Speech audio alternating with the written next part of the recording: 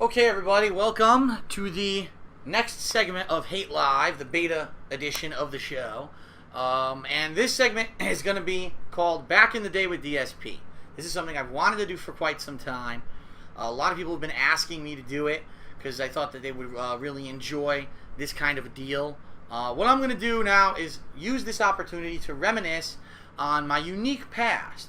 Me being 31 years old, I actually was growing up at exactly the time when gaming consoles were becoming a more common thing in the home, and they were basically becoming more mainstream, and there was heavy and heated competition between the game consoles, between themselves, but also compared to video arcades.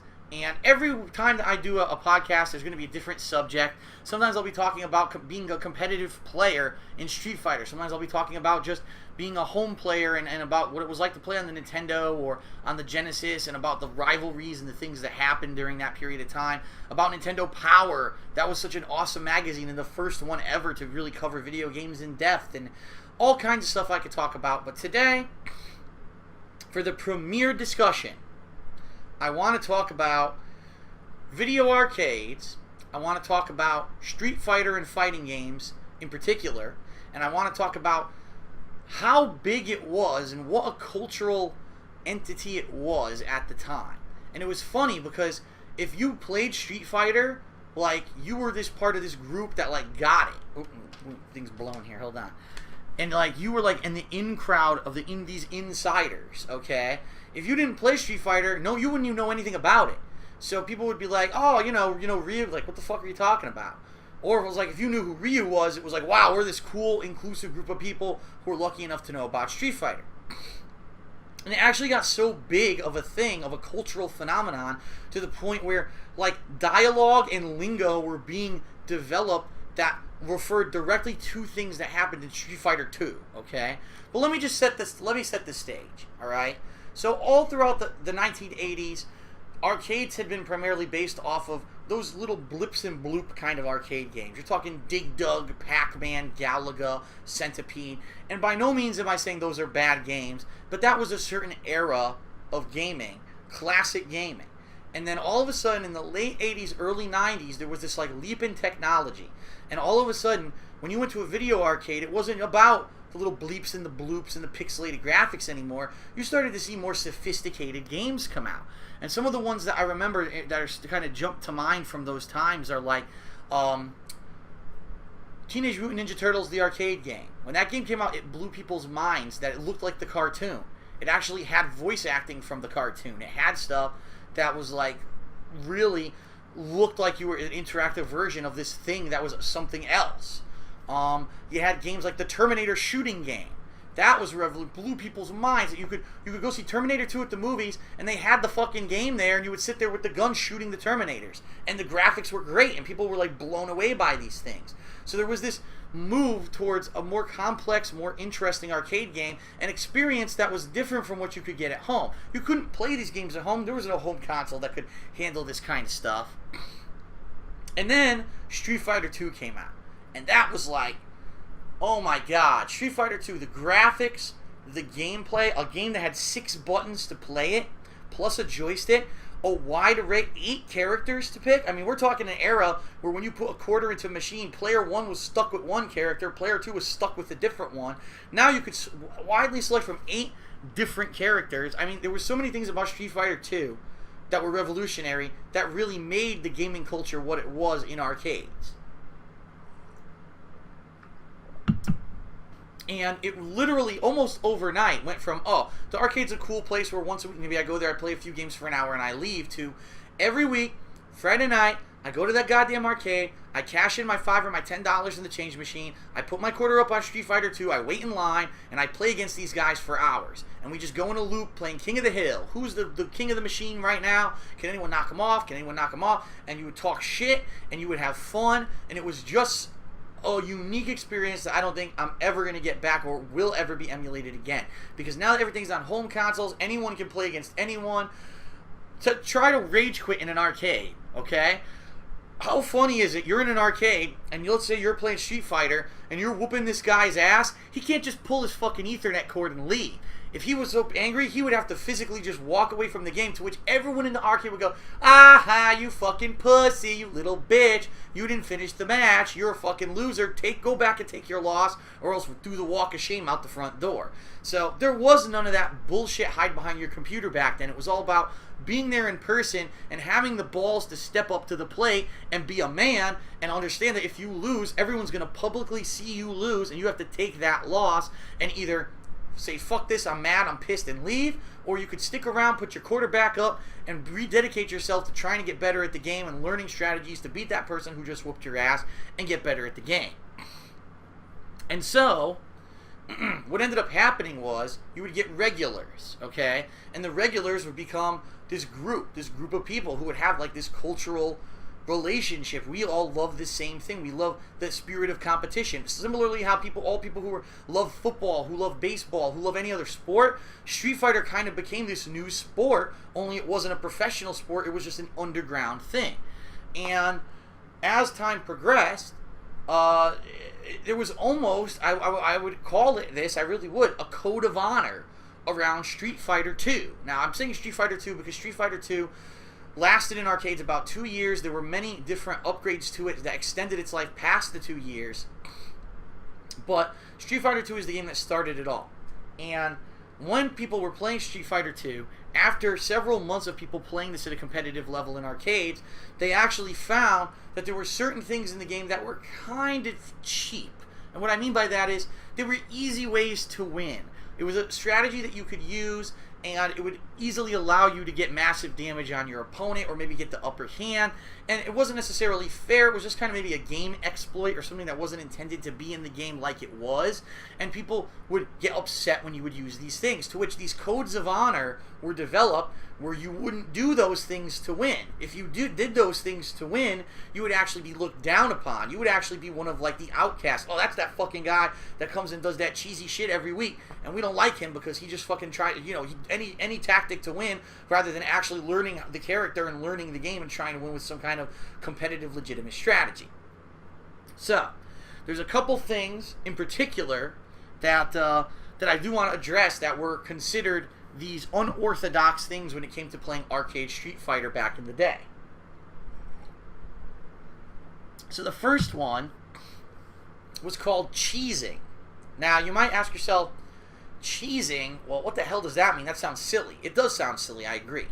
Cheesing actually has a couple different meanings, okay? The actual, and this is probably one of the few places on the internet or in the world that you're going to hear this, because I was there for the origination of these terms, okay?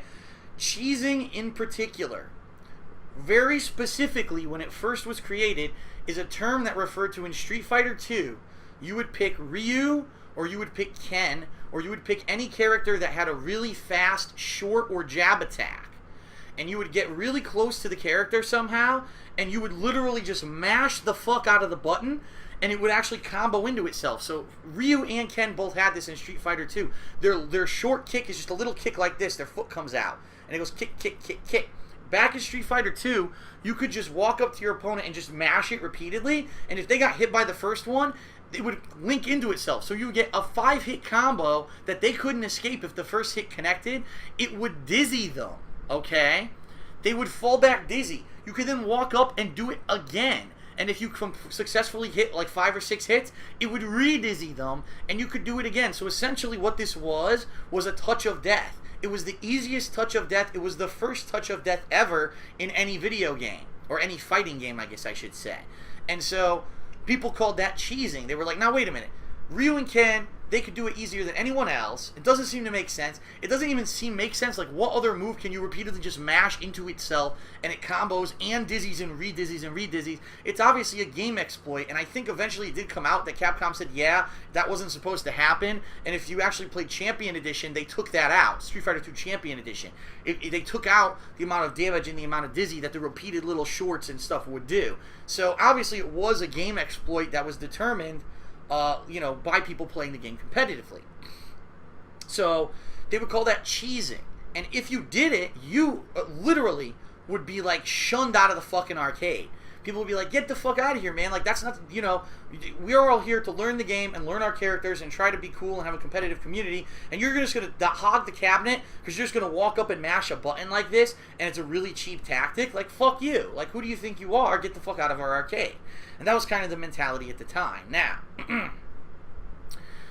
the term cheesing evolved over time to mean different things. Now, the next meaning of the word cheesing actually referred to throwing. Now, back in the original Street Fighter II games, all the way up to Super Street Fighter II Turbo, when you were thrown, I take that back, it might have been in Super Street Fighter II, I'm not positive about that. But when you were thrown, you would lose a pretty big chunk of your health. However, you had no way to reverse it. That's right, in the early Street Fighter games, you could not reverse it. If you got thrown, that's it. You're going to take massive damage. And the problem was a lot of the throws would either knock you down or put you into a position where it could be a repeated loop of throws or some kind of a cheap tactic that would lock you down for the rest of the round. So, throws in the beginning were extremely overpowered. And it actually turned out that's why Capcom in later iterations of Street Fighter actually added in methods like the tech throw, where you can either reduce the amount of damage that you get from a throw, you maybe change the way that you land from a throw, like in Super Turbo, if you do a tech, you like kind of float up and land safely rather than getting grounded. Or in later games, they actually made it so that if you tech right away, the throw is just completely canceled, so the throw never even happens. They don't get any damage out of it whatsoever. Then, once throws were kind of dumbed down and weren't as strong as they used to be, then what would happen, the next form of cheesing, per se, was the tick throw. Now, you may say to yourself, what's a tick throw? If you're not heavily into fighting games or Street Fighter, you might not understand what I'm talking about. A tick throw is when you are next to your opponent or nearby your opponent. You do a move that forces them to block, and then while they're still recovering from that block, so they're still in the animation of the block, you are able to throw them. And in the beginning, early Street Fighter, there was no way to reverse it. There were actually setups with certain characters where you could go, walk up, tick, throw, walk up, tick, throw. And they would not be able to get out of it. They would just have no method to escape the tick throw. And you could do it repeatedly to win. And so, with all this issue with throwing and the damage that throwing did and the fact that it seemed to be a cheap game mechanic, there actually in the community became a mentality of the throwback. Now you might say, the throwback, what do you mean? Like, you know, it's a throwback, it's a classic version of something or something from years ago? No. The throwback meant that if you purposely used one of those tactics, like if you used the tick throw, or if you just kept repeatedly throwing someone over and over and over, you would actually be entitled to throw them, to give a throw back. So I would walk up to you, do the tick throw, and the guy would say, yo, let me get a throw back. And you would have to let him get a throw on you. Now, of course, that could be completely one-sided, because what if the throw that you did with your character didn't do as much damage as the throw of their character? But no one cared. Like, this was literally a big thing back then, where this was a major part of the culture of Street Fighter. If you were an honorable player and you got thrown, you would request to get a throwback. And if people didn't give it to you, that person would be shunned. That person would be like, alright, that's the outsider. When he plays, walk away from the machine, let him fucking play by himself till he leaves the arcade, and then we'll start playing again. Now, I'll be honest with everyone, me, myself, personally, I started to see the competitive level that Street Fighter could become, and I disagreed with the throwback premise. I actually thought that the throwback premise was stupid. That if it's in the game, okay, and it's not a blatant game bug or an exploit like that cheesing was with the repeated low shorts, then you shouldn't be, you know, punishing people for wanting to use that game mechanic. I mean, it became preposterous. There were people who were just bitches, I'll be honest. If you would throw them once, oh my god, I can't believe this fucking guy threw me. Everyone commit. This fucking guy just threw me in Street Fighter. What the fuck kind of a guy? See, what a pussy bitch. And you would just want to fucking sock the motherfucker right in the face right there in front of everyone. But you knew that it wasn't worth it because he was just a little fucking low-life bitch. And it was just, it was a weird time to be playing those games because there was all this cultural stuff going on around them. Now, the final leg of our journey of cheesing actually came from Japan. And this was something that was not actually the term was not used like this in the United States, but in Japan it was. In Japan, they actually had an alternate definition for the term cheesing in Street Fighter. In Japan, cheesing was considered when you actually use chip damage or block damage to kill your opponent. Because in Japan, they felt that that was dishonorable. They said, you did not earn that hit. You know, you may have reduced my life, but you did not earn that final hit. And there are actually certain fighting games in Japan where you cannot kill your opponent with chip damage. Now, Street Fighter is not one of them, but there are ones where you cannot kill your opponent. You have to get a clean hit in order to actually win a round. So, in Japan, it was kind of weird because this actually first started happening around the Street Fighter Alpha series. I think it was Street Fighter Alpha 1. Where, if you actually defeated your opponent with block or chip damage, you would get an icon, and it wouldn't be the normal victory icon for winning a round. It would be a piece of cheese. And everyone would look at that and say, why the fuck is there cheese on the screen? And no one would understand that because, again, in America, the cheesing was either, at first, using those repeated low shorts to re-dizzy, re-dizzy, re-dizzy, or it was throwing. So people didn't know what the hell that meant, and then later on it came out, you know, once the Japanese started coming over here and we started having these international tournaments, it came out that the term completely meant something different in the different culture. And that was pretty crazy that two completely different places, thousands upon thousands of miles away from each other, but because we're playing the same game, we somehow came up with the same terms, but the terms meant different things. Like, what kind of a crazy coincidence is that? Well, the bottom line is, eventually, this whole honor system and all that kind of finally faded away into obscurity once Street Fighter finally became a competitive medium. When serious tournaments started to be held, like the majors, like you're talking ECC and Midwest Championships and the whatever they would have on the West Coast, whether it was B5 or it was EVO. Once these tournaments kind of jumped up there and it became like a competitive tournament standard, there no longer was like, oh, you can't throw or oh, you can't cheese. It was pretty much, if it's in the game and it doesn't completely break the game, then it's allowed in tournaments. However, there were still some tactics. For example, in Marvel vs. Capcom 2, there's a few glitches in the game. One with Gambit, where he actually jumps off the screen and flies away and never comes back. So there were people who in tournament would pick Gambit, would get a health lead, and then jump off the screen and never come back, and they would say, well, I won, because time over, I won, I had more life than you. And people were like, no, wait a minute, yeah, we're not going to allow that shit. So essentially, even in the competitive realm of games, there was still cheesing, per se, that was looked down upon. Another good one in Marvel vs. Capcom 2, there's a game bug with Ruby Hart, where if she does a certain move or she has this dash move, if you did it at a certain way and pressed, I forget exactly what it was, you would actually fuck the game up. Like, she would freeze time and no one would be able to move. And again, so if you had the health lead, you would instantly win because no one else could do anything. She would just be Ruby Hart by herself on the screen moving around. And so again, there were these weird game bugs that were attempted to be used in tournaments, and people kind of put their foot down and said no. But for the most part, outside of those kind of really abusive game bugs, things that maybe previously would have been considered cheesy were accepted. Throw traps now were accepted. Things that were repeated touch of death loops were now accepted. Infinite combos, which are also very frowned upon in the early days of Street Fighter, were now very accepted in the tournament scene. In fact, people were like, they would applaud and like almost make people their heroes who learned the best combos and who could do these infinite combos and basically win the match with them. So, over time, Street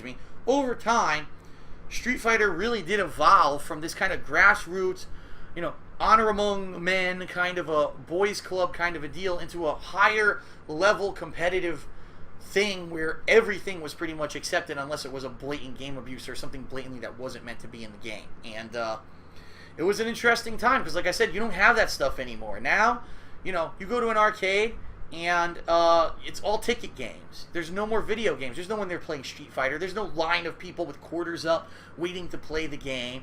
And it's something that I really feel has been lost.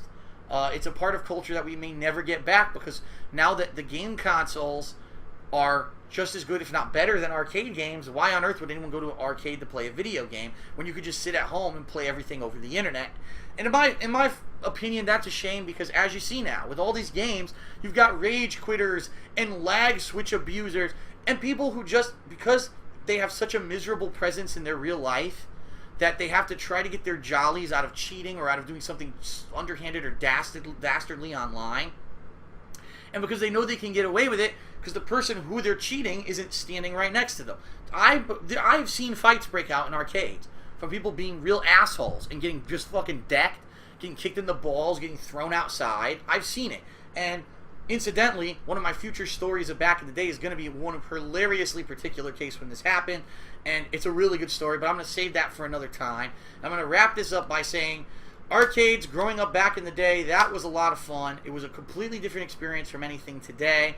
And you really had to be a confident person to have the balls to step up and publicly play someone and publicly take your loss if you took it, and either have the confidence and the courage and the determination to go right back up and put your quarter back up there and play that person again and possibly get your ass handed to you again, rather than just quit like a lot of these fucking assholes do online, these rage quitting pussy ass bitches who can't even take an online loss that doesn't even mean anything. Okay, so that's it for this segment of Hate Live. We're going to take a very short break, and after just a few minutes, we're going to come back with the final segment, which is just going to be Q&A with the people in the stream chat for a few minutes, and then I'm just going to wrap it up, and that's going to be the end of our beta episode of my new podcast, Hate Live. So I hope you're enjoying it. I'll be right back in just a few short minutes to rest my voice. When we come back, we'll have the conclusion. Hang in there. If you're on Twitch, stay tuned for a word from our sponsors. If you're on YouTube, just hang in there for a few minutes. Feel free to fast forward over this quick break.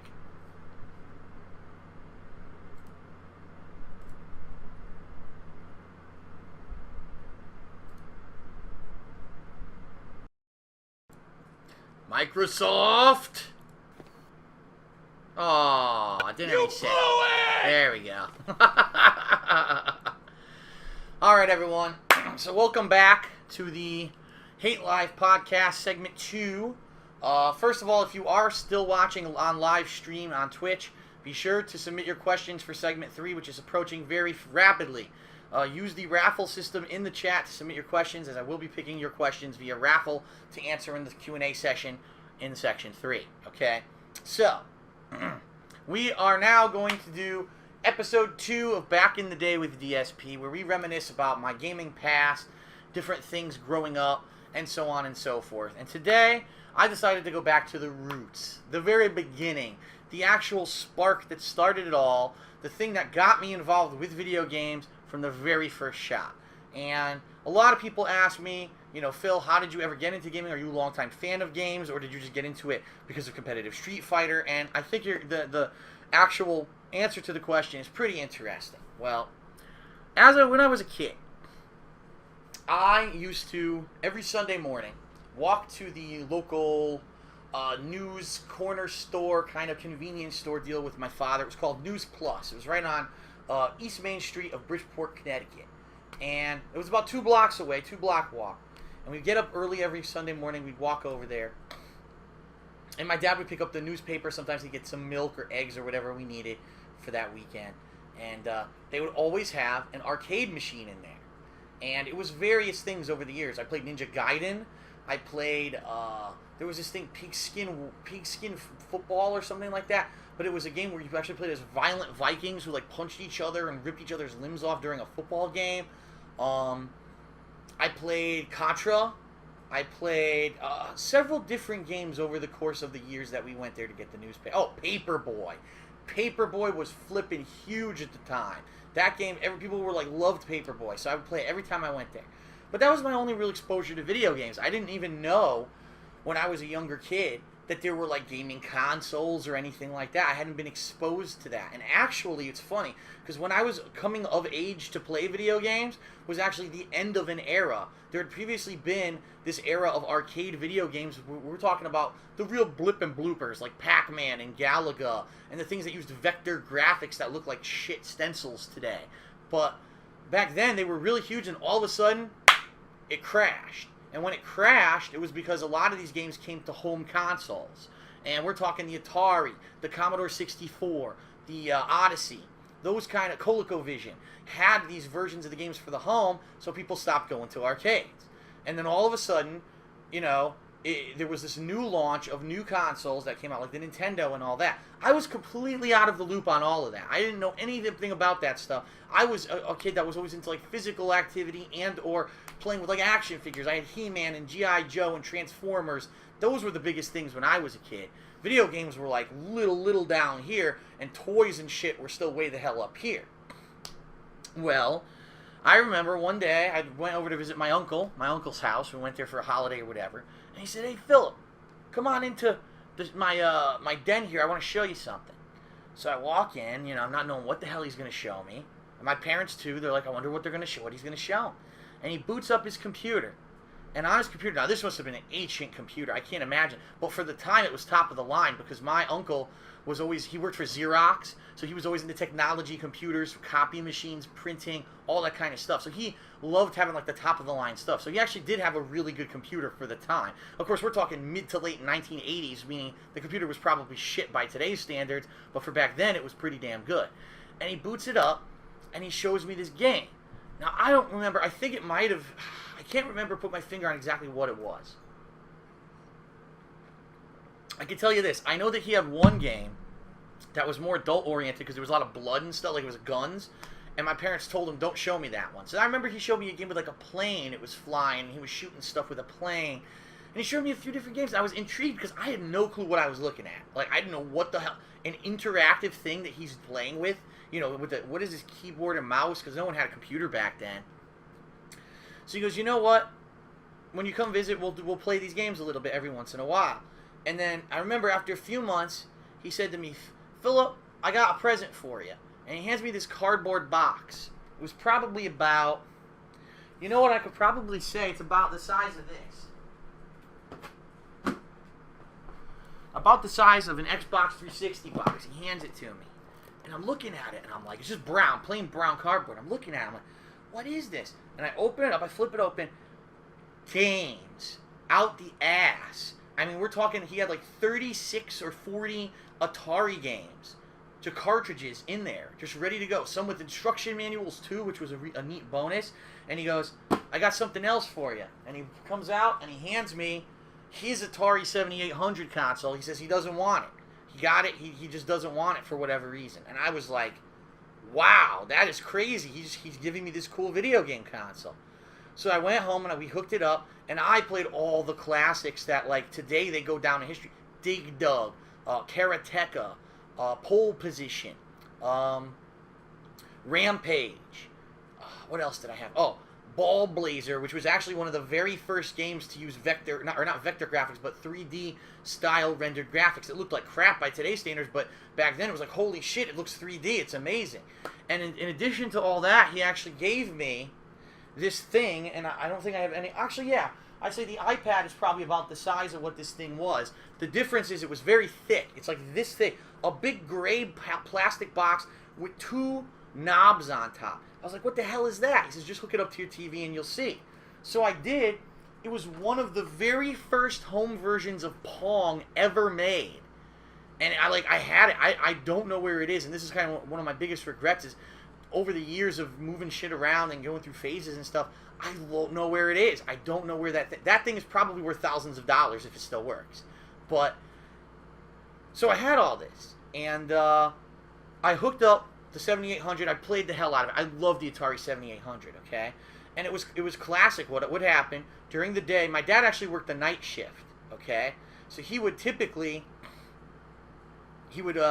sleep a lot of the times during the day, wake up, and then go to work after dinner. And so what would end up happening was I would get home from school, and my dad would just be waking up, and we would go and play Atari for like 45 minutes before dinner was ready. We would eat dinner, and then my dad would take off for work. And we played so many games. It was probably a year to a year and a half period where we just enjoyed so many classic Atari 7800 games. And that's really my first mainstream exposure to video games. But it was funny because when I was actually playing the Atari 7800, the Nintendo was already out. Like, you have to understand, I was behind the times. The reason my uncle gave me the system is because it was outdated. He was probably getting the Nintendo and all that. So I didn't have a Nintendo Entertainment System at launch. I didn't even know about it until years and years after it was out. So I was busy playing the Atari 7800. And then one day, I remember when I was in grade school, one of my close friends, Eddie, he said to me, what games do you play, yada, yada, yada. And I was like, oh, yeah, I play, Karateka, and I play Ball Blazer. He's like, no, what are you talking about? No, what arcade games do you play? And I said, arcade games? What do you mean? He's like, don't you know the damn machines, the stand-up? I was like, oh, yeah, I used to play those in the corner store, when I go with my dad. And he's like, but you've never been to an arcade. And I was like, what the hell is an arcade? I don't even know. This is like a foreign term to me. I've never heard of it. He says, all right, here's what we're going to do. He says, this weekend, we're going to go out to Milford Mall, Milford, Connecticut. There's actually a mall there. It's still there. Now it's called Westfield Shopping Town or whatever. Back then it was like the Milford Mall. So you're going to go to the mall. In the back, you may not even know it's there. In the back, there's not a building, but a store. It's an arcade. Meet me there at like 3 p.m. So we did. My parents drove us there because we were young. So parents drove us there. I walked in. I was like, "Oh my god!" Walking into a video arcade for the first time, my jaw dropped. I was like, "These games look way better than the Atari 7800." Because back then, games that were in video arcades always were a giant step ahead of what you could play at home. So I'm talking, shooter games that I'm trying to remember what one they had, because they did have one that I tried that first day. I didn't like it that much. I can't remember off the top of my head. But the game that stood out the most for me was Teenage Mutant Ninja Turtles, the arcade game, okay? I was a huge fan of the Ninja Turtles. I didn't even know this damn game existed. And when I walked up to it, first of all, it's 4-player cooperative. You have to understand that. So how many games have you ever played 4 players with? Back then, that was unheard of. So for me, it was like, wow, this is like a blast, a 4-player game.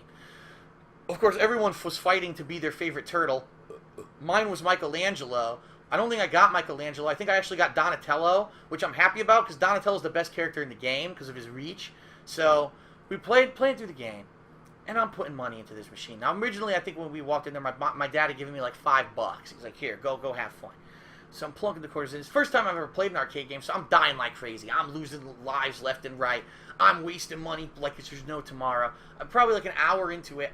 I blew through my $5. I turned to my dad, and the countdown is on the screen. Now, this game, back then, you had to put the money in quickly within like 30 seconds, or else you would lose your game. It wouldn't resume from where you were. I was like, Dad, I need money. And he's like, oh, well, you want to play some more? I was like, yeah, Dad, this is like the best thing I've ever done. It's so fun. So I was like, Dad, quick. So he runs. He grabs his gun. He runs to the change machine, quick, gets the change, rushes over, grabs the quarter, get it in just in time. Yes, so we get to continue. And luckily, some more people showed up to play, so we all kept playing. And finally, I remember, we've been there for over 2 hours. Eddie had actually left. My friend from school had played and said, all right, I had enough, I'm leaving. I was so enthralled, I didn't want to leave.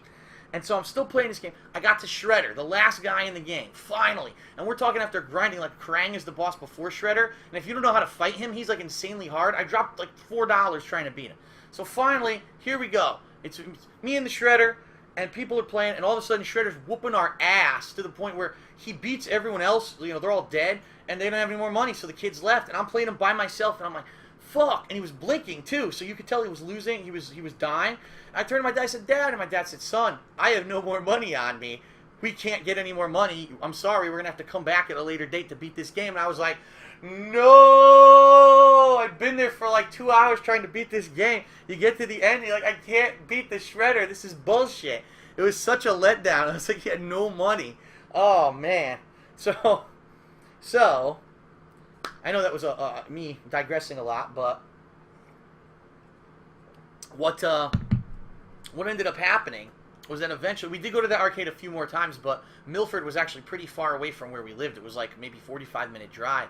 So we actually found there was a local arcade that was called Spanky's, and it was in our own city. We didn't even know about this, so we went there, and that was kind of became my local arcade until that actually moved from that location to like one street over and renamed themselves Crazy 8 Arcade.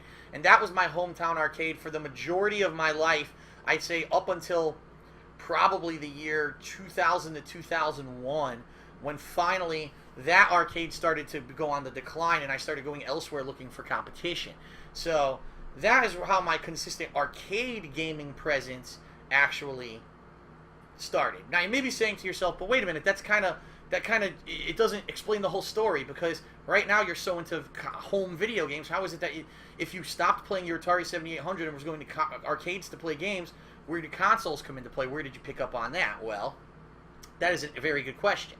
As I said, I was behind the times. I didn't have an NES. So I didn't know about Mario. I didn't know about Zelda. I didn't know about any of these classic games that today are like the hugest franchises there are. I knew nothing about them. So one day, I remember, we went to my godfather's house, and my godfather has 3 younger daughters, and my godfather's an engineer. He's been an engineer his whole life. He makes a ridiculous amount of money. He's basically rich. Say it that way. And he has a really huge house. He has a big yard, pool, all the 9 yards.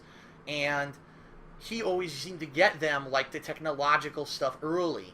And they were, like, the early adopters because they always begged him for it, and he always gave in and spoiled them. So he got his daughters a Nintendo Entertainment System. And one day we were over there for some family get-together. It must have been someone's birthday or something going on.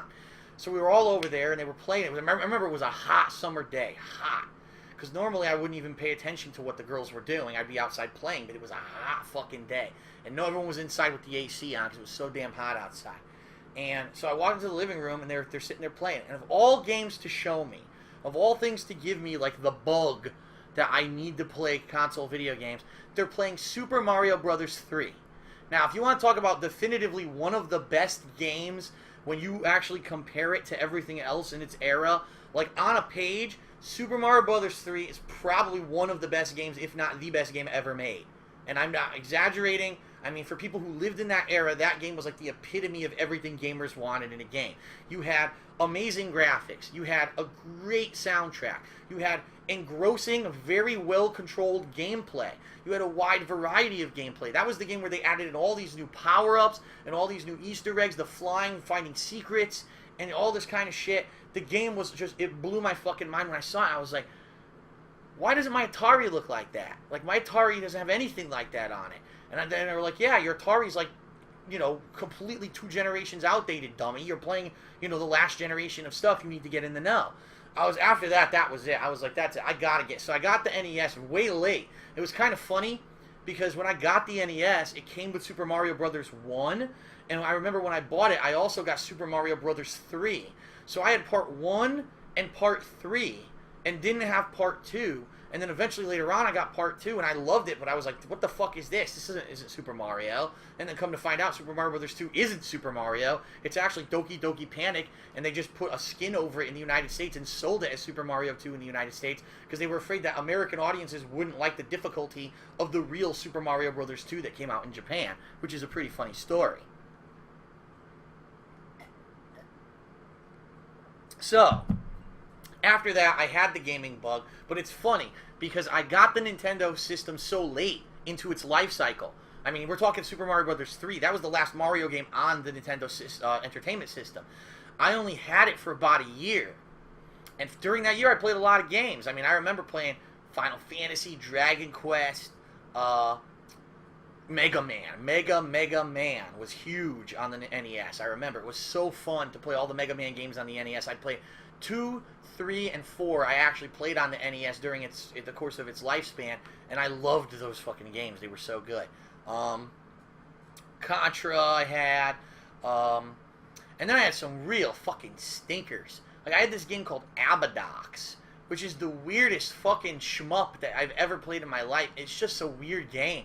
It's like disgusting, deformed body parts and things coming out of walls, and you're this little space dude floating, shooting, and it's hard as fuck, too. It's real hard. If you don't have cheat codes, that game is hard as hell. And I remember one day, I had a choice between, I think it was Mega Man 4 and Abadox.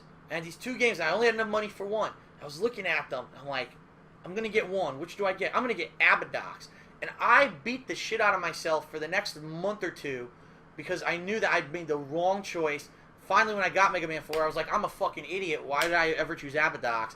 And then it actually turns up that, like I said, it was near the end of the console's life cycle. So actually, a lot of the Nintendo classics, I never played the original. So for example, I never played The Legend of Zelda, nor the sequel. I never played them because they were just games that got passed over because I got the console too late.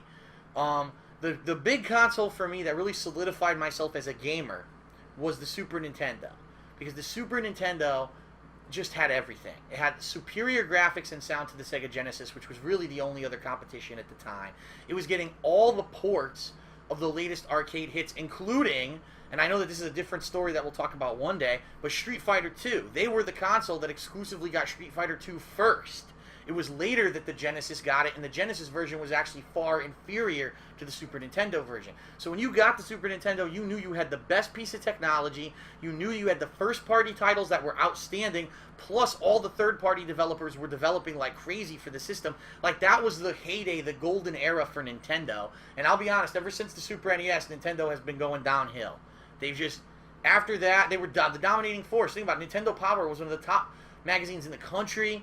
Everyone was Nintendo, Nintendo, Nintendo, and it was actually at this time, this iconic end of the NES, Super Nintendo era, that whenever you talked about video games, you wouldn't call them video games, you'd call them Nintendo games, because that was the thing, people knew it. Nintendo was the brand of video games. There were competitors. There was Sega, there was the TurboGrafx 16. There were other systems out there, but when you thought video games, you thought Nintendo, and that was the association you made when you were a kid growing up in this era.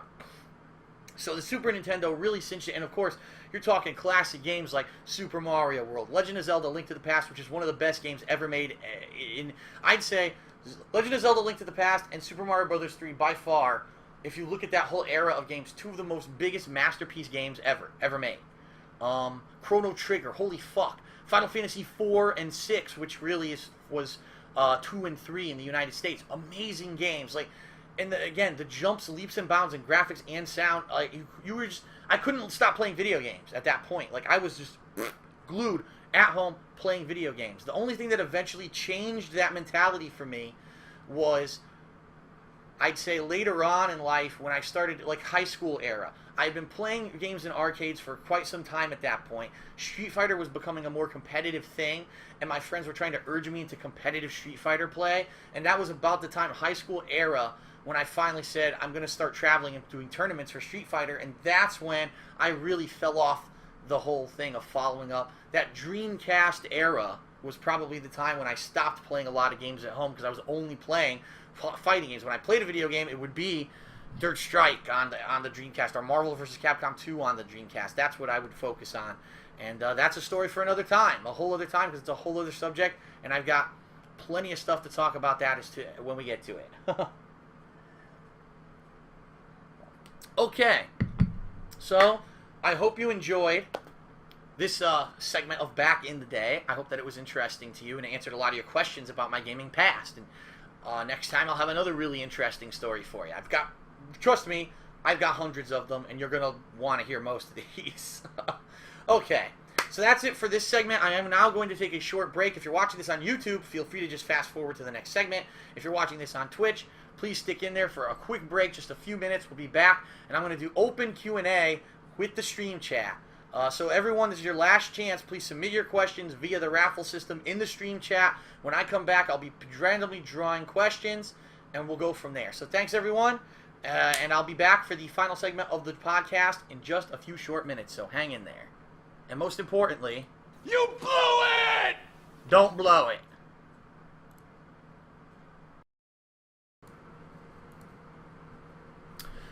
Okay, everybody, welcome back to Hate Live.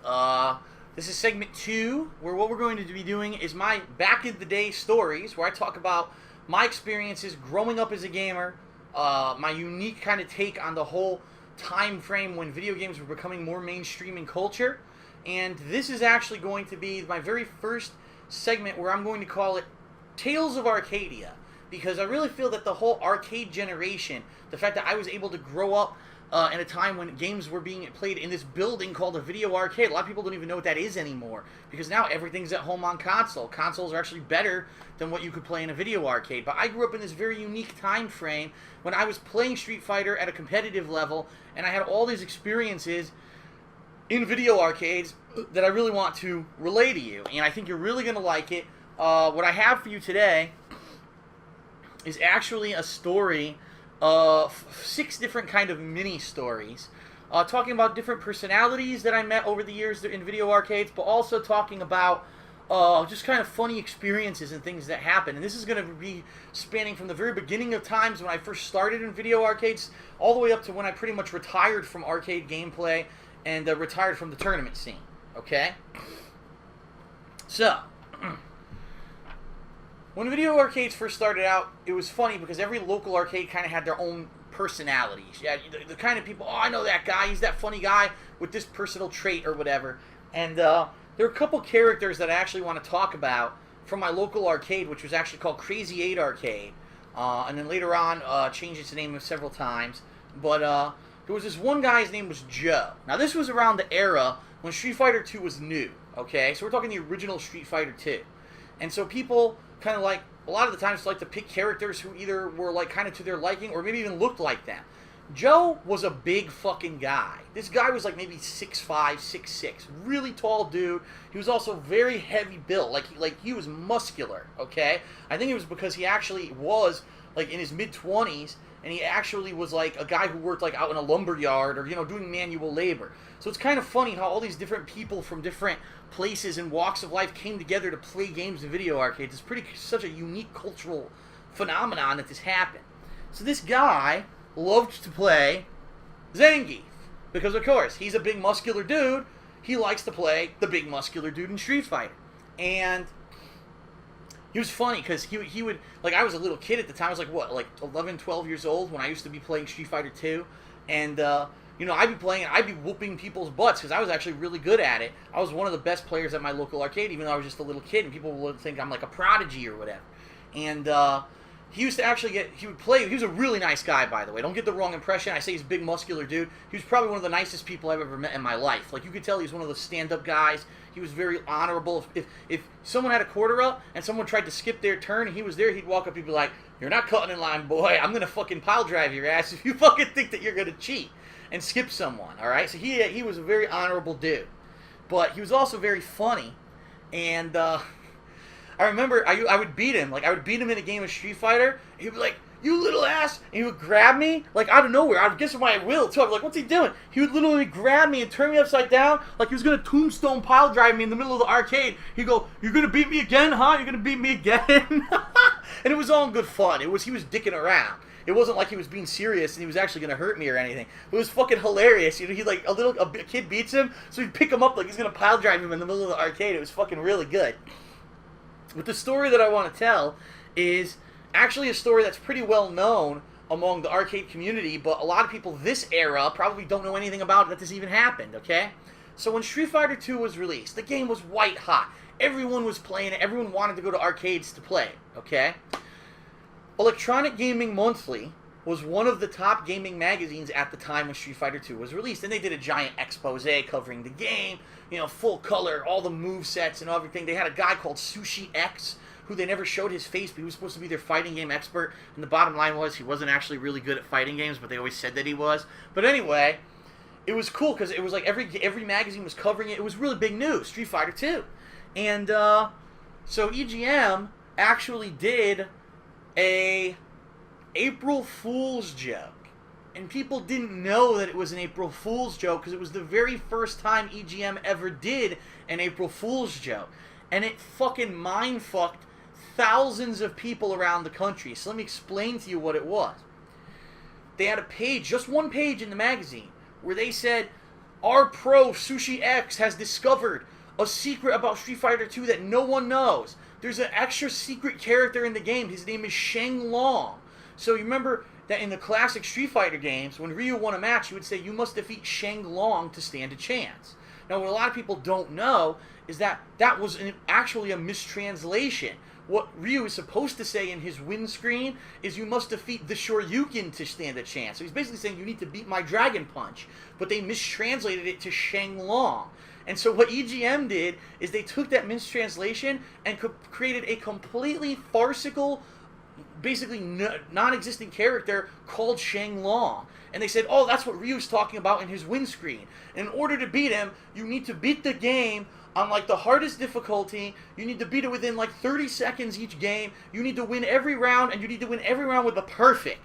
Okay? Like, it was the most ridiculous requirements. And they're like, "And then if you do that, at the final screen, instead of fighting M. Bison, Sheng Long will come out and beat up M. Bison, and then you'll fight him at the end of the game as the final boss." And they even did doctored screenshots. What they actually did is they took Ryu and Ken sprites, and they put on gray hair and a gray ponytail, and they made him basically kind of look like what Akuma looks like now, only he was called Shang Long. And so it was a great April Fool's joke. It was very well done at that time. Not a lot of people were good or even aware of Photoshop, so no one knew this was fake. They thought those were legitimate game screens. They looked legit. And people were flipping out like, holy shit, Shang Long. And we gotta play with Shang Long. And so there were actually people who would rush to the arcades and try this. Oh, we gotta beat the game without losing a round. And of course, no one could do it. It's fucking impossible. How do you beat Street Fighter 2 without losing a round, without ever getting hit, getting all perfect? Like, you can't do it. I know someone who did it. His name is Joe.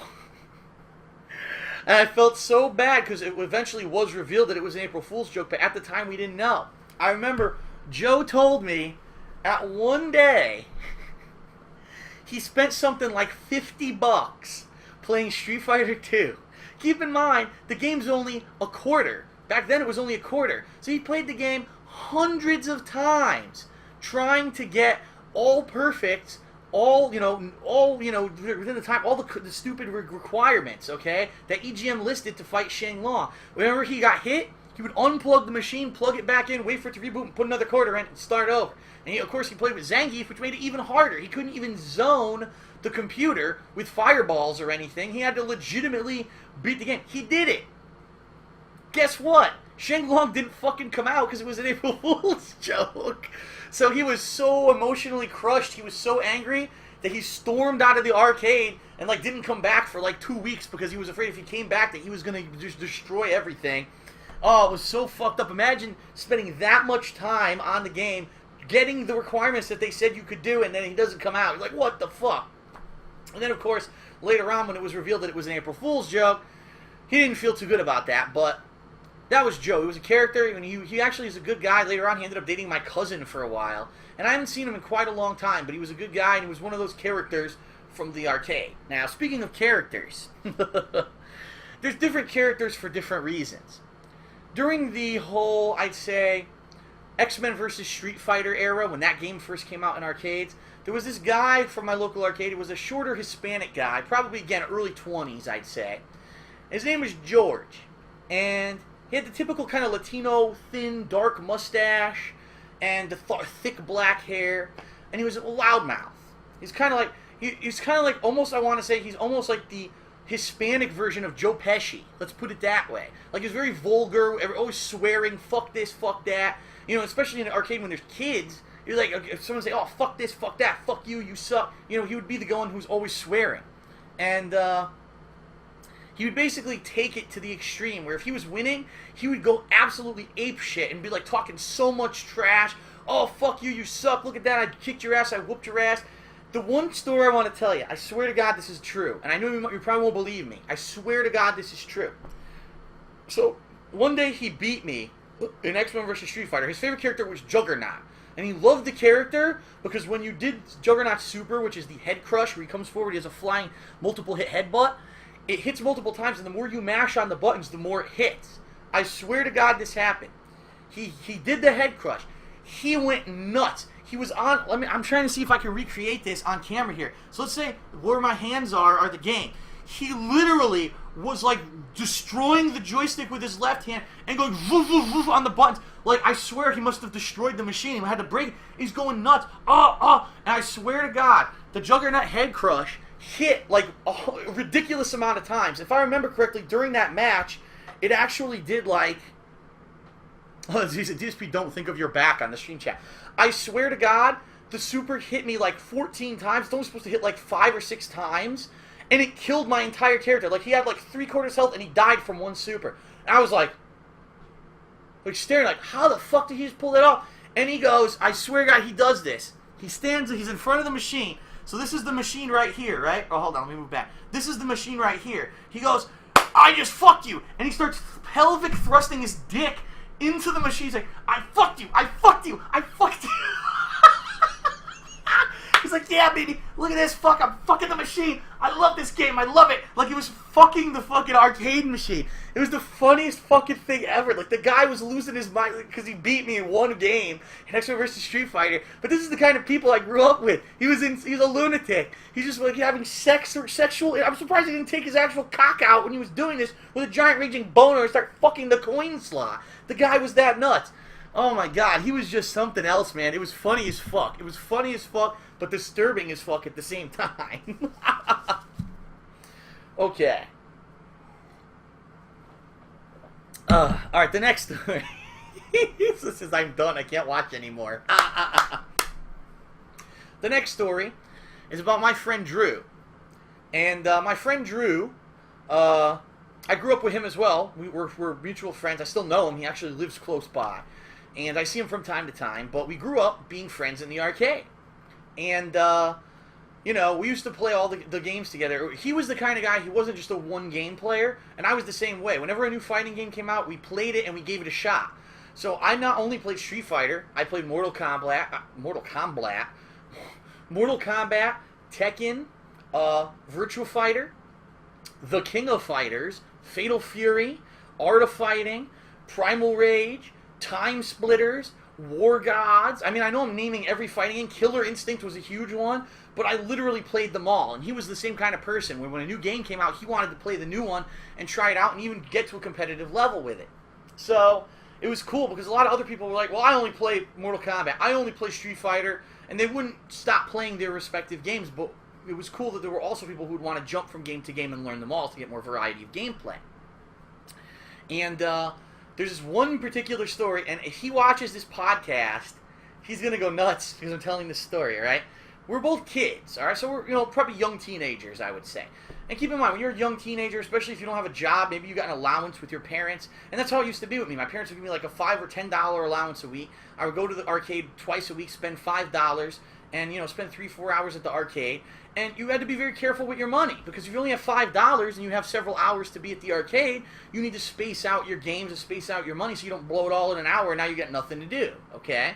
So for me, when I was at the arcade, to actually buy like a snack or a soda was a rare thing because I had a very limited amount of money that I would use while I was there. And so I remember this one particular day, I only had $5, okay? I was playing, I even remember, the King of Fighters 96 with my friend Drew. Actually, I take it back, I think it was actually the King of Fighters 97, I'm not positive. And I went and I got a soda, which cost $1 at the time, so now I've significantly reduced the amount of games I'm going to be able to play because I got a soda. I took the soda, and I put it down right next to the arcade machine, right next to me, like visibly, boop, there it is, okay? I had to get changed to play the game, and I said to Drew, Drew, are you listening? He says, yes, Phil, I'm listening. I said, Drew, I'm about to go walk 10 feet to the change machine. I'm going to put $1 in the machine, get change, come right back and play you in this game, but I've placed my open soda on the floor. Please be aware that the sodas, you know where this is going. I said, please be aware where the soda is, that it is there on the floor. Because it's, you know, my hard-earned money. This is not a lot I have to spend, and I would like to enjoy this delicious beverage while I play the game. I'm going to be right back. It's there. Please be careful of it. He says, yes, Phil, thank you for telling me. I see it clearly placed right there, right next to the arcade machine, on the floor, out of my way, right there. I'll be careful. I'm just going to play the game while you're gone. Go get your money. Come back. We'll play the game. We'll have a good time. Very good. I said, okay, thank you very much, Drew. So I got up, just like this. I got up, walked over to the change machine, put my $1 in the change machine. Ching, ching, ching, ching, ching, ching, ching, ching, ching. All right, I got it. I got my, what was it, 4 or 5? I think it was 5 tokens for $1 at that time. Got my 5 tokens. Excellent. Very good. I walked back. All right. Drew, I'm back. I've got my money. And my soda was spilled all over the fucking floor. Just like, it looked like he had fucking punted it like a field goal. It was just all over the floor. A giant fucking huge pile of soda on the floor. I said, Drew, how did you kick the soda? Did I not warn you before I left that this soda? And Drew, of course, he's flipping out, oh, I'll clean it up, I'll clean it up. And he runs over, he tries to pick up the can, but there's like none left in it, but he's pretending like there is. Oh, I'll save it, I'll save it. And he picks it up, and he runs over, he grabs paper towels from the front desk, and he's mopping it all up. I said, Drew, all I wanted to do was get some change to play the King of Fighters 96 with you, and you kicked my soda all over the fucking floor. And he's like, no, I'll make it up to you, I'll make it up to you.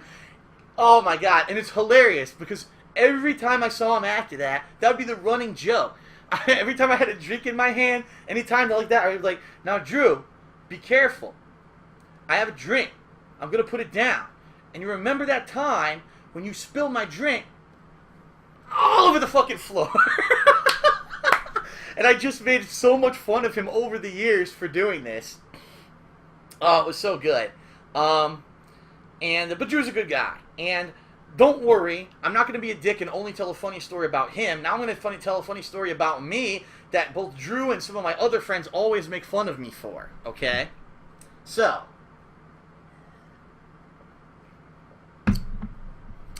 the flip side. I'll make fun of myself now. This one time there was a local tournament being held at our local mall, okay? I believe it was for either Marvel vs. Capcom 1 or Marvel vs. Capcom 2. It was probably Marvel vs. Capcom 1. And at the time, I was trying to be I was one of the best players, one of the best local players by far, okay? And I was trying to be smart ass, and I said to the guy who was running the tournament, I said, hey, psst, come here. I got an idea. Let's freak these people out, all right? Let's freak them out, because they know I'm one of the best players here. Tell them I'm not here. I'll give you the money here. Tell them I'm not here. And put me into the bracket as a bye. You know, it's spelled B-Y-E, bye. And what that means is that there's no one there to play, so someone basically gets a free win and moves on to the next round. I said, put me in as B-Y-E. That'll be my name. And so someone's going to think they're going to get a free pass. And, you know, it'll be real funny because I'm one of the best players here. Act like I'm not here, and then when it's my turn, I'll walk around the corner and be like, haha, surprise, I got this guy. All right, so it sounds like a funny idea, right? The guy was one of the best players. You think he's not there. He shows up. He's a dick. He's going to fool everyone. Haha, I'm really here. And people were like, oh, damn it. I thought I had a better chance, and now he's here. I'm thinking this is really good. Now, you may know what's going to happen. So, this is good. I didn't think it through. I should have thought a little harder about what I was going to do. But I was young and stupid at the time. I didn't think things through. I was impulsive, and I did dumb shit. So, I was actually hiding. The way that the arcade worked was that it was FYE, Afford Your Entertainment. It's a store chain here in America, or in the United States. And there was actually a giant store portion where you could buy video games, you could buy CDs, you could buy books, you could buy all kinds of stuff on that side. And then there was the arcade portion, and there was a doorway between them. So what I did, I hid in the store portion until I knew it was going to be time for this guy's match. So this guy actually called me. He's like, all right, you're going to be up. Are you coming? I was like, yeah, all right, I'm on the way. And so he says, all right, here we go. He's like, up next, it's going to be, let's say his name was Speedy. It's going to be Speedy against, bye. So it looks like you got a bye. And Speedy's like, all right, I got a bye. And I ran through the doorway. I said, no, wait, I'm bye. I'm bye. Look, everyone, I'm bye. Oh, my God. And everyone's like, what the fuck is going on? Oh my God. It was the biggest blunder I think I've ever done in that regard. And they never let me live it down, man. They still, to this day, when I run into them, they say, hey, Phil, you remember when you were by? Oh my God. So just kind of the funny stuff that happened to us, in the arcade days. I got another one. I'm not done. We've got a couple more. 2 more to talk about before we end this segment. So, there was a time when, before I was actually a major tournament attendee, what I actually would do, I attended all my local tournaments. I attended all the ones in, local towns, at my local mall, my local arcade, but I never traveled to play Street Fighter, okay? And then finally one year, after years of playing at the local arcade, and actually my friends from the arcade traveling out of state to go to major tournaments in the area that weren't in Connecticut, finally one time they convinced me. They said, you got to come to ECC with us. Now, if you don't know what that is, that stands for the East Coast Championships, which for the greater part of a decade was the major Street Fighter / fighting games in general tournament on the East Coast. It was the biggest one by far. Unfortunately, a few years ago, it ended. But, it was the biggest thing. For over a decade, it was the biggest thing. Okay? And this was the very first time that I was going. It was exciting. You know, I was like, wow, I've got to pack. I'm putting all this stuff together. I need my joystick. I'll take my game console. I'll take it with me. We'll hook it up to the TV in the room. We'll play in the room, too. When we're not at the arcade, we'll get to practice in the room. It was a whole bunch of us carpooling. We had a van that we were all going in. And I remember it was my friend Scott, my friend Dave Lou, his brother Hero Lou, Drew was there, myself. I believe our friend Dion was with us. A whole bunch of us all carpooling. We're all going to ECC together, and we're all going to have a fun time. We're looking forward to playing Marvel vs. Capcom and other games against the high-level tournament players. Like, yes. So keep in mind, it was a very hectic thing. I was packing all this stuff in and everything, packing it up. Boom, boom, boom. And so finally, I'm on the way out the door. My friends are all like, Phil, hurry up, hurry up. I was like, oh, shit, I'm sorry. I forgot to pack, ahead of time. And I was rushing to pack. Finally got all my stuff. And I'm on the front, keep in mind I lived with my parents at the time. I was only like 18 years old, I think. I'm on my front porch of my house. I'm about to walk down the stairs and head to the van. All my friends are standing in front of my house, and I'm finally exiting the house with my luggage. My friends are relieved because we want to get on the road and get to the tournament. I said, hurry up, Phil. Oh, thank God, Phil's finally coming out of his house. I was on the front porch. I was about to walk down the stairs. My mom opens the front door and says, Philip, because she calls me Philip. She doesn't call me Phil, she calls me Philip. She says, Philip, did you pack underwear? Now, just that happening for some people, you're probably laughing out loud that someone's mother would say to them, did you pack underwear in front of all their friends? Okay? But that's not the funny part of the story. The funny part of the story is that I stopped and I thought for a second, and I had to turn around and go back inside because I didn't pack any underwear.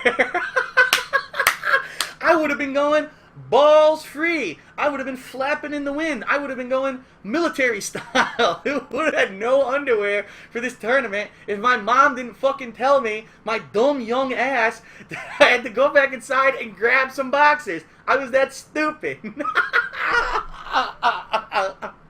How funny was that? How stupid was I? Okay? Oh my God. Ugh.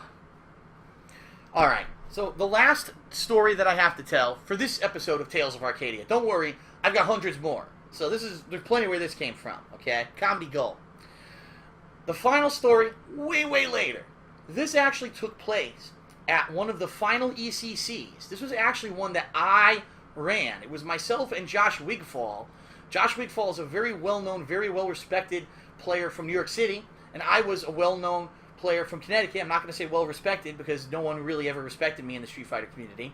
And we stepped up and we put our money and our effort together to run ECC one year when actually the longtime organizer was not able to do it.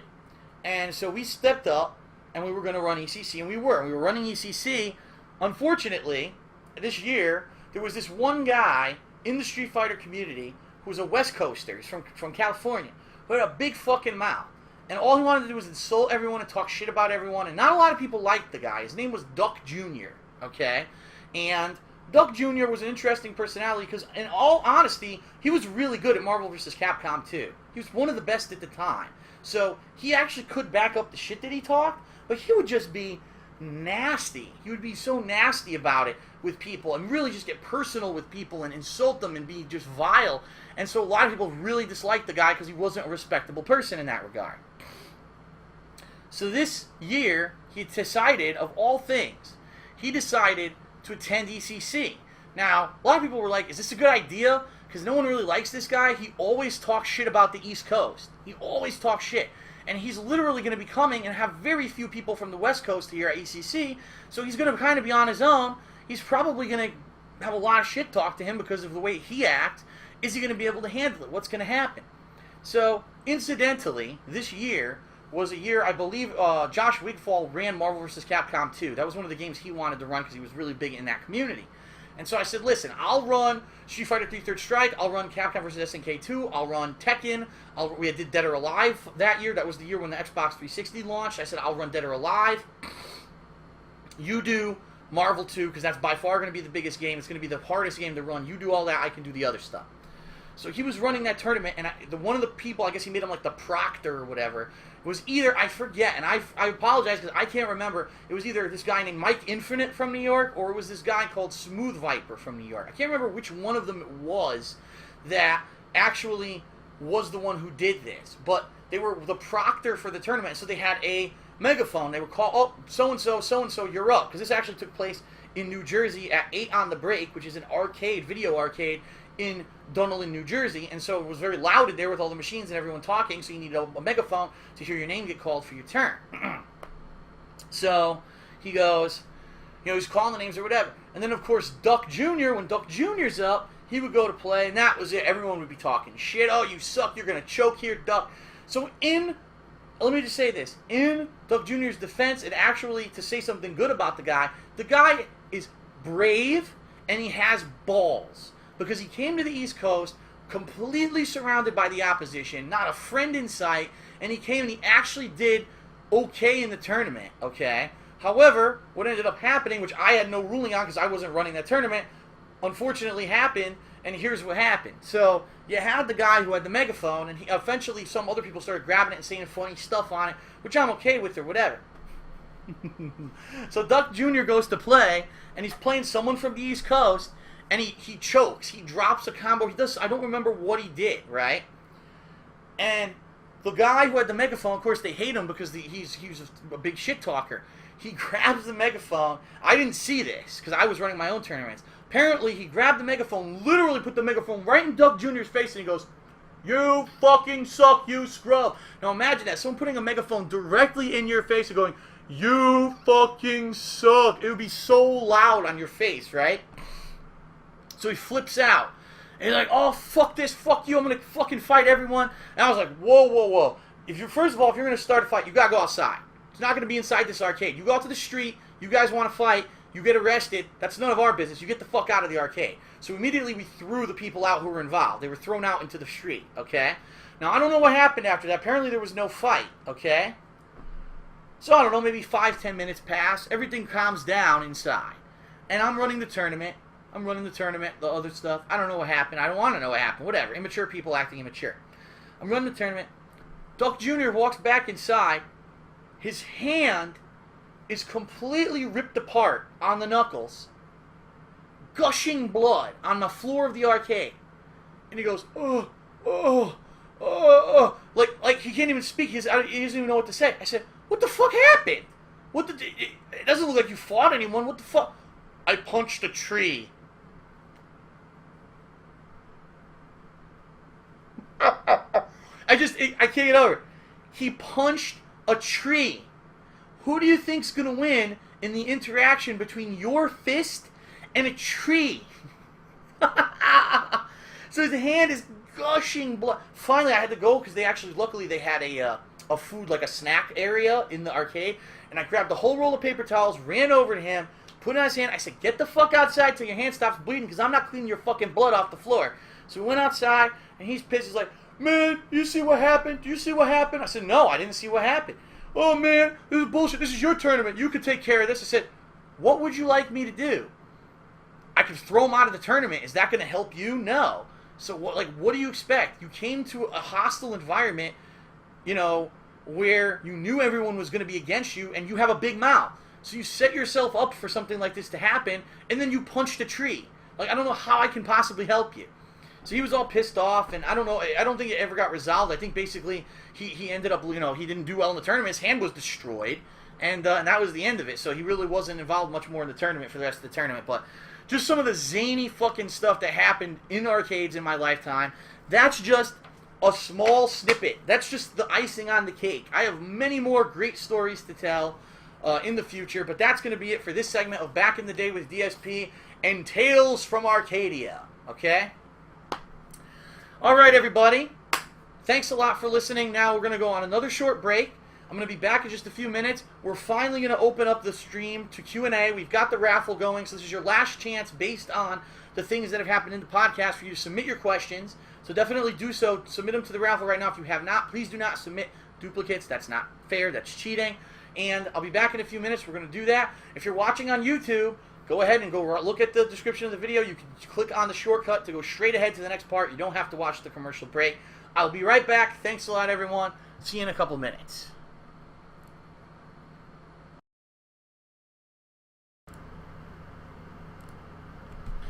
Okay, everybody, welcome back to segment 2 of Hate Live, which is going to be the Back in the Day segment where I'm going to talk about things from my gaming childhood and growing up being a gamer, okay? Now, excuse me, you can still submit your questions right now via the stream raffle. If you are watching this live on Twitch, please continue to submit questions for the third and final segment, which will be coming up in just a short while, okay?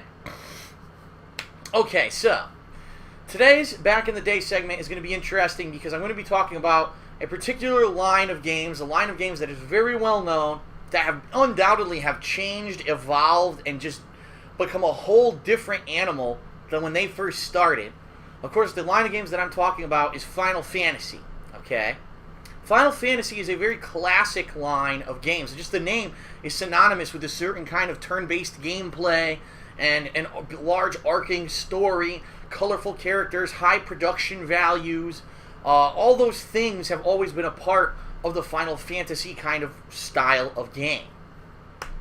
So what I want to talk about is how I first got turned on to Final Fantasy. I want to talk about basically my experiences with Final Fantasy, what I think about the different games and which games I've played, and all my experiences with the series as a whole over time and how it's changed and evolved over the years, okay? So, Final Fantasy 1. In the United States, Final Fantasy 1 was an NES game. Now, I actually never owned Final Fantasy 1, okay? My cousin did. He actually had the game, and he would play it from time to time at my house. And when he did, I would see him. I was like, "Ooh, what is that?" And he would show me what it is. I was like, okay, I see what it is. But I never played it. I only saw him play it, and, I would sit there and kind of just soak in what it was. So, really, I had never experienced a JRPG until I actually physically played Dragon Quest. Now, in America, I don't know if people know, if everyone knows this, but Dragon Quest was not called Dragon Quest in the United States. For whatever reason, they rebranded it and started calling it Dragon Warrior. I don't know why. I have no idea why, okay? But they called it Dragon Warrior. And I started playing Dragon Warrior, and I'm going to be honest with everyone, I didn't really like it that much. I thought that it was a little bit boring. Back then I was I was much more around the action-based gameplay. I loved platformers, I loved fighting games, I loved that kind of stuff. I wasn't really into, a turn-based kind of game where you had to wait around and do a lot of reading. I wasn't up on that too much. My other cousin, who was a girl, actually really loved Dragon Warrior, and she actually played it to the end and beat it, okay? But I didn't get it, alright? And then, I remember reading Nintendo Power, and they said, Final Fantasy II is coming. And I said, wow, Final Fantasy II. Now, I remember my cousin used to play Final Fantasy 1, and he really liked the game, but I never played it. So I wonder what this game's going to be like. And I started looking at it, and I'm going to be honest, for the time, the graphics of Final Fantasy II were some of the best available, especially on the SNES. Just the style of art, the beauty of the characters and everything, like the enemies and everything, they looked great. And then, I even said there was going to be a full orchestral soundtrack, and, everything I saw in the magazine for Final Fantasy II looked amazing. Now, I didn't know how the game was going to play, I didn't know much about it, but at that point, most of the games that I had played, like I said, had been action-based. It was more about platforming and shooting or, fighting. It wasn't really about a giant, long, arcing story with good, interesting characters or anything like that would really grip you and want you to continue to play for hours on end. So, I got it. I eventually did get Final Fantasy II. I remember it was quite expensive at the time. It was actually one of the first games on the SNES where you could actually save your game on the cartridge. Now, yeah, you could do it with Super Mario World, and pretty much all the SNES games were, adopting it, but I remember it was, one of those slew of games, one of the first ones where you could finally save your game rather than have to put in a password or whatever. So it was really neat to say, wow, I could sit here for a little while, play the game, and then go save my game, and then go do something else and come back and continue. So Final Fantasy II, for those of you who aren't aware, actually, in the United States, is not really Final Fantasy II. For whatever reason, I guess Nintendo realized that probably if they released 100 Final Fantasy games on the NES, that they weren't going to sell well. So they released Final Fantasy 1, and then they never actually released Final Fantasy 2 or 3 in the United States as a retail game for the NES.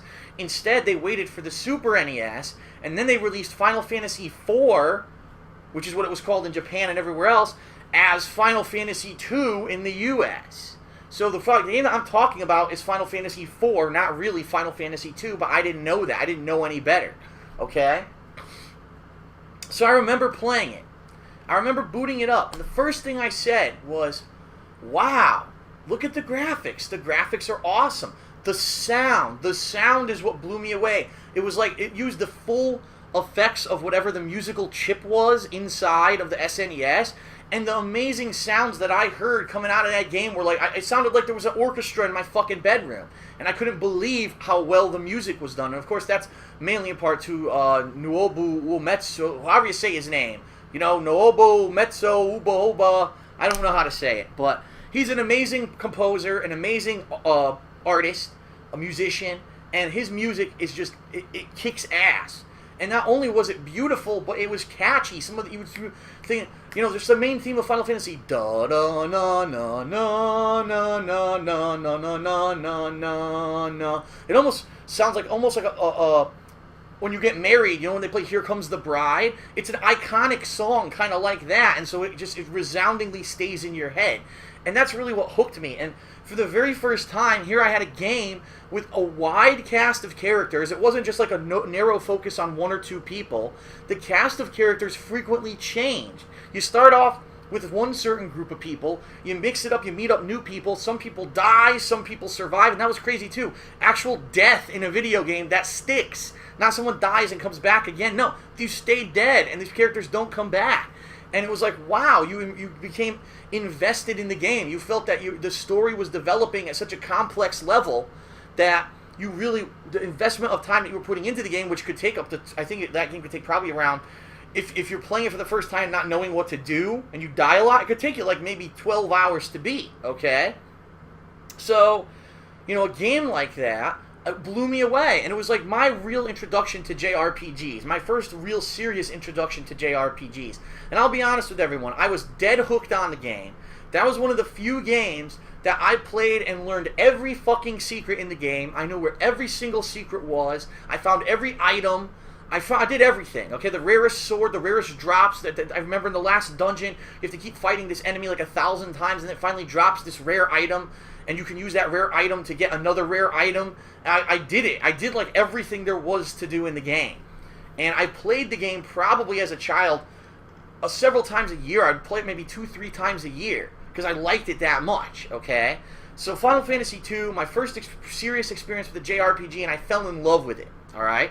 So then, of course, when Final Fantasy III was released, I was even more so blown away because they had improved on the graphics, they had improved on the music. It was a two-world system now. It wasn't just, oh, you're in one world, and yeah, maybe there's the moon and underground, but this was a full two-world system. The game threw me for a loop because halfway through the game, if you didn't see my playthrough last year, you definitely got to check it out. But halfway through the game, you think the game's over, and then the game just slaps you in the face and says, no, the game's not over. You've only just beaten the first half. Time for the second half now, son. And you're like, you're completely blown away, okay?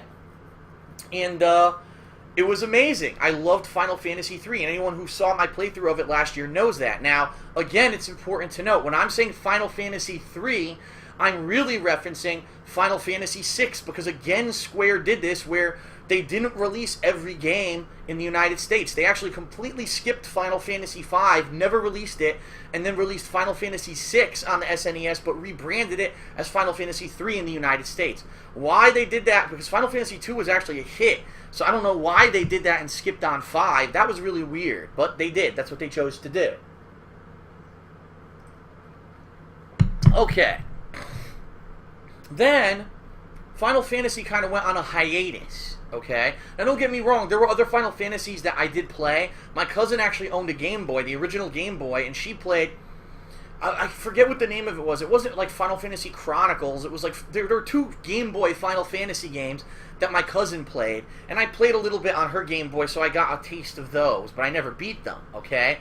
And then there was actually Final Fantasy Mystic Quest, which was a different kind of Final Fantasy game. It was a very simplified game, probably for younger audiences who didn't have as much of a difficulty spike as some of the other Final Fantasy games did. It was a lot more kid-oriented. It wasn't as violent. but it still featured really great music, fun gameplay, and there was actually a little bit of an action aspect to it that wasn't present in the other Final Fantasy games that have been released for the SNES. And I actually really did like Final Fantasy Mystic Quest, although it definitely was a lot shorter than the mainstream Final Fantasy games. But it is a game that I played and I definitely enjoyed as a child as well. Alright, so then, the new generation of games came out, alright?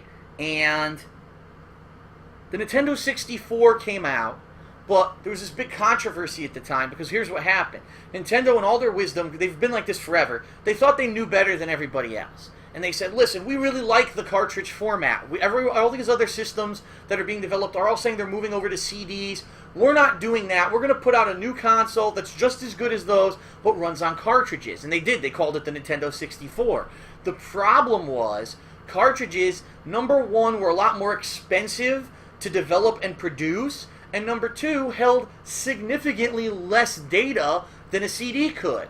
So when Square was actually developing the next Final Fantasy game, they said, we can't fit this fucking game on a Nintendo 64 cartridge. It's too big. And Nintendo said, well, tough titty, we're going ahead with our cartridge-based system. So Square said, all right, then, to hell with you. We're going to develop our next Final Fantasy game. We're actually, for the very first time, taking it off of a Nintendo console, and we're putting it onto the PlayStation 1. And this was huge news at the time. Every gaming magazine's all they talked about. Huge news, Final Fantasy jumping ship from Nintendo to Sony, backing Sony. This is actually going to give Sony like a killer app to buy the PlayStation 1 for. You're definitely going to want a PlayStation 1 to play the next Final Fantasy game. And that's when all the hype started for Final Fantasy VII, and people were like, it's going to be the best Final Fantasy ever, because they can't even fit on a cartridge, there's so much content, and it's going to blow you away, it's moving into the 3D realm for the first time, 3D graphics, it's going to be gorgeous, it's going to have awesome sound and whatever. And, you know, I bought into the hype, I did. I said, wow, this is, you know, I can't wait, because I remember, I played Final Fantasy 2 and 3, or at least what I thought were 2 and 3, and I absolutely loved the games. And I said, wow, they're jumping to 3D. It's going to be so much of a better game. I cannot wait to play this game, okay? So I remember, this is a funny story. I remember the day when Final Fantasy came out, Final Fantasy VII. I think it was actually 7/7/97. So July 7th, 1997, it came out in the United States. And I went to EB Games, Electronics Boutique, to pick up my game. And there was a giant fucking line of people. I was like, there's so many people here to buy this game. This is nuts. And I guess what it was that if you were one of the first, like, 50 people to buy the game, they had promotional posters to give you, and it was a two-sided poster. One side was, like, the box art, and the other side was actually, like, a map of the overworld of the game. So people were, like, loving this. Wow, I came early and I got a map. I remember the guy that was number 50, he got the last poster, and the guy behind line him, he was like, no, you're kidding me, you can't be out, you can't be out.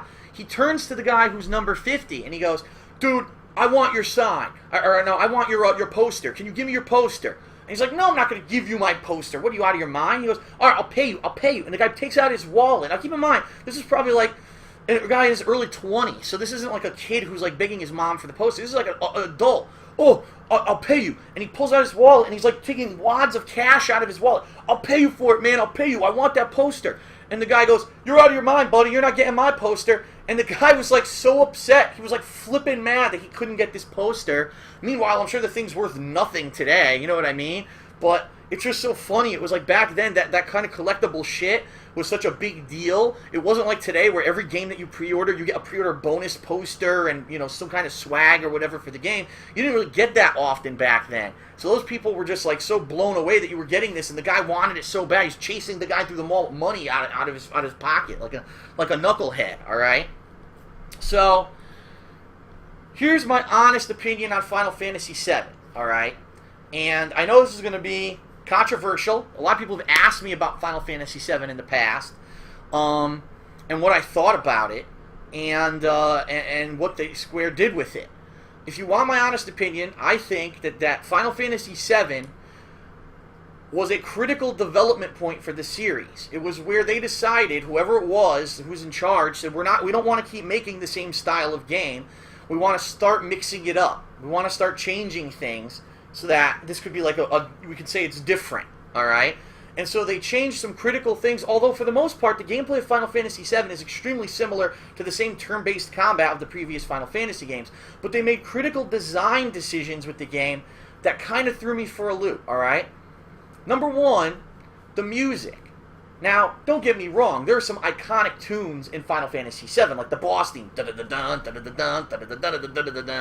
or the theme of, what was it, Red 13's Town or whatever, where it goes dun dun dun dun dun dun bum bum bum bum bum bum bum bum bum bum. Like, those themes were really iconic, but again, guess why? Because Nuobu was the guy who did the music for the game.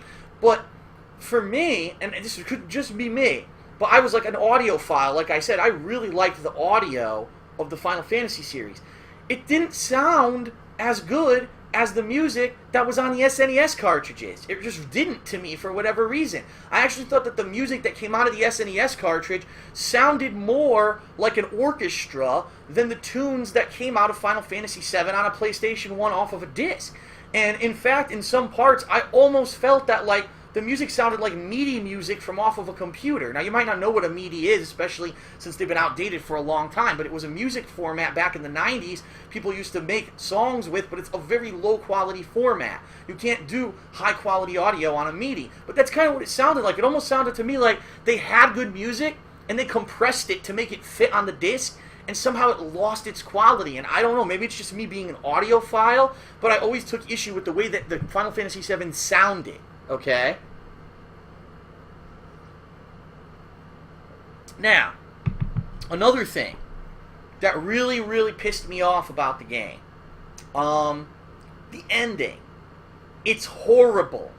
Every Final Fantasy game up to then had an ending that fleshed out what happened, especially the two that I had played, Final Fantasy 2 and 3, which is what they were called in the US, had extended endings where you would follow along the characters, find out what happened to the characters after the game ended. It even had kind of epilogues. Final Fantasy 3's ending is like 25 minutes long. It's insane. That's like the best way to end a game. Final Fantasy 7, there's a final boss, and then a final boss after that's kind of weird because it's nothing like anything else in the game, and then one pre-rendered cutscene that lasts like 30 seconds, and the game fucking ends. I remember beating Final Fantasy 7. Okay? And I stood there at the ending screen when the credits started rolling, and I went, is that it? I just played this game for how many hours, and that was the fucking ending? I invested all this time and effort into the game. This is a series that always has had rewarding endings. What the fuck happened? It's almost like they didn't want to end the game. They didn't have a definitive ending, so they just said, here, look at this generic cutscene that doesn't explain anything, and the game's over. And I was like, what the fuck? Like, seriously, like, what the fuck were they thinking with that? I just, to this day, I still can't understand what they were thinking, okay? And also, I didn't like the fact that in Final Fantasy VII, you could only have a 3-character party. This was the very first Final Fantasy game where they reduced the party size. Ever since before then, it had at least been 4 characters at a time. This was the first game where it was less than that. It was only 3. And I said, I don't understand. If you have better technology, more storage capacity, better graphics, why would you reduce the amount of characters that you're playing with? And that's what I really found odd about the game. I liked having a big party with a variety of characters who were all unique and different. Instead, now it was more like, well, here's three and too bad. Deal with it. And it was funny because since then, think about Final Fantasy since then. A lot of them, including 8, I don't know about 9 because I didn't really play it that much, but 10, 10-2, they all have 3 characters. Even today, Final Fantasy 13, 3 characters. Like, why did they reduce it to 3 characters and then stick with that formula? I don't understand that. Very confusing to me, okay? So, I thought that Final Fantasy VII was a disappointment. Not to say that I didn't enjoy the game, I absolutely did. There are a couple parts that I really fucking hate, like the stupid Shinra Tower. It's the most stupid, you don't know where the fuck to go, you don't know what you're supposed to be doing, you have limited resources, it just keeps droning on and on and on. And there's some parts in the game that are like that, and I'm like, they could have definitely streamlined this game and made it a little better. I actually liked the pacing and the combat and the gameplay and the story of Final Fantasy 2 and 3 a hell of a lot more than Final Fantasy 7. But the thing that really pissed me off is that the game got insanely overhyped just because it was on PlayStation 1 and on a fucking disc. It was like, it's the first 3D Final Fantasy, it's on a disc, it's the best Final Fantasy ever. Like, no, it's not. I actually like Final Fantasy 2 and 3 better than I like 7, but people were just, like, insanely hyped for this game. Now, for a lot of people, Final Fantasy VII is the very first Final Fantasy game they ever played, because that was the era when they got into console gaming, and for them, they almost put it on a pedestal and say that's like one of the best games of all time, to which I beg to differ. I'm like, sorry, if you haven't really played all the other Final Fantasies, you can't make that statement, alright? Final Fantasy VIII came out like a year or two later, and it was awful. Final Fantasy VIII is one of the worst games I've ever played. It was just a grind. The characters were awful. They were all fucking annoying. I hated them all. I didn't care what happened in the plot. The plot was going like way off the rails. I didn't understand what the fuck was going on. It had this stupid card game you had to learn to play the game, which I didn't care. Like a lot of these games, they have mini games. Oh, that's cool. It has a puzzle mini game or whatever, but they're optional. In this game, it was fucking mandatory that you learn this stupid card game, which I didn't give two fucks about, and you had to play it to play it. I played through, I think it was like disc 1 and 2. I think Final Fantasy VIII either had 3 or 4 discs, okay? And I remember specifically, I was bored to tears with the game. I just didn't like it at all. And then it came to the end of a disc, and it was like, put in the next disc. And I did, and I saved my game. And that was the biggest mistake I could have possibly done, because I didn't know this. But at that point, if you save your game at that point immediately after swapping discs, you couldn't go back and grind any. And immediately after swapping discs is a big boss fight against a boss that's really tough, and I hadn't been grinding enough to be high level enough to kill the boss, and I couldn't proceed. Basically, my game was over, because there was no way for me to gain experience points to get enough to level up and be strong enough to beat this boss. So I literally couldn't beat Final Fantasy VIII unless I started over, and I said, I'm not fucking starting over, this game sucks ass, and I didn't beat it. I never beat Final Fantasy VIII because of that, okay?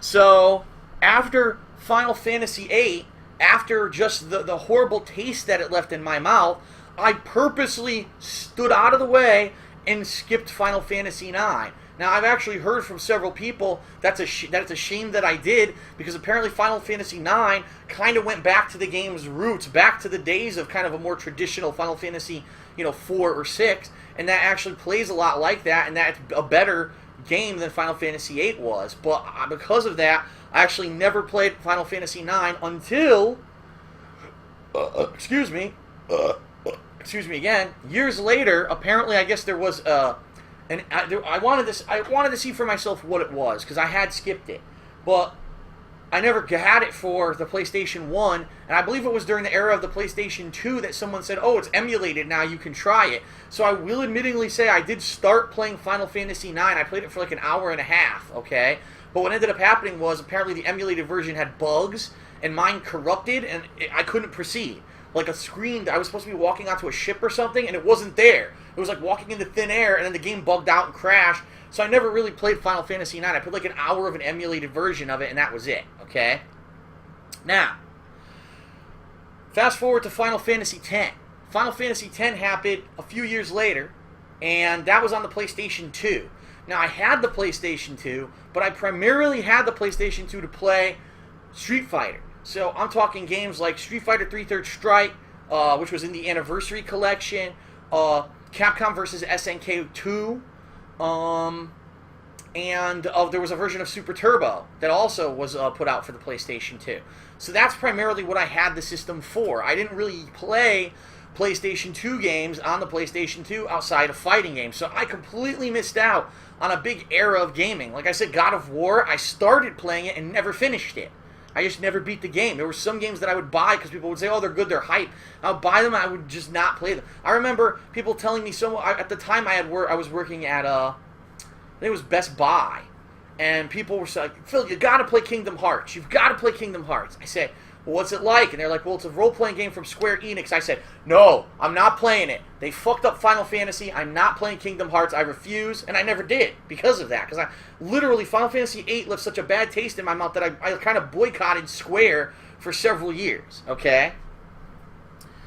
So, years later, finally, I had a PlayStation 2. I only had it for fighting games, okay? And finally, it was now a bargain game, Final Fantasy X. It was years after it had come out. And I've seen ratings on it, people said it was pretty good, blah, blah, blah. And I said, well, I'll try it. So I remember buying it, and it was cheap. I think it was like $20. It was one of the greatest hits by that point when I bought it. And I tried it, and I hated it. I fucking hated it, man. Like, I don't know what it was. I don't remember, because I don't remember much about it. But I just remember not liking it at all. I was like, the graphics were great. I remember that. The graphics were great. But the music, I think, I'm not positive on this, but I know at some point during here was when Nuobu stopped making the music for the Final Fantasy games. But I just didn't like a lot of the music of Final Fantasy X for whatever reason. I remember playing it. I don't know what it was. Maybe it was the giant anthropomorphic blue lion guy that was really stupid looking.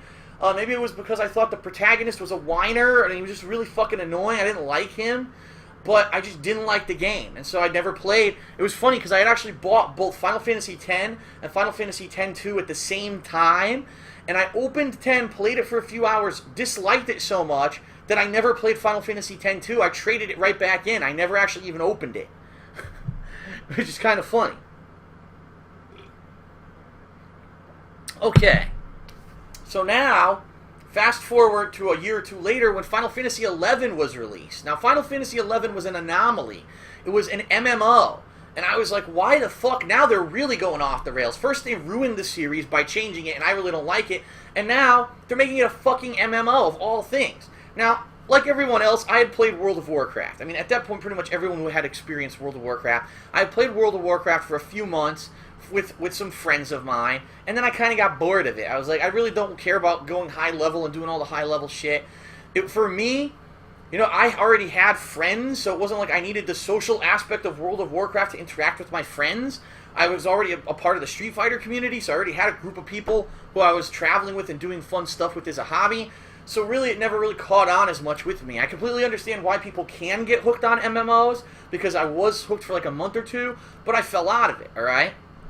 Now, during this period of time, I actually tried out several different MMOs, one of which was actually City of Heroes. Now, City of Heroes I enjoyed very thoroughly. I thought it was an extremely good game for what it was. I had a hell of a lot of fun playing City of Heroes, and then subsequently later on I played City of Villains, which I also really enjoyed. And those are two really good games that unfortunately they ended. I wish that they could like make a new one, a new modern version of it. I think it would do well, but for what it was, I really enjoyed those games, okay? But I did actually also play Final Fantasy XI. And I have to tell you, comparing Final Fantasy XI to World of Warcraft and City of Heroes, the game was awful, okay? And me and all my friends who we've been playing all these MMOs together, we played Final Fantasy Final Fantasy XI. We went into it with the mindset was, we're going into this that we're going to have an open mind, we're going to play it just like we did those other MMOs. We maybe played it a month, and we said, we can't play this game anymore, because it had a massive amount of game bugs, okay? It was an insane grind. Like, the game was one of the biggest grinds I've ever seen in my life. Most of the game was just repetitive grinding to try to get your character to minorly level up so you can finally go to a new area. It was so boring. We were so fucking bored playing it that by the end of the month, only myself and one other of my friends were the only ones still playing it. We were like the last ones, and we said we gave up, we quit. So, Final Fantasy XI, I didn't like at all. But it's funny because apparently there was like this cult following for the game, especially when it went on PlayStation 2. I knew a few people who were like addicted to Final Fantasy XI. They just had to get their MMO fix of Final Fantasy XI every day, which was kind of crazy. Final Fantasy XII was weird because it seemed like Final Fantasy XII took some of the gameplay elements from an MMO and put them into a single-player JRPG. The game's combat plays more like an MMO than anything else. It's turn-based, but it's actually active. It's an active battle system where you can move around the field, and where you're standing will actually increase or decrease the power of your attacks. And it was just a different thing.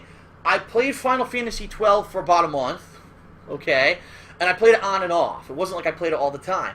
I actually enjoyed grinding and just leveling up my characters and going to areas where I wasn't supposed to go because the game was open world and you could pretty much go almost anywhere you wanted. And I would go to these higher level areas and kill the higher level monsters and level my guy up. My guy was massively over leveled, and then when I went back to the story, I thought the story was boring and I stopped playing. So this is the classic history of what's happened with me and certain games. Is like I started playing, okay, I like it for one reason, then I just fall out of love with it and I stop playing. That happened a lot over the course of my gaming history, okay? And then, of course, everyone knows my history with Final Fantasy 13 and 13-2, both of which I've played on YouTube. So everyone knows, you know, what I thought of those games. And now we're moving into the new era where you got Final Fantasy 14 that's coming out for the PlayStation 3. It's already been out for PC for a year, and it was a massive failure. It's another MMO, and people are saying it was one of the worst MMO launches in history of MMOs. Like, the game was barely even fucking functional when it launched on the PC. So now supposedly they fixed everything, and the game's a lot better now, and it's fully functional. It's coming out for PlayStation 3. Am I really thinking of really trying it out? Probably not. I really don't want to get into an MMO right now like that. That's a time waster, you know what I mean? So I don't know if I'm gonna even ever check that out. I've heard mixed feelings. Some people are like, "Oh, they fixed everything; it's good," and other people are like, "Eh, it's only okay. Don't even bother. It's probably a waste of your time." Okay. And then, of course, now finally it just announced that Final Fantasy 15 is actually just going to be Final Fantasy 13 Versus, or Versus 13, whatever the fuck it was called, because the game's been in development hell for so long, it's going to be pushed out and actually be made officially Final Fantasy 15. We just found that out at E3. That was a huge announcement. It's a good announcement. I am looking forward to Final Fantasy 15. And Final Fantasy 13-3, Lightning Returns, am I going to play it? I don't know. Right now, I'm leaving it as kind of on the fence, undetermined whether or not I'm going to play it or not, because I really don't know if I want to go through another Final Fantasy game. I mean, the last one I played, people literally said, stop playing it, it's too boring. So I don't know. I don't know what I'm going to be doing, okay? Alright, everyone, so that's it for Back in the Day with DSP. That's pretty much the whole history of my experience with Final Fantasy games. I hope you enjoyed it. I'm now going to take a very short break.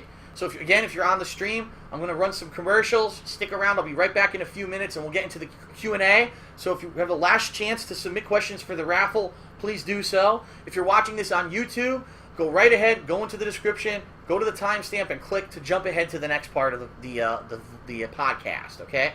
All right, thanks, everyone. I'll be right back, and we're going to do Q&A. Very good.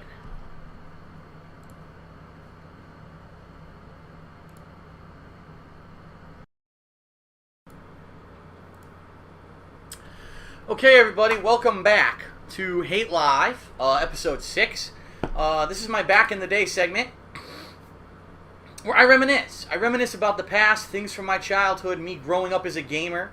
And today we're going to talk about something that was a major part of my life when I was young, cartoons, alright? Now, I don't mean Bugs Bunny and Daffy Duck and, you know, Mickey Mouse, although I'll be honest, when I was a kid, I did actually love Looney Tunes quite a bit, okay?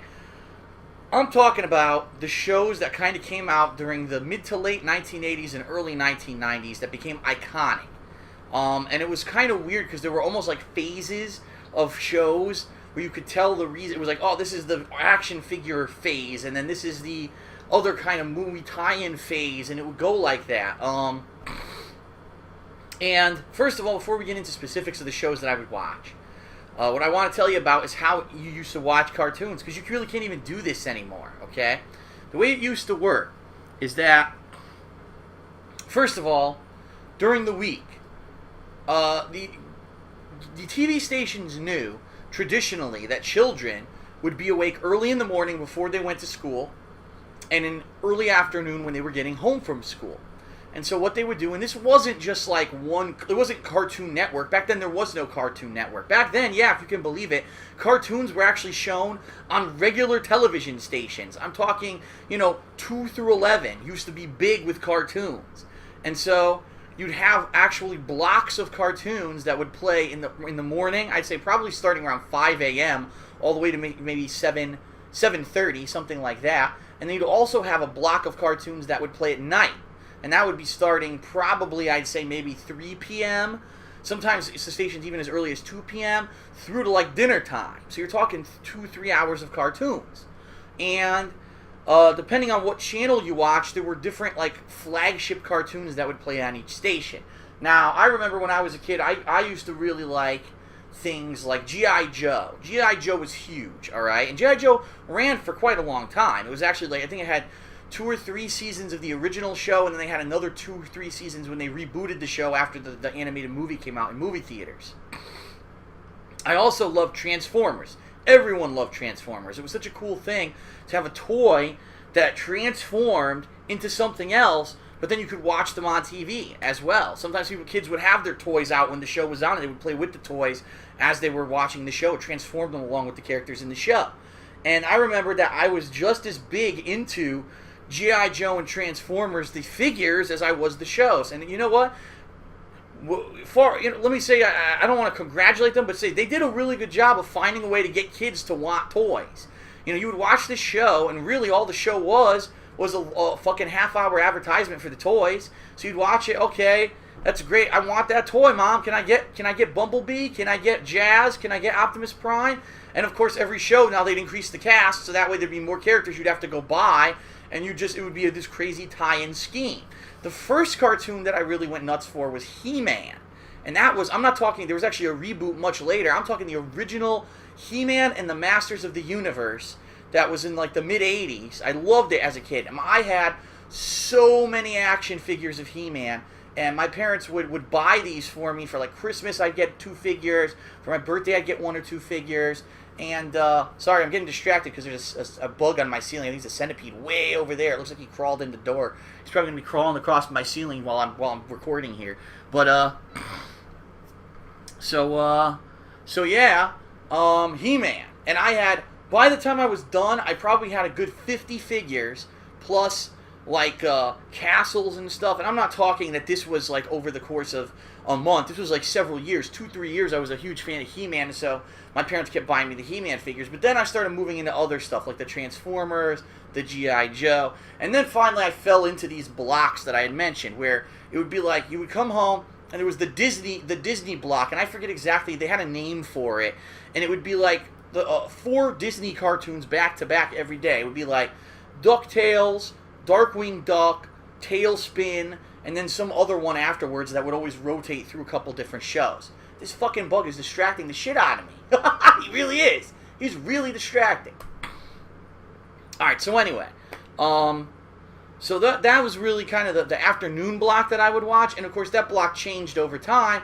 In fact, eventually they actually ditched all the Disney cartoons from the channel and they changed it to the WB, where they adopted all these Warner Brothers cartoons, where it ended up being things like Batman, Superman, Animaniacs. Later on it was things like Freakazoid and that kind of stuff. All Warner Brothers themed cartoons, kind of junk. Goof Troop was there at one point, and then they kicked it out and they replaced it with another Warner Brothers cartoon. I don't know if there was like a falling out between the channel that was running the Disney shows and you know, Disney themselves, and so they kicked them off and they decided to go with another company. I don't know what happened, but they kind of disappeared and got replaced, okay?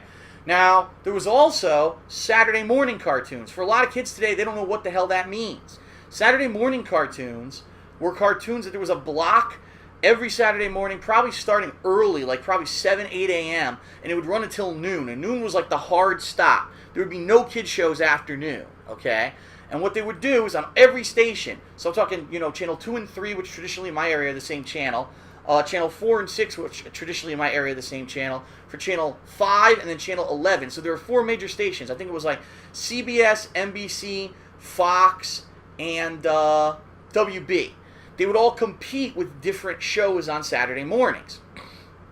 So if I'm remembering correctly, it was CBS had like Ninja Turtles, Fox had their own kind of slew of shows with like, you know, I know if you watch John Rambo's The Show, they've talked several times now about the X-Men animated series from back in the day.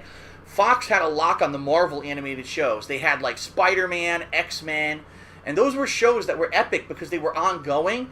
And those are the kind of shows that if you missed one or two shows, something might happen later on in the show that was actually continuous. Unlike other cartoon shows where every episode is like a one-shot, and then by the end of that episode you could just forget anything that happened because it won't apply to the next episode. Those shows were ongoing, and that was a neat part of the appeal of those shows, is that they were ongoing shows where you could actually have investment in the characters, because maybe something that happened in this episode will come back later in this episode and affect everybody. Okay? So, that was kind of the, like I said, the Fox morning cartoons that everyone would watch. And things changed over the years. In fact, it was funny because the Disney block that used to be in the afternoons changed and moved from one channel to another, and then all of a sudden there was like a Disney block on Saturday mornings, so it got really confusing. And then there was this really weird time period when all the shows kind of shifted. Everyone wanted 3D, and so it went into things like Reboot and Transformers Beast Wars. And to watch those shows today, you laugh and you say, wow, those shows look like shit. But back then, that was like revolutionary to see something rendered in 3D and it's moving and talking. Today, most of the cartoons are made in an animation lab on a computer. And that's sad to say. Back then, everything used to be hand-drawn. You know what I mean? It was real hand-drawn cartoons. You don't see those anymore. Most of the cartoons you see today are not hand-drawn. They are made in a studio, in a computer with this new modern technology. They auto-color everything, and they auto-do the wireframes, and they make it look 2D. And it's a totally different process.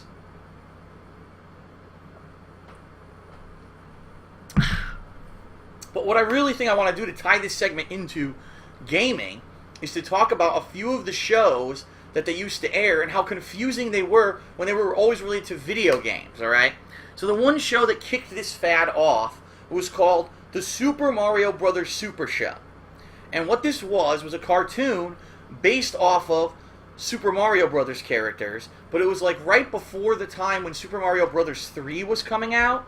And so it had like classic stuff. Like it had King Koopa, it had some generic enemies, it had Mario and Luigi and the Princess Toadstool and Toad, and they would always be fighting King Koopa, alright? And it was set in the Mushroom Kingdom, and it was weird, let's just say the least. Like the show was very weird. It would have these weird references and things in it to like movies and adult humor that adults would get, but it's not really funny. It would be like really lame. Like there'd be like a reference to Scarface. There'd be a Scarface joke. It's like, say hello to my piece of spaghetti or something. And you'd be like, what the hell? Like, why would they put that in a kid's show? The kid's not going to understand that reference. And then there was always these weird puns regarding food. It would always be about meatballs or spaghetti or sauce, and there would constantly be puns about food. So the cartoon ended up just being so really weird. It was related to the game. Like, it had the characters, and if you watch it, it does kind of make sense related to the game, but it was just a really odd show. Now, to make matters worse, they decided that the cartoon itself wasn't a strong enough show to support a half hour.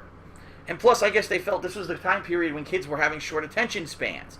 So what they decided to do was to actually incorporate live-action segments into the show, starring real-world actors playing as Mario and Luigi as plumbers in the real world. And I know you might say, that sounds really weird. Well, it was really weird. One of the guys in it was actually Captain Lou Albano, who was a pro wrestler at the time, and he actually played Mario on the show. So it was really weird for me watching WWE wrestling and seeing him, you know, as a manager in wrestling, and then to see him be on this Mario show. It was really just peculiar and odd to see that, okay? And the segments they had were the cheesiest of cheese. Like, they had, it would be Dracula. What the fuck? Dracula and Mario. So a guy dressed up like Dracula would show up and make puns about, you know, the plumbers and stuff, and they would be making, you know, puns about Italian food, and just really silly slapstick comedy style stuff. It was just the weirdest show, alright? Now this show ran for like a year or two, but then what happened was Super Mario Bros. 3 was released in the United States. It became the best-selling game of the time. And because it was such a big thing, they said, now wait a minute, we already have a cartoon show for Super Mario Brothers.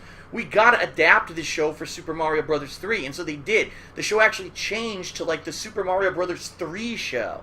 And what ended up happening is they incorporated things from Super Mario Brothers 3 into the show, like the Koopa Kids all of a sudden were on the show now, alright? So all the new power-ups and stuff from Super Mario 3 were now on the show. And it was cool to see that, okay, that's cool. So the new game came out and now the show's changing along with the game. That was a neat thing to see, alright? So I did actually thoroughly enjoy the Super Mario 3 version of the show, okay?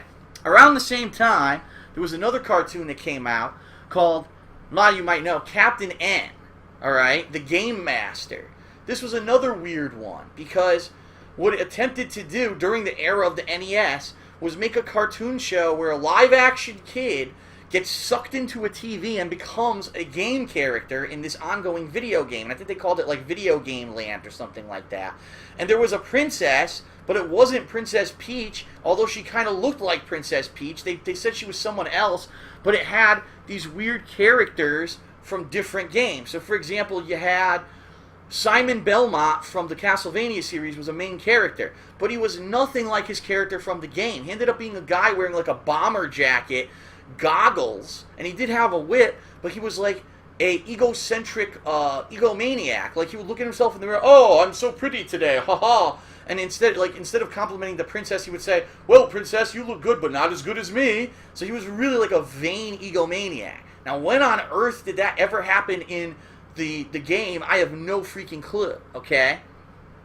Then they had Kid Icarus, and everything he would say would be, Medicus, Greaticus, Maximusicus. He had to always say a kiss on it. And it was just a weird thing. Again, when did he ever do that in the game? Didn't make sense. By far, the weirdest character in the show was Mega Man. That's right, Mega Man was actually on the show. But every time that he talked, he would talk like this, and he would say, Mega, Mega. So he'd say, hey, have mega good day. Hey, Mega High. And you'd say, what? Why would you have to say Mega before everything he says? When the fuck did that have anything to do with the game? The answer is it didn't. They invented all this weird shit in it. Like, say Mega High. Like, why would you think about that? Mega High. So to say hi to someone, you have to say Mega before it. Makes it sound like he wants to do drugs. It was so weird. He had such a weird, low-pitched voice, alright? Now, this show was so peculiar because it took villains from games, different games, and mashed them together. So you had King Hippo from Punch-Out. That's right, the big, giant, fat dude from Punch-Out is in it, but he's blue. Inexplicably, he's blue. And they never explain in the game, or in the show, why is he fucking blue? He was never blue in any video game. So it's like they did these weird creative license things with all the characters to make them different and unique. They had the Eggplant Wizard from Kid Icarus was in it. And then Mother Brain from Metroid. That was the other weird thing. So you got a villain from Punch-Out and a villain from Metroid, but they never, the actual heroes from those games never show up. That's right, like there was never Little Mac from Punch-Out and, Samus from Metroid weren't on the show. So why would you take villains from games where you're not going to take the heroes from the show? It was very, very peculiar. Now, another show that ran along the same lines and parallel to this show was The Legend of Zelda. That's right, they actually had a Zelda cartoon show. Now, the Zelda cartoon show, that was something else, okay? That was something else. Because they just really, really took creative license with that. First of all, they turned Link from, this kind of youngster hero and turned him into, like, just a whiny, annoying person. He's like, you would not want to be around this person if he were real. You would want to punch him in his fucking face, kick him in the balls, and say, grow the fuck up, you stupid whiny bitch. So he'd always be around Princess Zelda, and he'd always be asking for a kiss. He would kill one monster. Oh, did that earn a kiss from beautiful Zelda? And of course, she was a cock tease. She would never kiss him. So it would always be like he would constantly be trying to win her affection, and she would never give it to him. So it was almost like a story of sexual frustration. Very odd. And then his trademark line on the whole show was, "Excuse me, princess." It's like, where did they get that from? So here's Link, he's fighting fucking Octoroks, and he's killing skeletons, he's stabbing them, and then the princess would say, well, you could have done it a little faster here, look what happened, I fell and I'm dirty. He'd go, well, excuse me, princess. And like, oh my god, what are they doing? Like, what the fuck? And then they actually had a crossover episode where Captain N went to the Zelda world and actually met up with Link and the Princess Zelda, and he says, "Excuse me, Princess." I'm like, oh no. Like, what a disaster, what a catastrophe that this is happening. But, so those shows kind of ran in tandem, alright? Now, another really weird show that I want to talk about, this one came out a little bit later, a few years later, was Sonic the Hedgehog. Now, some of you might be saying, "Oh yeah, Sonic the Hedgehog, I remember that show." And some of you might be saying, "Oh yeah, Sonic the Hedgehog, I remember that show." But guess what? There's two different Sonic the Hedgehog shows that ran at exactly the same fucking time. That's right. During the same time period in history, the character was so popular that he had two cartoon shows at once. Two! And it was completely different plot lines, alright? So let me explain. So, one of them was called The Adventures of Sonic the Hedgehog. And I compare this one, The Adventures of Sonic the Hedgehog, I compare this more to one of the like Warner Brothers slapstick comedy kind of stuff. It was more about being extremely cartoony, off the wall. The characters would distort their faces and stretch each other out like rubber and do cartoon, blow each other up with bombs and dynamite. It was really like a Wile E. Coyote cartoon a lot of the time.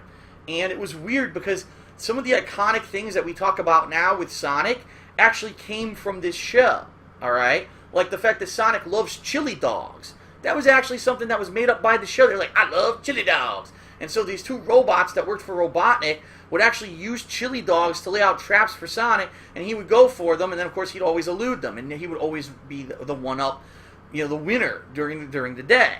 Now, here's the thing.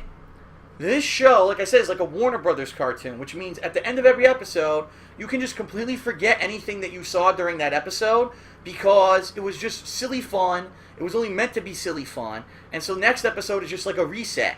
So there's no continuity whatsoever in this show, and I'm going to explain why this is important when I talk about the other Sonic show, okay? But the weirdest thing about the show, by far, was the end of the show. There would be a segment called Sonic Says. And this segment would basically go over, like, almost like, how can I say it? Like a public safety tip or a public safety announcement, alright? So there'd be ones, "Don't say hi to strangers, that's no good." And you're like, what the fuck? And there were just some weird things about don't go in cars with people, don't accept food from strangers, like the weirdest shit. And you'd be like, do you really want your kids, this is how they're learning about this from this slapstick Sonic the Hedgehog show? Very weird. Now, to compare that, the other Sonic show was night and day from The Adventures of Sonic the Hedgehog. I believe this one was just called Sonic the Hedgehog. It didn't have, like, a second title or anything to it, okay? Now this show, excuse me, now this show was a lot more serious. It was more adult-oriented. It was a show that if you were an older kid or you were a more mature kid, you would watch because it actually did have an ongoing plot line, a large cast of characters who were main characters that you cared about outside of just Sonic and Tails, and it had an ongoing plot that evolved by the end of the story. So in this, it wasn't just silly fun like in the Sonic Adventures of Sonic the Hedgehog. In this one, Sonic and Tails are part of a group of freedom fighters. Basically, Robotnik has taken over the world. He's used his robots to basically take over all the humans, so all the humans are slaves. And all the cities are completely roboticized, and he's actually now in the process of roboticizing all the forests and the animals. So Sonic teams up with Princess Sally, who was actually like the princess of this country or wherever they are during this time, and she's an animal, but she is trying to form this resistance group to come together and fight Robotnik. And there's a unique cast of characters. There's actually a guy who's kind of like the techie mechanic guy, and he's a walrus. There's, I believe, Princess Sally has like this assistant guy who's like French. He's a French character. You know, and he's insulted by everything, but he's also a wimp. He's kind of funny. He's supposed to be like the comic relief of the show. But this show, like I said, very serious. Some characters actually die. I think Sonic's uncle gets roboticized at one point, and then he actually loses his mind because he's become a robot. He has no memories of Sonic or anybody anymore. I mean, it's a really serious, interesting subject matter. It's something that if you were, you know, really into an ongoing show like on TV, this is what you would want to watch. It was really well written, and really, really well done. If anything, I was disappointed because the show only went on for about 2 or 3 seasons, and then it came to an abrupt end. I guess it got canceled, so they had to hurry up and write an ending for it, and there were like 2 episodes that were rushed to get an ending for the show. And I was happy that the show had an end, but it had a cliffhanger ending. That's what really pissed me off. The show actually has a cliffhanger ending where Robotnik is defeated, but the guy who was his second in command basically takes over for him, but the show never got renewed, so the story never got to continue. So, outside of all that, the absolute weirdest thing about this entire situation, alright, okay, you got 2 Sonic shows, some crazy decision that 2 companies actually got the license to use Sonic at the same time. That's a rare thing to begin with. They used the same voice actor for Sonic. That's right. Both shows had the same voice actor for Sonic. His name was Jaleel White. At the time, he was actually very famous for playing the character Urkel on the TV sitcom Family Matters. So out of all the things that you would have imagined, Urkel, this nerdy this nerdy black kid who is like completely out of place on the show is now playing Sonic. So the second that you realize that that's him, you're like, what the fuck? Like, this is such a weird choice. And then both shows picked him. This is like, on what planet do you get the same people doing voice acting for the same character on 2 different shows? Like, it was just such a weird, unique situation. I don't think anything's ever been seen like that since, okay? So, this was just so weird. And then eventually it was kind of weird because the video game thing, it was big during the regular NES, and then of course Sega Genesis, and then it started to die out. Like, what I mean is, like, it wasn't like fad anymore. It was more like, okay, it's there and it's more mainstream, but they didn't necessarily have shows or anything for it anymore. And so, really, it went away. You didn't see any more cartoon shows of Sonic or Mario. Sorry, that stupid centipede, I believe, is crawling behind my fucking Ninja Gaiden painting now, so I'm not going to be able to kill him. But anyway, they kind of went away, and you never really saw video game-themed cartoon shows anymore. And I was kind of disappointed because what I noticed as I was getting older was this pattern. The pattern was that a lot of these shows were starting to get phased out for more live-action shows. So, for example, one of the biggest things that ended up being on Saturday mornings was Mighty Morphin Power Rangers. And okay, that show has a place, I agree. You know, it's a kid's show, but it's not a cartoon. And I always felt that Saturday morning was the home of cartoons. It wasn't supposed to be about live action, all this other shit that they were trying to integrate into it. And then over the years, it got even weirder. Because then they started having all these other shows that had, like, just weird shit. And then it became like, all of a sudden, Saturday morning was no longer about cartoons at all. It was about weird sitcoms for kids. So you'd have, like, Disney Channel-style sitcoms that were playing on Saturday morning. I'm like, where the fuck are my cartoons? There's no cartoons on any goddamn channel. And then it was funny, because then all of a sudden Cartoon Network came out, and it was just like kids just went there to watch cartoons from then on. And really, you don't have a lot of that stuff around anymore. It kind of went away. It literally kind of just, like, phased out into obscurity, which is really weird, but it was just such a huge thing and a staple of my childhood that I would be watching cartoons in the morning, when I got home from school, during Saturday mornings, and I had a blast doing it, and, you know, it was very entertaining. And to see the evolution of how it evolved, and now today, my God, some of the shows that I watch, the cartoons and shit that you see on TV, you're like, what the fuck is this? There's nothing that even looks real anymore. It's all super morphed. You know, nothing even looks like it's shaped the right way. Everything's over-accentuated. You can tell everything's drawn in a computer now. Nothing is actually hand-drawn. Nothing actually is attempted to even look like what it's supposed to be, and it's really weird. My parents actually say to me they feel bad for kids these days for the shit that they have to watch on TV compared to what I had when I was growing up, because my parents said, you know, the quality of your stuff was much better than what these poor kids have to watch these days. More than likely, the reason there was this shift, excuse me, I keep belching, was because during the 1990s, there was this focus on non-violence. I guess what they were saying, oh, there's so much violence. Think about it. G.I. Joe, Transformers, Ninja Turtles, Mighty Morphin Power Rangers, Sonic the Hedgehog. Every cartoon is violent. Every cartoon, there's heroes fighting villains and they're attacking them and beating them up. And I guess there was a few hundred incidents during the Ninja Turtles reign where kids were actually finding nunchucks and shit and bringing them to school and swinging them around and bashing people with them and shit. So there was this big movement by parents, everything for our kids is too violent. We need to make things non-violent. And I think, unfortunately, that's a lot of what happened with Saturday morning cartoons, is that people said we don't want violent cartoons for our kids anymore, so they started making this fluff, these sitcom crap that no one fucking wants or cares about, and as you can see, doesn't exist anymore. So that's that. That's pretty much my childhood in a nutshell of how cartoons were for me. My personal favorite cartoons of all time, I can tell you right now.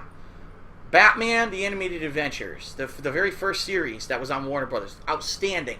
There's a cartoon that's written for young adults, meaning it's very adult in nature. There's a lot of adult issues. People get shot. And it takes you seriously. It doesn't hold your hand like you're a little kid. It's actually a show that an adult could watch and enjoy. And subsequently, after that, the Justice League cartoon, which was made by the same people, also was absolutely exceptional. Okay? Some of the Disney cartoons, DuckTales, I loved it. DuckTales and Darkwing Duck were probably two of my favorites. Chip 'n Dale Rescue Rangers I liked a lot, but I think DuckTales edged it out a little bit. Teenage Mutant Ninja Turtles was a favorite of everyone. You would have to live under a rock to not be a fan of Teenage Mutant Ninja Turtles. And it was funny because at first all my friends were fans of them and I had never seen the cartoon, and then one day I watched it and instantly I became a fan. It was just like the thing that everyone loved at the time. And like I already said, G.I. Joe, Transformers, and over the years, tastes changed. I remember that when the Warner Brothers kind of fad was in, I loved Animaniacs and I loved Freakazoid. I thought those two shows were outstanding. Freakazoid in particular, like, it only had 2 seasons, but it was like so funny. I don't know how people didn't like that show and how it didn't continue. Something went wrong there behind the scenes of Warner Brothers. I don't think it really was the reception of the show. It must have been something in development hell or something, because really that show was excellent. Okay? And, from time to time, my favorites change. At first, I hated Mighty Morphin Power Rangers. I remember the first day, the premiere episode of Mighty Morphin Power Rangers. I watched all my usual shows for the day, including X-Men. And they said, up next, the premiere, it's a huge hit in Japan, you're going to love it, Mighty Morphin Power Rangers. And I watched the show, I'm like, here we go.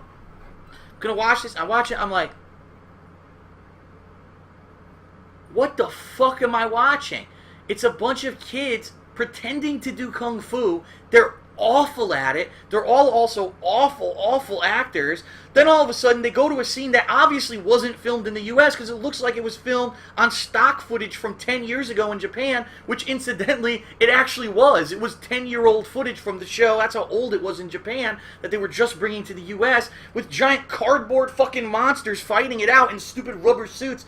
It just looked so fucking weird to me. I was like, what am I watching? I didn't know. It didn't sink in. And then after watching it for a few more times, I was like, okay, now I can understand. If I just suspend my disbelief, the show is actually quite interesting. But if you're just like, with a very logical, literal mind watching the show, you're like, I feel like I'm on drugs right now, man. Look at this. It's the worst. There's like the worst acted out martial arts ever on any show. And they're like passing it off as like, it's amazing. It's the best show in Japan. You're like, what is this that I'm watching? So Mighty Morphin Power Rangers I also did watch, and that was kind of the beginning of the end, honestly, for cartoons. They lasted a few more years.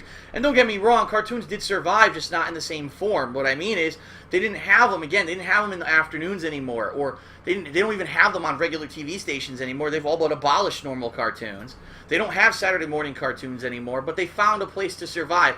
A network like Cartoon Network, where they used to run these shows on length. In fact, they had Justice League and then Justice League Unlimited until finally it got canceled, and those were exceptionally good shows.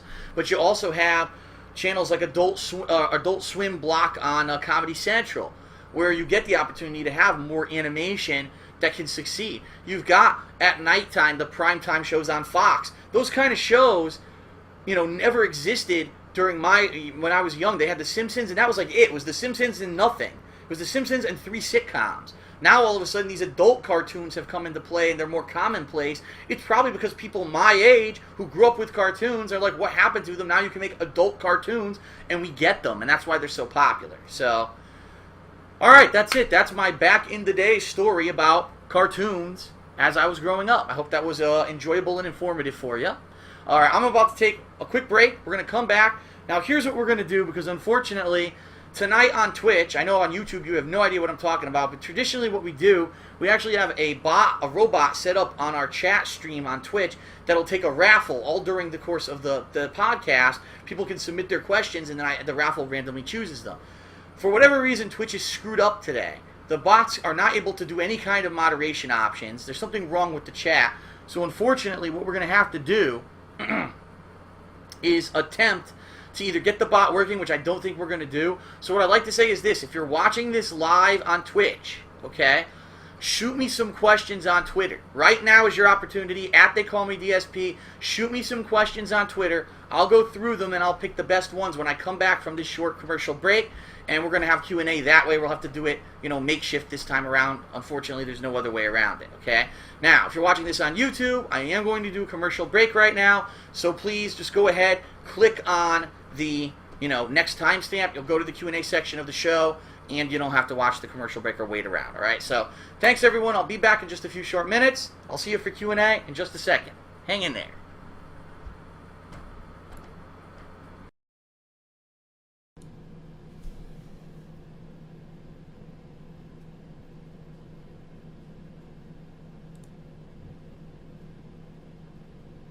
Making faces at the camera. Okay, everybody, what is up? I am back, and welcome to the second segment for Hate Live episode beta podcast, episode 7. The Back in the Day segment. This is a lot of people's favorite part about it, so let's get into it.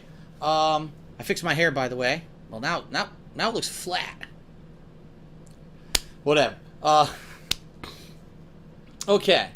Back in the day. What we're going to talk about today is a time near and dear to my heart. The time when I really fell in love with video games on consoles for the very first time. The 16-bit wars. So let me give you some background, alright? Console gaming up to this certain point, which is about, I said the 1990, 1991, 92 point. Console gaming had always been about having the newest and best system, okay? Because literally what would happen is one company would put out one system. Oh, here's the Atari 2600. Then the next company would put out the next system. Oh, here's the whatever the hell it was. And there was a series of systems that came out during the 80s and into the early 90s where everyone was always the best, the best, the best, the best. And I think it had actually ended with like the Sega Master System, and then it was followed by like the regular Nintendo. Don't quote me on that, because that was the kind of period when I wasn't heavily into the consoles. But basically, at the time, Nintendo was the market leader with the Nintendo Entertainment System. And so here come the late 80s, early 90s, and all of a sudden Sega says, well, guess what? We're kicking it up a notch. We're going to release something that's going to knock your socks off, something that's going to be so much better than the Nintendo, because it's twice as good. That's right. It's a 16-bit, not an 8-bit system. We're going to call it the Sega Master System, I believe they called it, over in like Europe and other places, and they called it the Sega Genesis in the United States.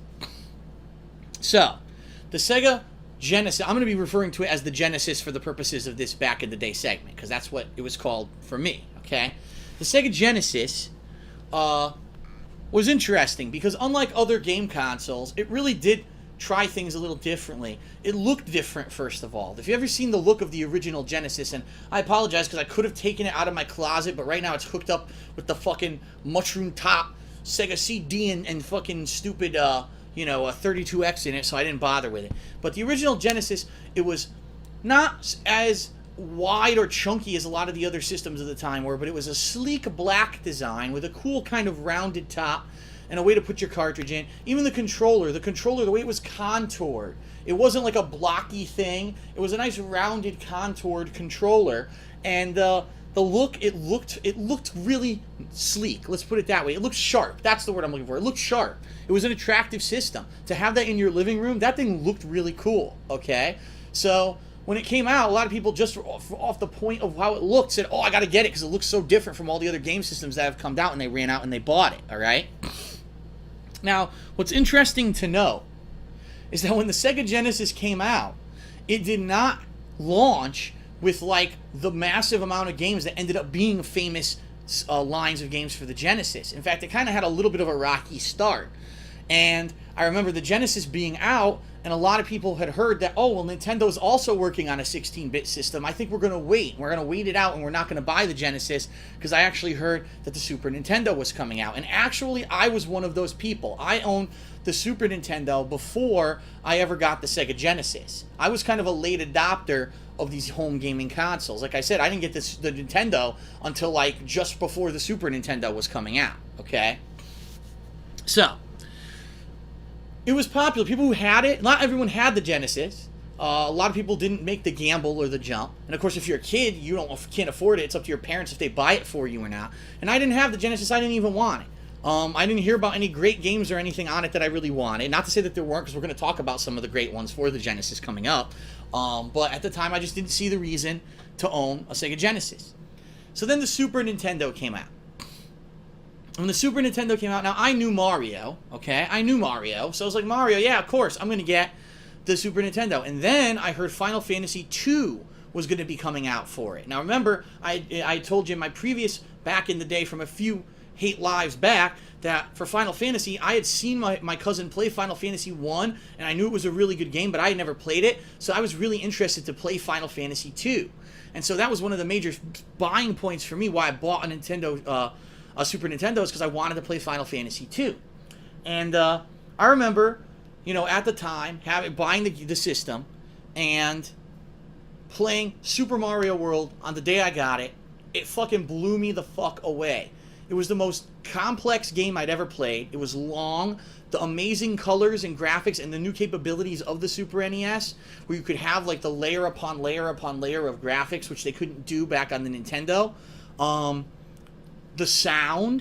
That's the other thing. The Super Nintendo had the most advanced sound system at the time, all right?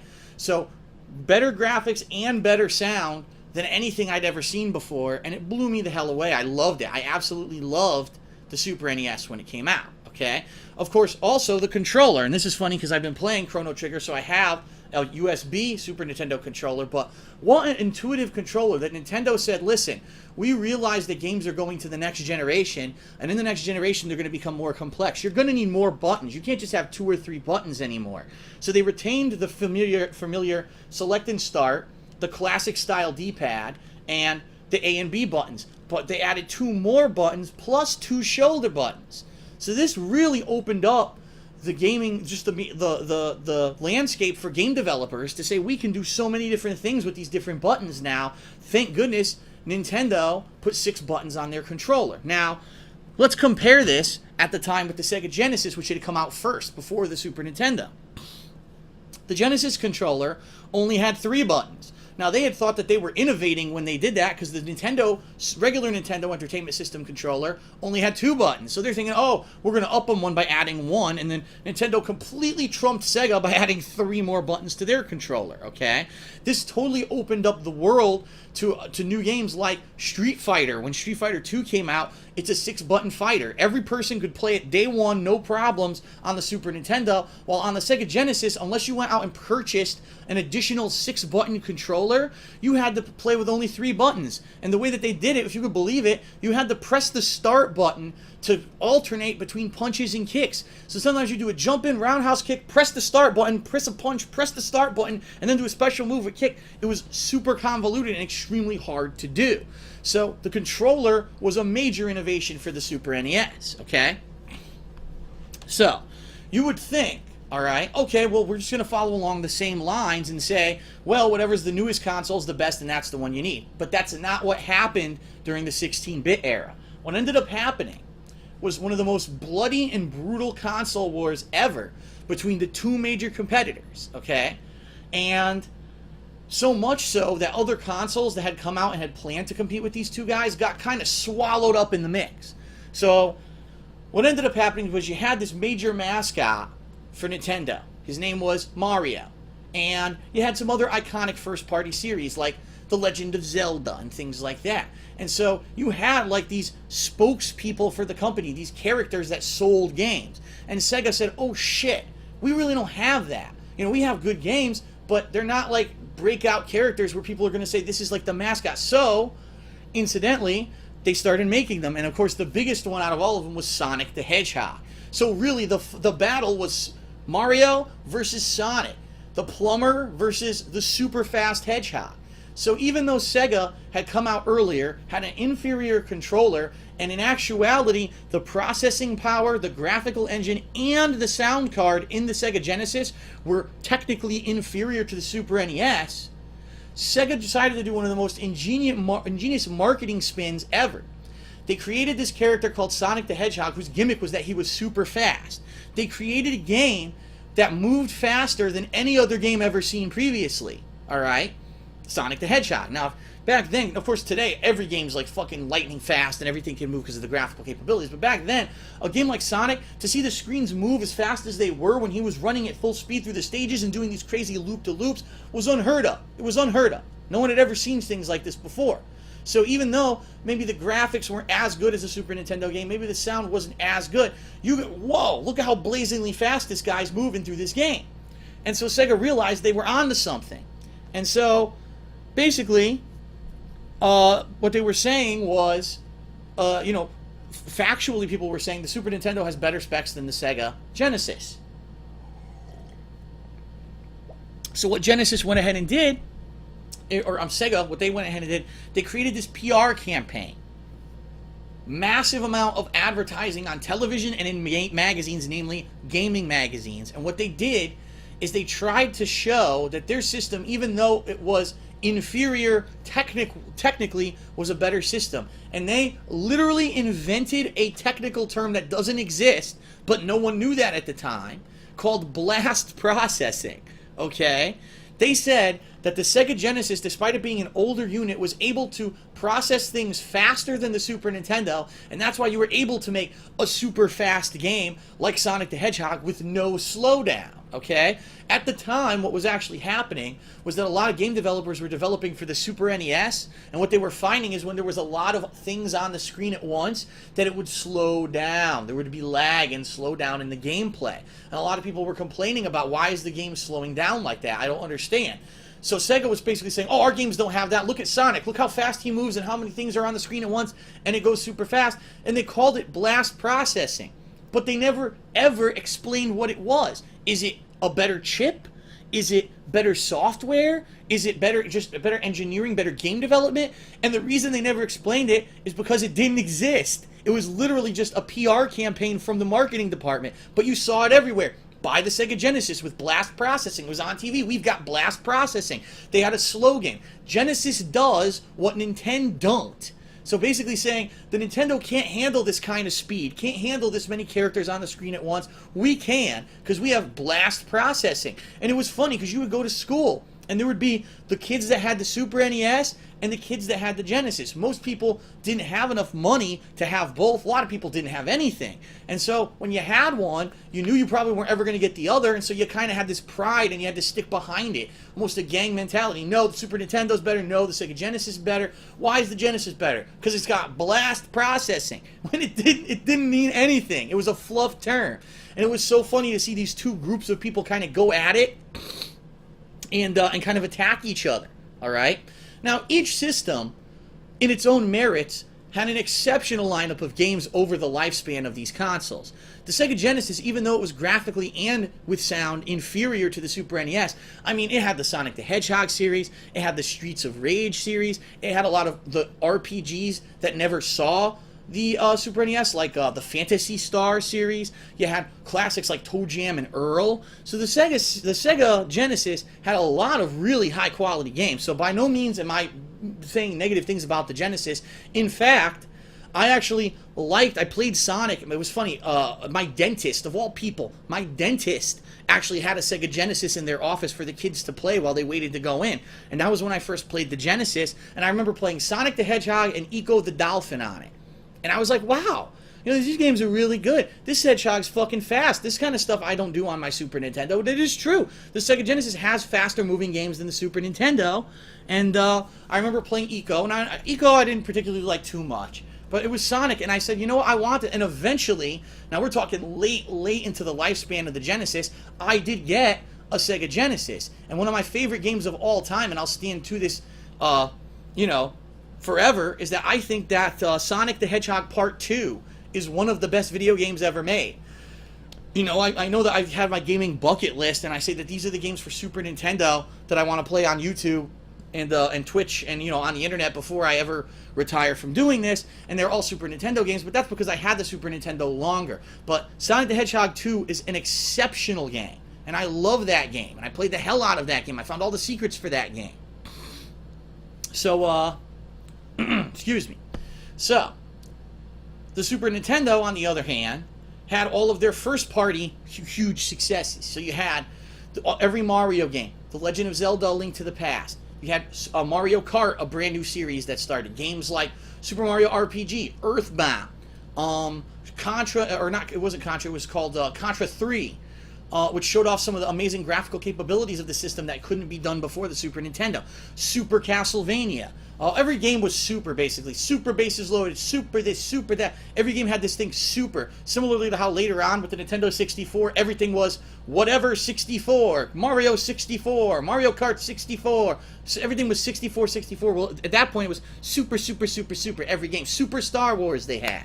So in its own right, the Super Nintendo had its own really good library of games. Plus, there were still developers like Square Enix who were quite honestly developing only for Nintendo. And they really loved Nintendo, and they had a really good relationship with Nintendo at the time. Actually, back then, I take it back. They were just Square Soft back then. That was before they merged with Enix and they became Square Enix.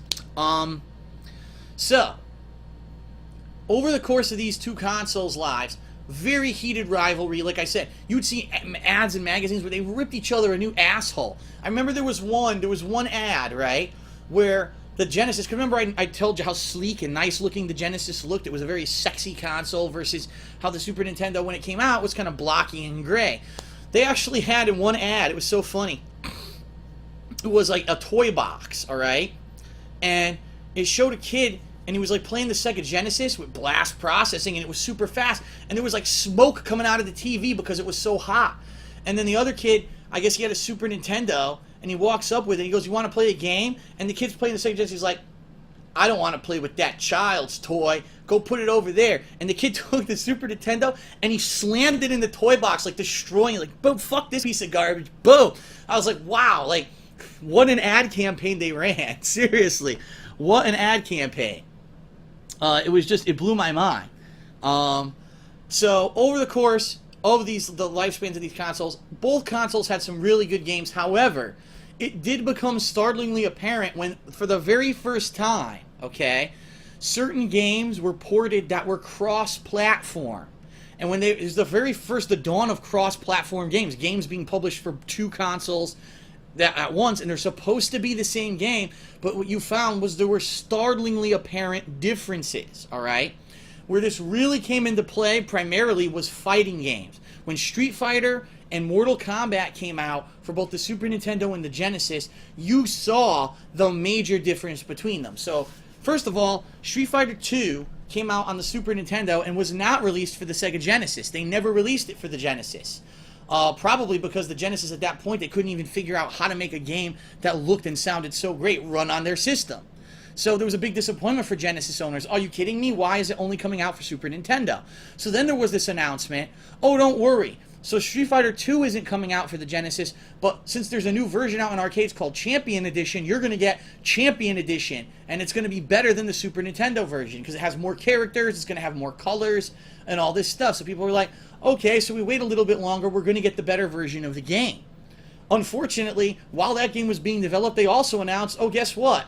The new version of Street Fighter just came out in arcades called Hyper Fighting. It's the third version of Street Fighter 2, and the Super Nintendo's getting that. To which everyone who owned a Genesis was like, what the fuck, that's bullshit. Why do we get the older version? Because you took so long to develop the game. So then, yes, again, we're still going here. So then it was announced, oh, well, don't worry. When it comes out for the Genesis as the Special Championship Edition, it's also going to have the mode where you can play it just like Hyper Fighting in the arcades. It's going to have that speed and the additional changes. We're just calling it the old thing because that's what it started as when we were developing it. So it was this big development nightmare. When the two games came out, they came out almost at the same time. The Genesis version looked and played like shit. It looked terrible compared to the Super Nintendo version. The music, some of the music was like... Blup, blup, blup, blup, blup, blup, blup, blup, blup, blup. It really sounded like someone was in a tin can in the closet and was flushing down a toilet playing the themes to Street Fighter. That's how bad the sound effects and the fucking music were in Special Championship Edition for the Genesis. Then Hyper Fighting came out for Super Nintendo. It was amazing. The graphics were beautiful, full colored, looked very similar to the arcade. The music was dead on to the arcade. People were like, what happened here? And that was the first of a line of games where people realized, yeah, it really is true. The claim that the Super Nintendo is a more powerful system was true all along, and Sega was full of shit when they were talking about their blast processing. Now, the funny thing that happened was that, this is really funny, even though Sega had the inferior version of certain games, kids ended up buying them for the Genesis over the Super Nintendo. Why? Because of blood. You may be saying, what does that mean? Well, what ended up happening was in the mid-90s, there was this kind of movement with Nintendo to try to make their games more family-friendly. Now, how are you going to make Mortal Kombat and Primal Rage family-friendly? These are violent, gory games. People are ripping arms off bodies, and fucking Primal Rage, they're pissing and shitting on each other. So how are you going to get around that to make games more family-friendly? They censored them. So even though the Super Nintendo versions of Mortal Kombat and Primal Rage were very close to the arcade versions, the graphics were better, the sound was better, the gameplay was actually better and more dead on to the arcade, they were censored. There was no blood. It was sweat, if you can believe it, how disgusting it is. It was sweat. Some of the fatalities and moves were changed. Like, there was a fatality in Primal Rage where this gorilla pisses on you. They took it out of the game. So really, they were inferior versions of the games in that regard. But just because people heard that, they kind of boycotted the Super Nintendo versions, and most people bought the games for Sega Genesis, where they had the blood and they had all the fatalities and the gore. So it's funny because here's definitive proof. 2 screenshots. One looks like shit. One looks great, but this one has blood, so I'm buying this one. Just for blood. Just for blood, they bought that version. It was so weird. So this went on and on and on, okay? And then finally, as the consoles were getting, they were going into their final hour, and it looked like, no one knew what was going to happen with these consoles because they were getting outdated at this point. New technologies were being developed around. What ended up happening was this. Nintendo made a deal with Sony to develop a disk drive add-on for the Super Nintendo and or a disk drive standalone that would be their next console, okay? For whatever reason, Nintendo decided not to follow through. They started everything. Sony was on the same page. They wanted to develop a game console running on CDs, but Nintendo backed out at some point, all right? Sega caught wind of this and said, oh shit, we need to do something because Nintendo is developing a CD-based system, so we gotta trump them. So, in all their lame-brainedness, Sega decided to rush into development a CD-based system called Sega CD that, when released, was insanely overpriced, was an add-on to the Sega Genesis. That's right, you had to actually own the Sega Genesis for your Sega CD to work. You had to, plug it into it. And the Sega CD had shit games. They had this whole line. Now, if you're a fan of my videos, you've already seen. You could go watch any of the Tom Zito, the Tom Zito line of full motion video games. They hired this guy to make 10 full motion video games for the system and say, oh, this is the future of gaming. You'll have real people and real actors acting out inside of it. And this is the future of technology and gaming, and you're going to love this. And they rushed this out. And people were like, what the fuck is this? And some people, it's funny, because remember, like I said, it was like this split group of people, because some people had the Super Nintendo, and some people had the Sega Genesis, and the people that had the Genesis were so defensive, they were like, oh no, everything Sega does is correct, we have blast processing, we're the best. So when the Sega CD came out, they rushed to stores and bought it, and were like, what the fuck am I playing? What is this? This is a game? This doesn't even feel like a game. It feels like an interactive piece of shit movie with bad acting. And that's literally what it was. And then the few good games there were for Sega CD were hard to find. So outside of Sonic CD, there were a few, Snatcher was supposedly this really good JRPG style kind of noir investigation game. No one could fucking find it. And the game ended up being worth thousands of dollars later on because it had such a low production run. So really, most of the stuff for Sega CD ended up being crap. Nintendo could have taken advantage of this and put out a good CD-based system, but as I said, they backed out of their deal with Sony and decided they knew better than everyone else. So their next console was going to be a cartridge-based console again. Now, all the game developers kind of went up in arms and said, now, Nintendo, listen. The reason that everyone's pushing for CD-based technology is because we want to take advantage of the storage space on a CD, okay? CDs are technology that can store like 10 times more than any cartridge can.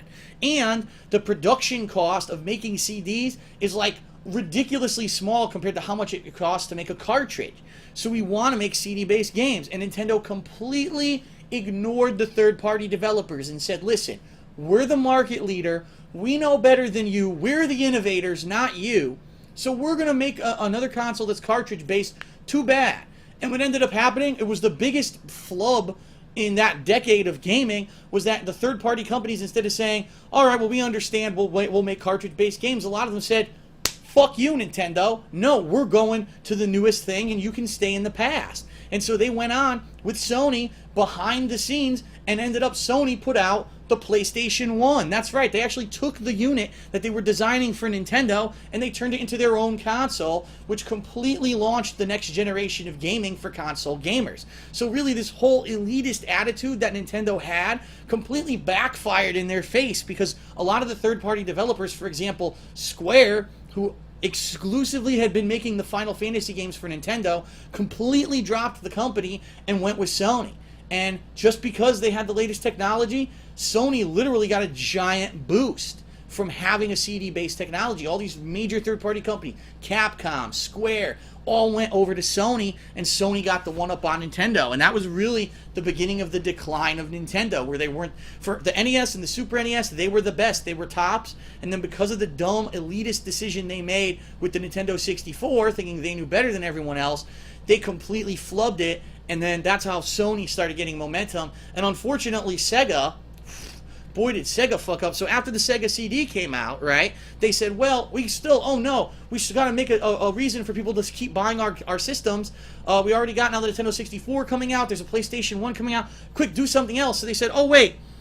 They announced that the PlayStation 1 is going to be 32 bits. Guess what? We've got the Sega 32X, this giant mushroom-shaped attachment for the Genesis that when you plug it in the top, now the system's really 32-bit.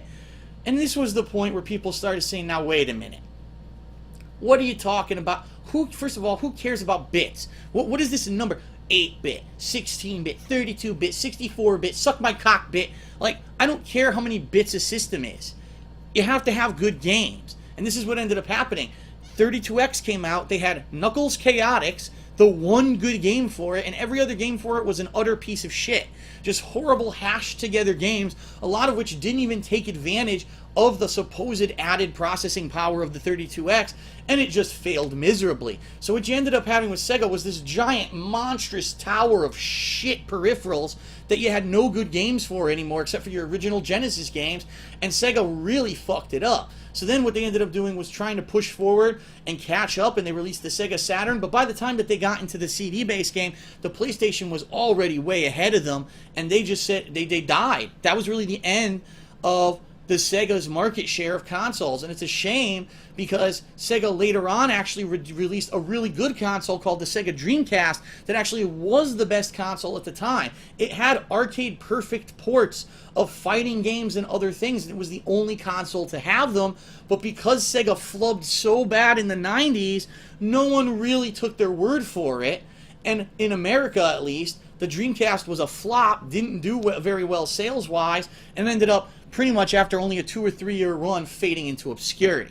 So it's funny how these two Goliaths, these two giant companies who were really the two market leaders, went head to head, and then eventually when they decided to make their next generation console pushes, completely destroyed themselves and literally pushed themselves into the lower echelon while Sony came out on top for quite some time. The PlayStation 1, the PlayStation 2, they were the dominators of the consoles in the late 90s and, the first half of the 2000s. And it wasn't until, Xbox and Microsoft jumped out with the lead with the Xbox 360 much later that things kind of changed for Sony. But now it looks like we may have another flip where the PS4 is probably going to be the most popular console of this next console generation. So Sony may be in the lead again. So it's pretty crazy. It's pretty interesting to talk about it. And growing up in that whole time, seeing it all transpire and not knowing where consoles were.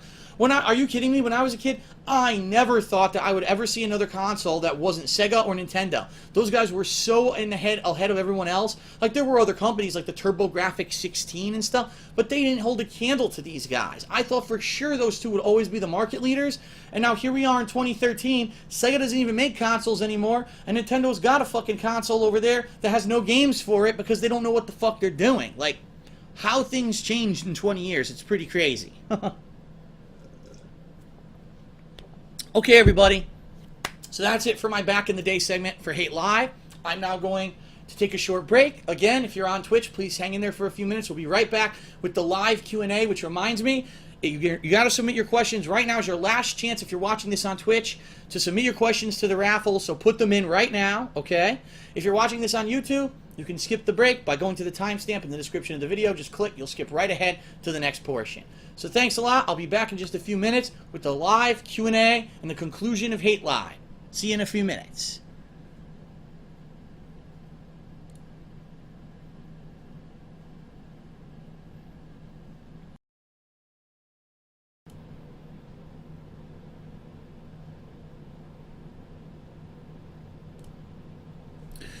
Okay, everybody, welcome back to Hate Live, Episode 8, well, Beta Episode 8.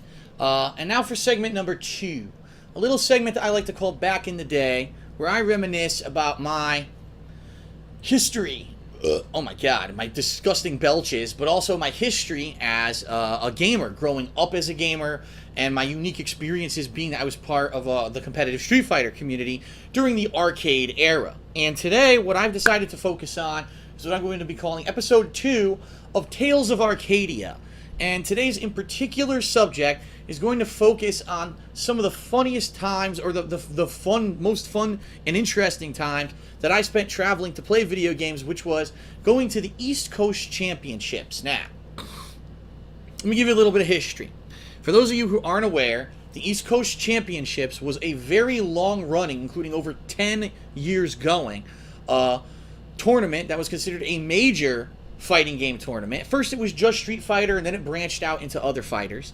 It was always held in Burnell, New Jersey, except for the very last one, but people kind of had controversy about whether or not that was really East Coast Championships or not, because it was more of a qualifier for EVO than anything else.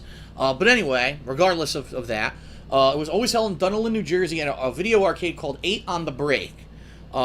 And the infamous Chris Cotty, the owner of the arcade, once a year would basically kind of open his doors for gamers and would welcome gamers from all over the country, sometimes all over the world, into his arcade to play fighting games at a high competitive level, all right? Now, I had heard about ECC from some of my friends, my local buddies at my local arcade that I played at all the time, and they were like, wow, did you hear about ECC? It's great. People from all over go there. They play the games, and they have every Street Fighter game in here. They all compete in. You should really go. And I was like, I don't know. Is that really my cup of tea? Do I want to be traveling across the country? I lived in Connecticut. This was in New Jersey, it was a 3.5-hour drive. And I was like, is it really worth it?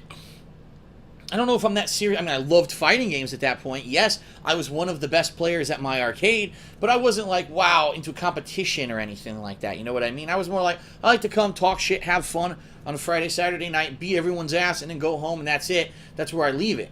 But these guys were going above and beyond. No, Phil, we got to practice every night, not even just weekends, but weekdays. We got to be here to practice. We got to get a car. We got to travel out. And for a long time, I didn't do it. For a very long time, I didn't do it.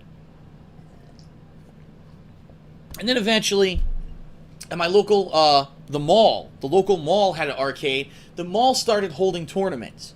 And even though it was usually just the locals that came to them, every once in a while we'd have outsiders from like New York or whoever who would show up and kind of give you that little tease, like, man, maybe I should start. Maybe I should just, for the hell of it, go to ECC one year, see what the hell it's like. Because these local tournaments are fun, but I want to see a grand scale, all right?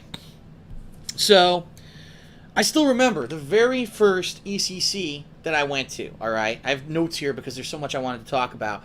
I still remember the very first ECC where my friend, his name was Scott, he had a big-ass van because I think he worked at that point, I think he was a landscaper, Now that I'm thinking about it. So he had a big-ass van that he drove around to toss all the shit in to get from job to job. And he decided that he was going to go to ECC that year because he was a fan of fighting games like all of us. And so it was myself, it was Dave and Hero Lou, the Lou brothers. They were infamous, great Marvel vs. Capcom 1 and 2 players. I believe that year we might have taken my friend Drew. I believe a few other people were with us. So it was probably a group of maybe like 7, 8 dudes, all right? And we all piled into this van. And we said, well, what are we going to do? It's a long-ass fucking drive. We're going to be piled in this fucking van. What are we supposed to do? He said, oh, I got that covered. So Scott pulls out a computer monitor. I swear to God. Now, keep in mind, this was like the late 90s. This wasn't when they had these flat-screen monitors, these LCD monitors that everyone uses. He put a giant tube fucking monitor, right? Plants it down. Oh, watch this. Pulls out a game console. I think at that point it might have been the Dreamcast. Hooks it up to the monitor. Puts speakers. This guy had a fucking rig to play video games in the back of his van. It was nuts. Like, no one had seen anything like this. Like, what the fuck? A portable home console to play arcade-level fighting games. So here we are, all sitting there with our, our joysticks on our laps, and we're playing on the way there. We're dicking around with each other and having fun. It's just so fun.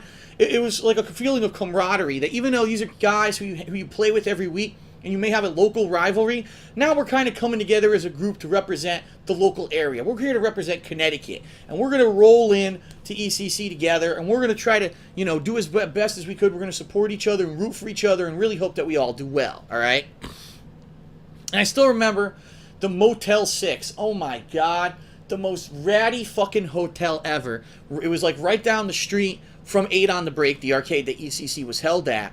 And, the rooms were like nasty rooms, all right? Most basic room you can possibly fucking get. But they were only like $75 a night. So you figure, you're with 8 dudes, you're staying there for 3 days, each of you only have to pay, what, $5 a day? So $15 and you stay in a hotel room all weekend. Of course, keep in mind, you're sharing it with 8 other dudes, so it stinks like shit. And, it's not exactly the most ideal situation. Sometimes you get the bed, sometimes you have to sleep on the floor.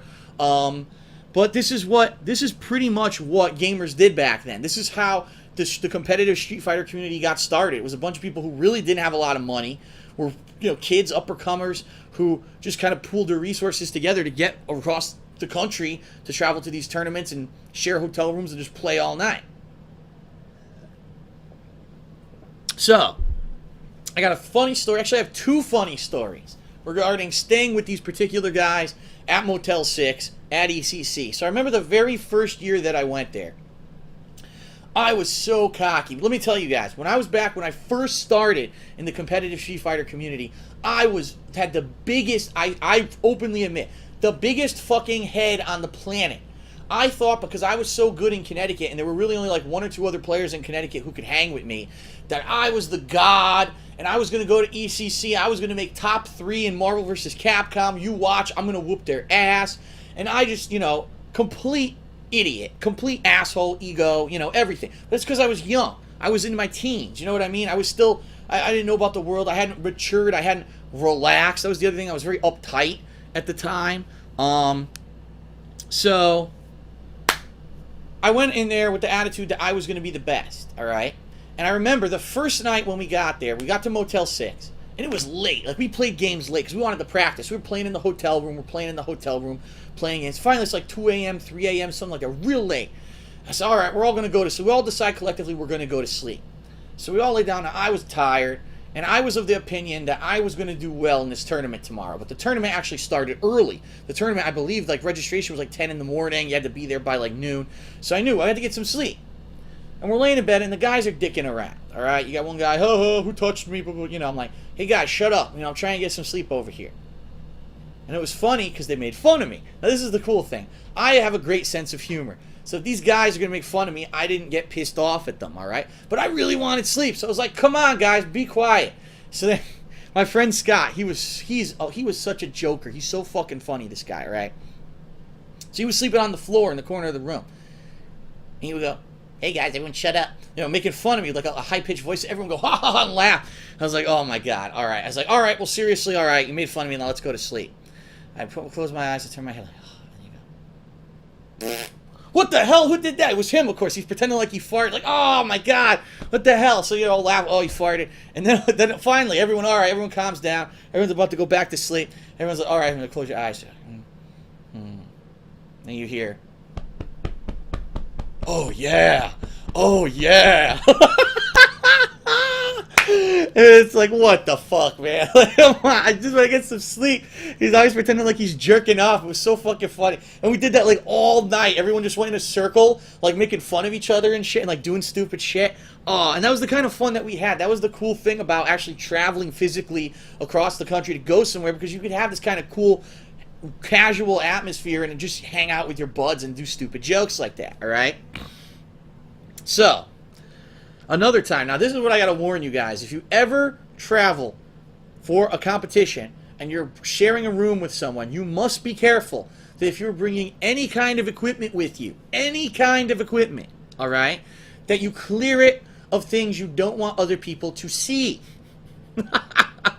Now, I was a young man at the time, and I had a laptop, and I remember, now this is a little bit longer, this was later on, like probably I was in college, I would say, during this time period, okay?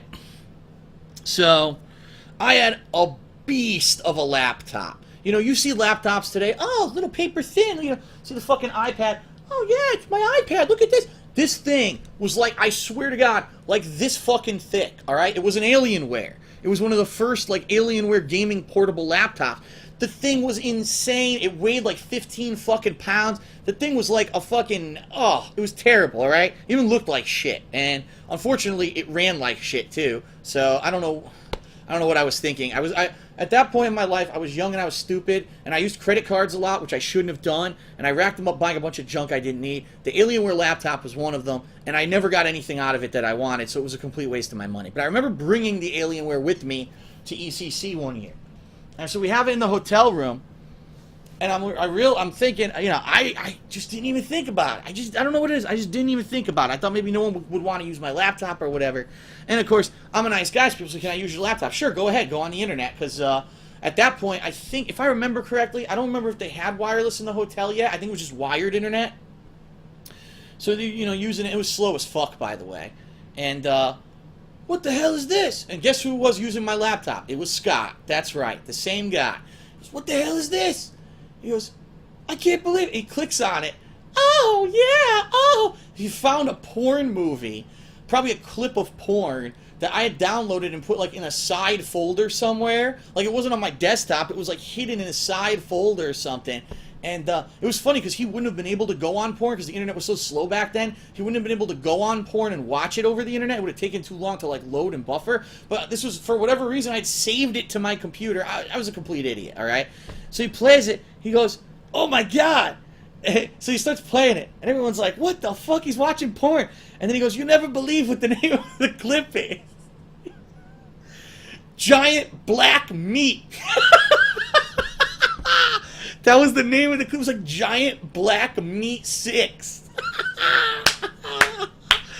So all day, all we did, everyone that walked up was like, hey man, you know, I was hungry. I went and I got a cheesesteak, but Phil, he's gonna just go back to the hotel room and get some Giant Black Meat.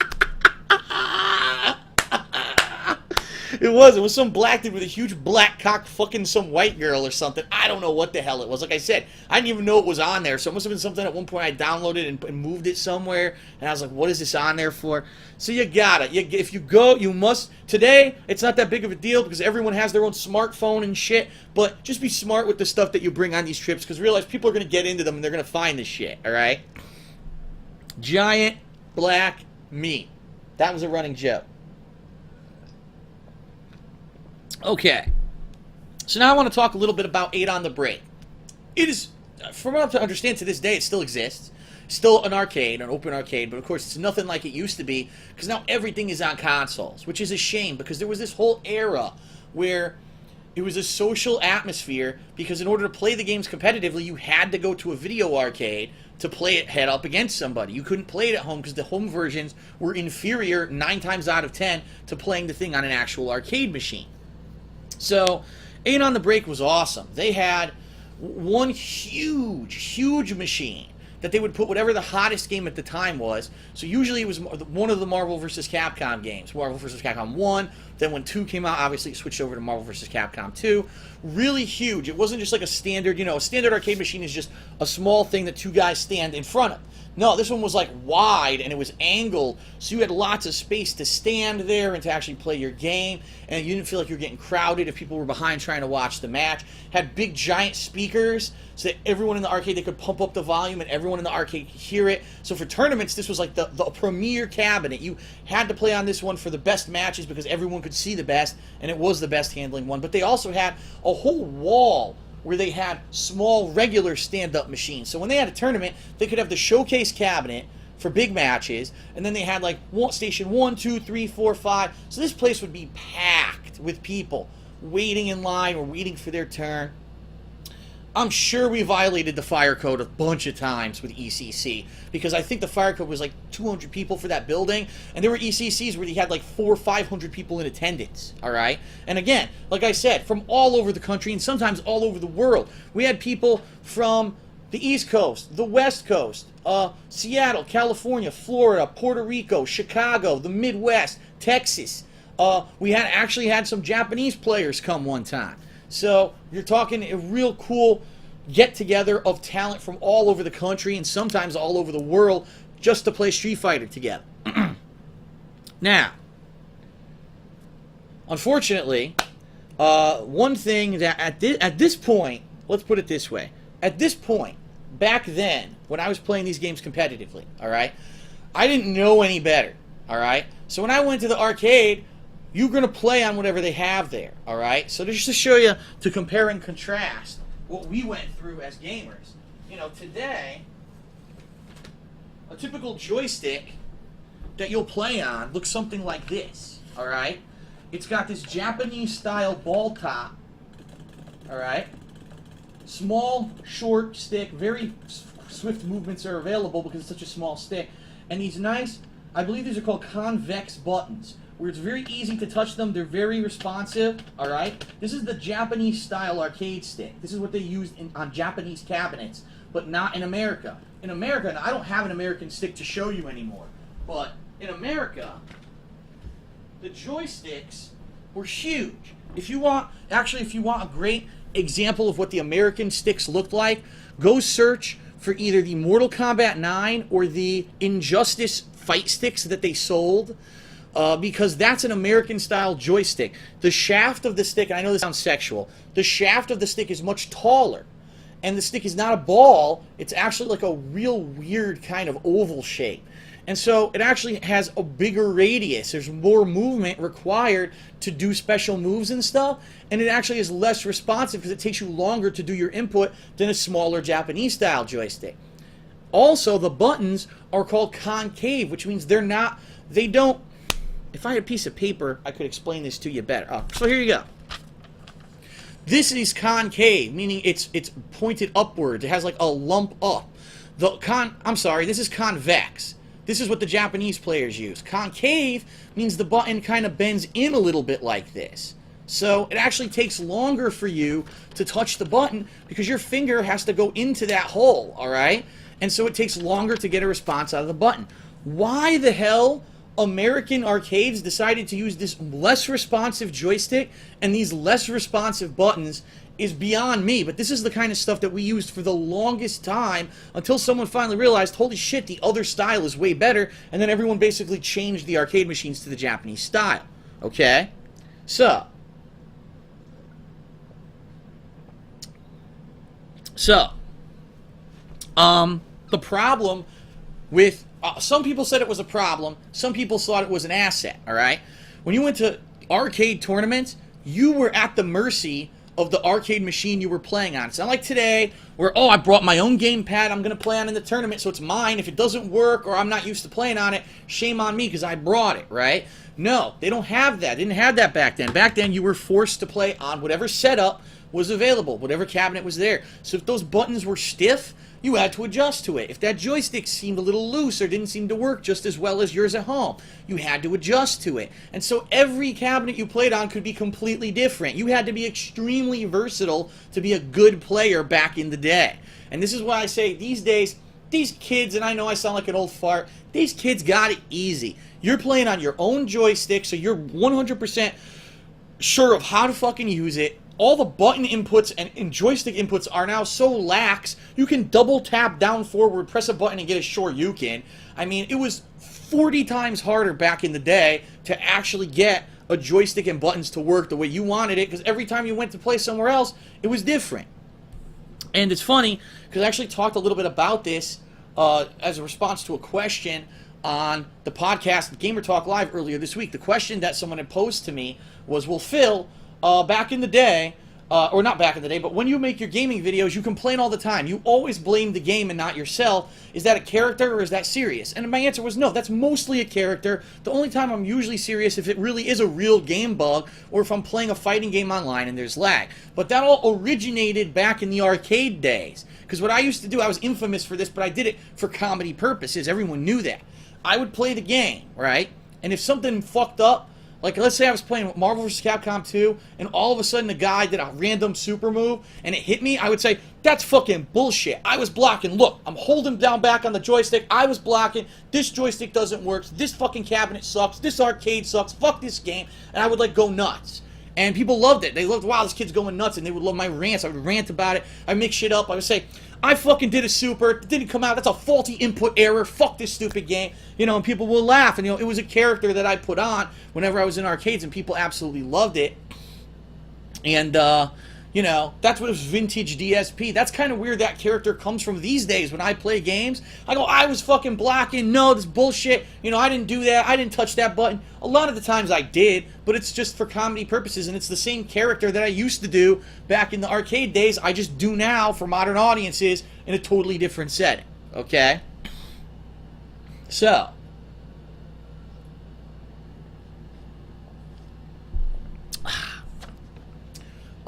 two other really cool things that I want to mention. We got to move on because I'm going late today, and I got to get to the Q&A section. So, two more quick things, then I'll go on break, and we'll have about 15 minutes of Q&A. Okay?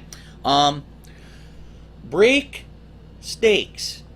You might not know what the fuck that means. At 8 in the Break, which is the name of the arcade that ECC was held at, they have a snack bar. And what a godsend it is at a arcade style, you know, old school tournament to have food on site. Because the worst thing could happen, you're there all weekend waiting for your turn, waiting to be called. When do I play? Don't worry, you're going to be up soon. Don't worry, you're going to be up soon. Finally, I'm hungry. I'm going to walk down the street, grab some food, come right back. And you go down the street, you come back, you were disqualified because you left when it was your turn. You're like, oh my God, are you serious? And this would happen. So to have food on site was such a major asset.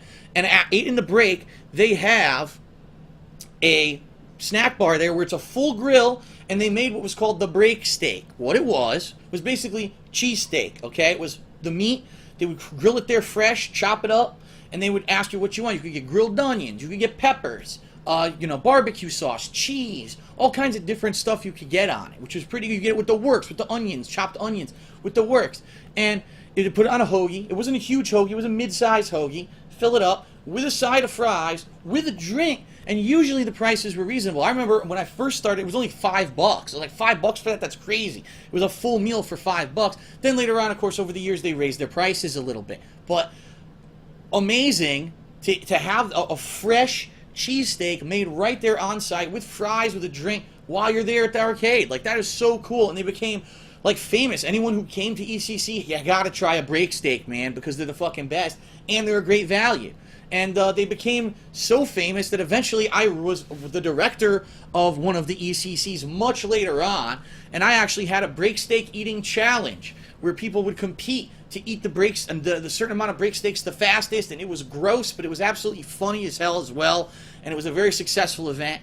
And break steaks, anyone who's attended ECC or anyone who's been to 8 on the Break, you will remember your whole life the break steak. It was just like such a cool, iconic thing there. All right.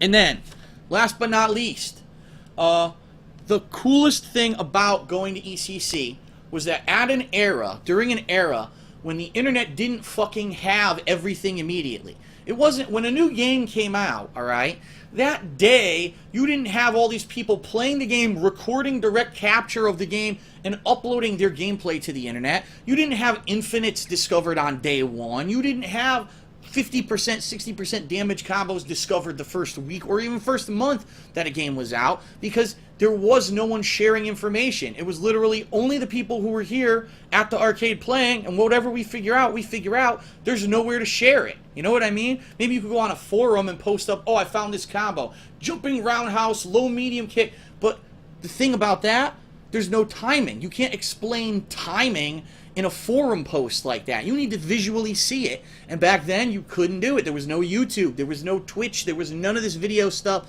on the internet at all.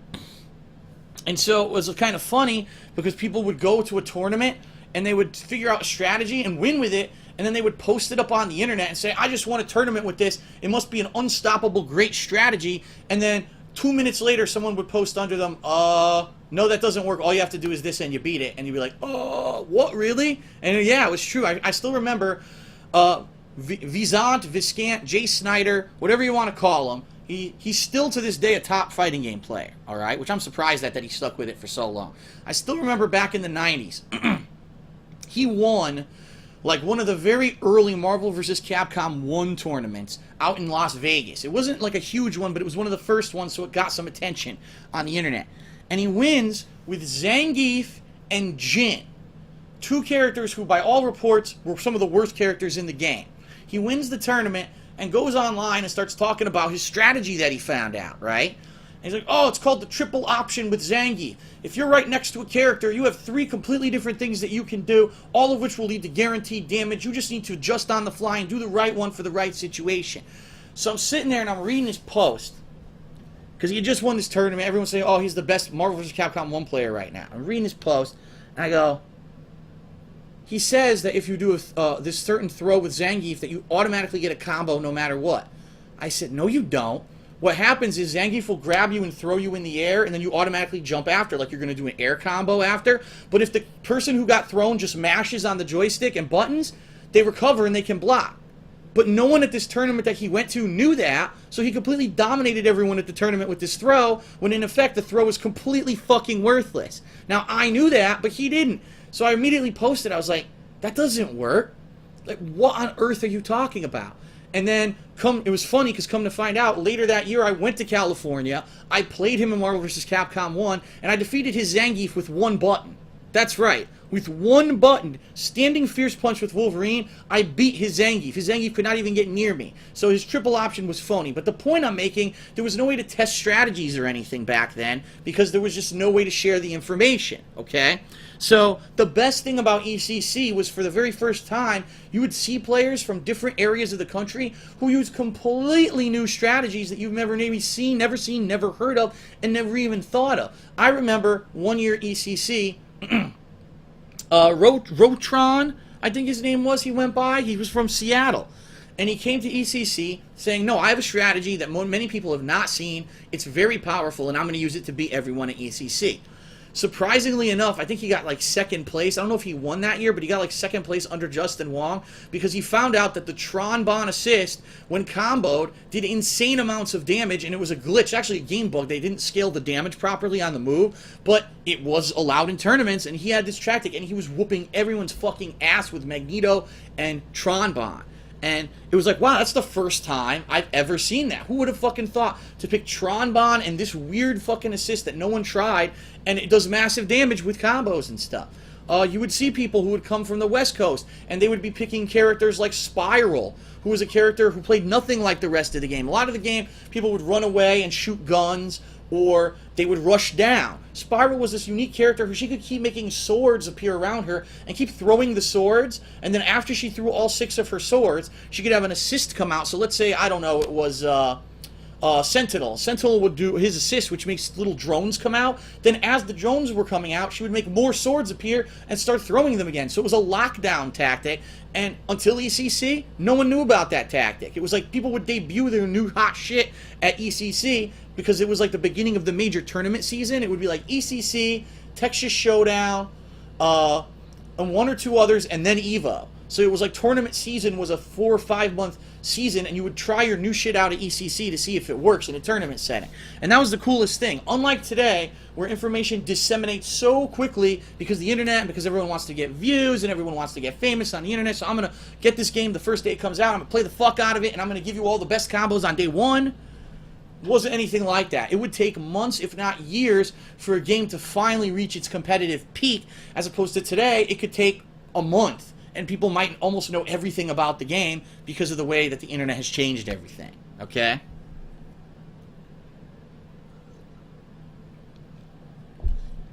So that's it for back in the day. Okay? I am now in Tales of Arcadia. Okay? I'm running very late. I'm going to take a short 3 to 4 minute break, come back, and then we're going to do about 10 minutes of Q&A to end the show. So I'll be right back, everyone. Sorry I'm running so late. We'll be back for Q&A. Stick around.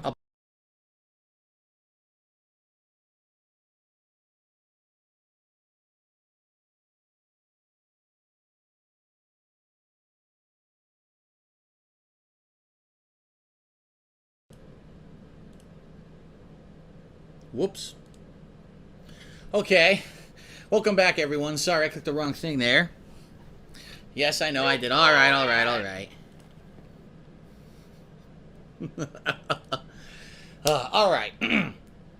So now it's time for segment 2 and the return of my Back in the Day segment. Alright.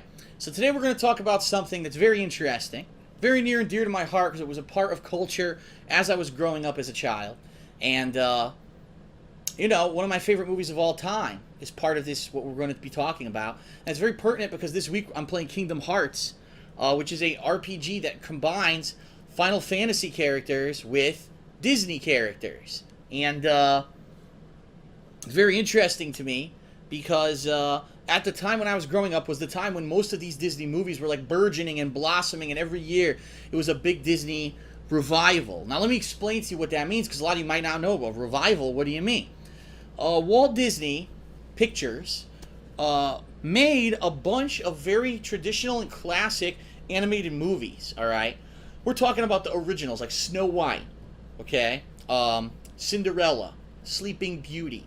These movies are very old. I don't think a lot of people realize how old these movies are, okay? These are movies that, like, my parents saw when they were kids. And these movies, you know, were very popular at the time, but what Walt Disney ended up doing, he kind of moved his movies over into more mainstream not mainstream, but live action things.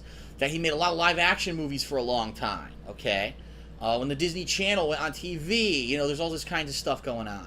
But really, for a while, the animated movies were big, and then they kind of just died out for a long time.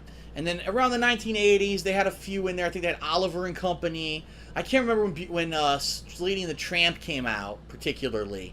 But there were a few in there, alright? A few in there that were, like, very popular, but they were kind of like, they happened, and people watched them and liked them, but it wasn't like, oh, I'm really expecting another Walt Disney movie next year where it's going to be animated, it's going to blow your socks off, okay?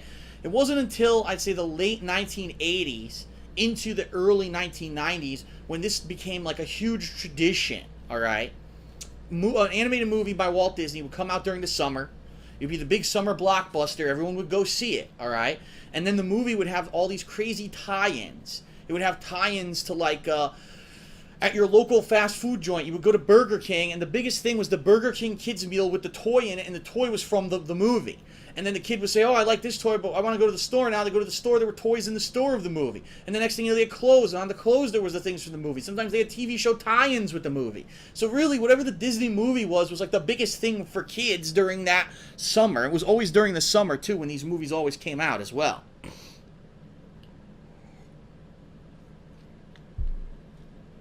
And so,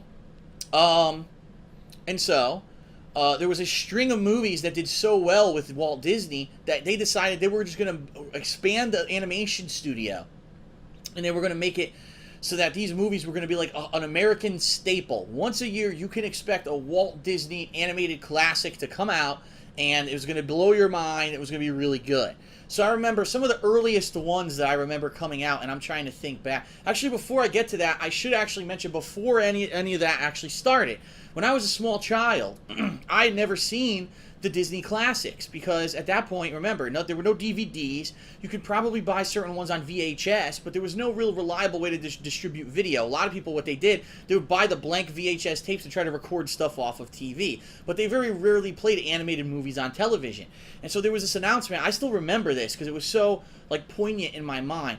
They announced that for the first time in such and such amount of years, these certain animated Disney classics were returning to theaters. And the actual ad campaign that they ran on TV for these was, remember when you saw this movie as a kid? Well, it's back. Now watch it with your kids. And that was kind of the nostalgia factor that they used to sell these re-releases.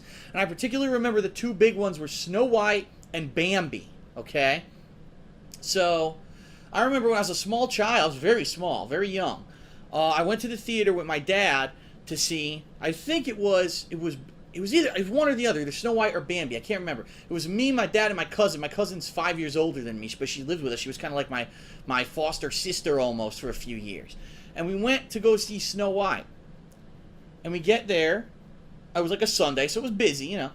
And we were there early, too. We were there like 45 minutes early. So we go up to buy tickets for the next show. Sold out. I said, sold out? It's Snow White. It's an old movie. How could it be sold out? Well, it's sold out. Okay. Alright, when's the next showing? Well, the next 3 showings are sold out. And we're like, what the fuck? The next 3 showings are sold out. Yes. How many, and then, of course, here's the thing. How many screens are you showing this movie on? Oh, only 1. Okay. So there's the one movie out during the summer that's a children's movie, and you're only having it playing on 1 screen. Gee, I wonder why you're sold out. So we said, alright, forget it. And I remember, we actually came back a week later. Alright? We came back a week later to see it. And I remember now I remember, it was Snow White. Because I remember, we're watching the movie. We did get in, finally, a week later. We did get in, we're watching the movie, and the movie cuts off. And we're like, what just happened? And we sit there for like 10 minutes, no one comes in. No one checks to see if the movie's working. So people have to get up, walk out to the lobby, and complain to the people at the concession stand, what the hell's going on? We paid money to see this movie, and the movie's not playing. So the guy goes in there to try to fix it. Apparently the reel was so fucked up, the thing must have like caught up and set on fire or something. I don't know. They couldn't even get the movie back on, so everyone got a refund. I never saw Snow White in the theater. We tried twice after that. My dad was like, fuck this, we're never going back to see that movie.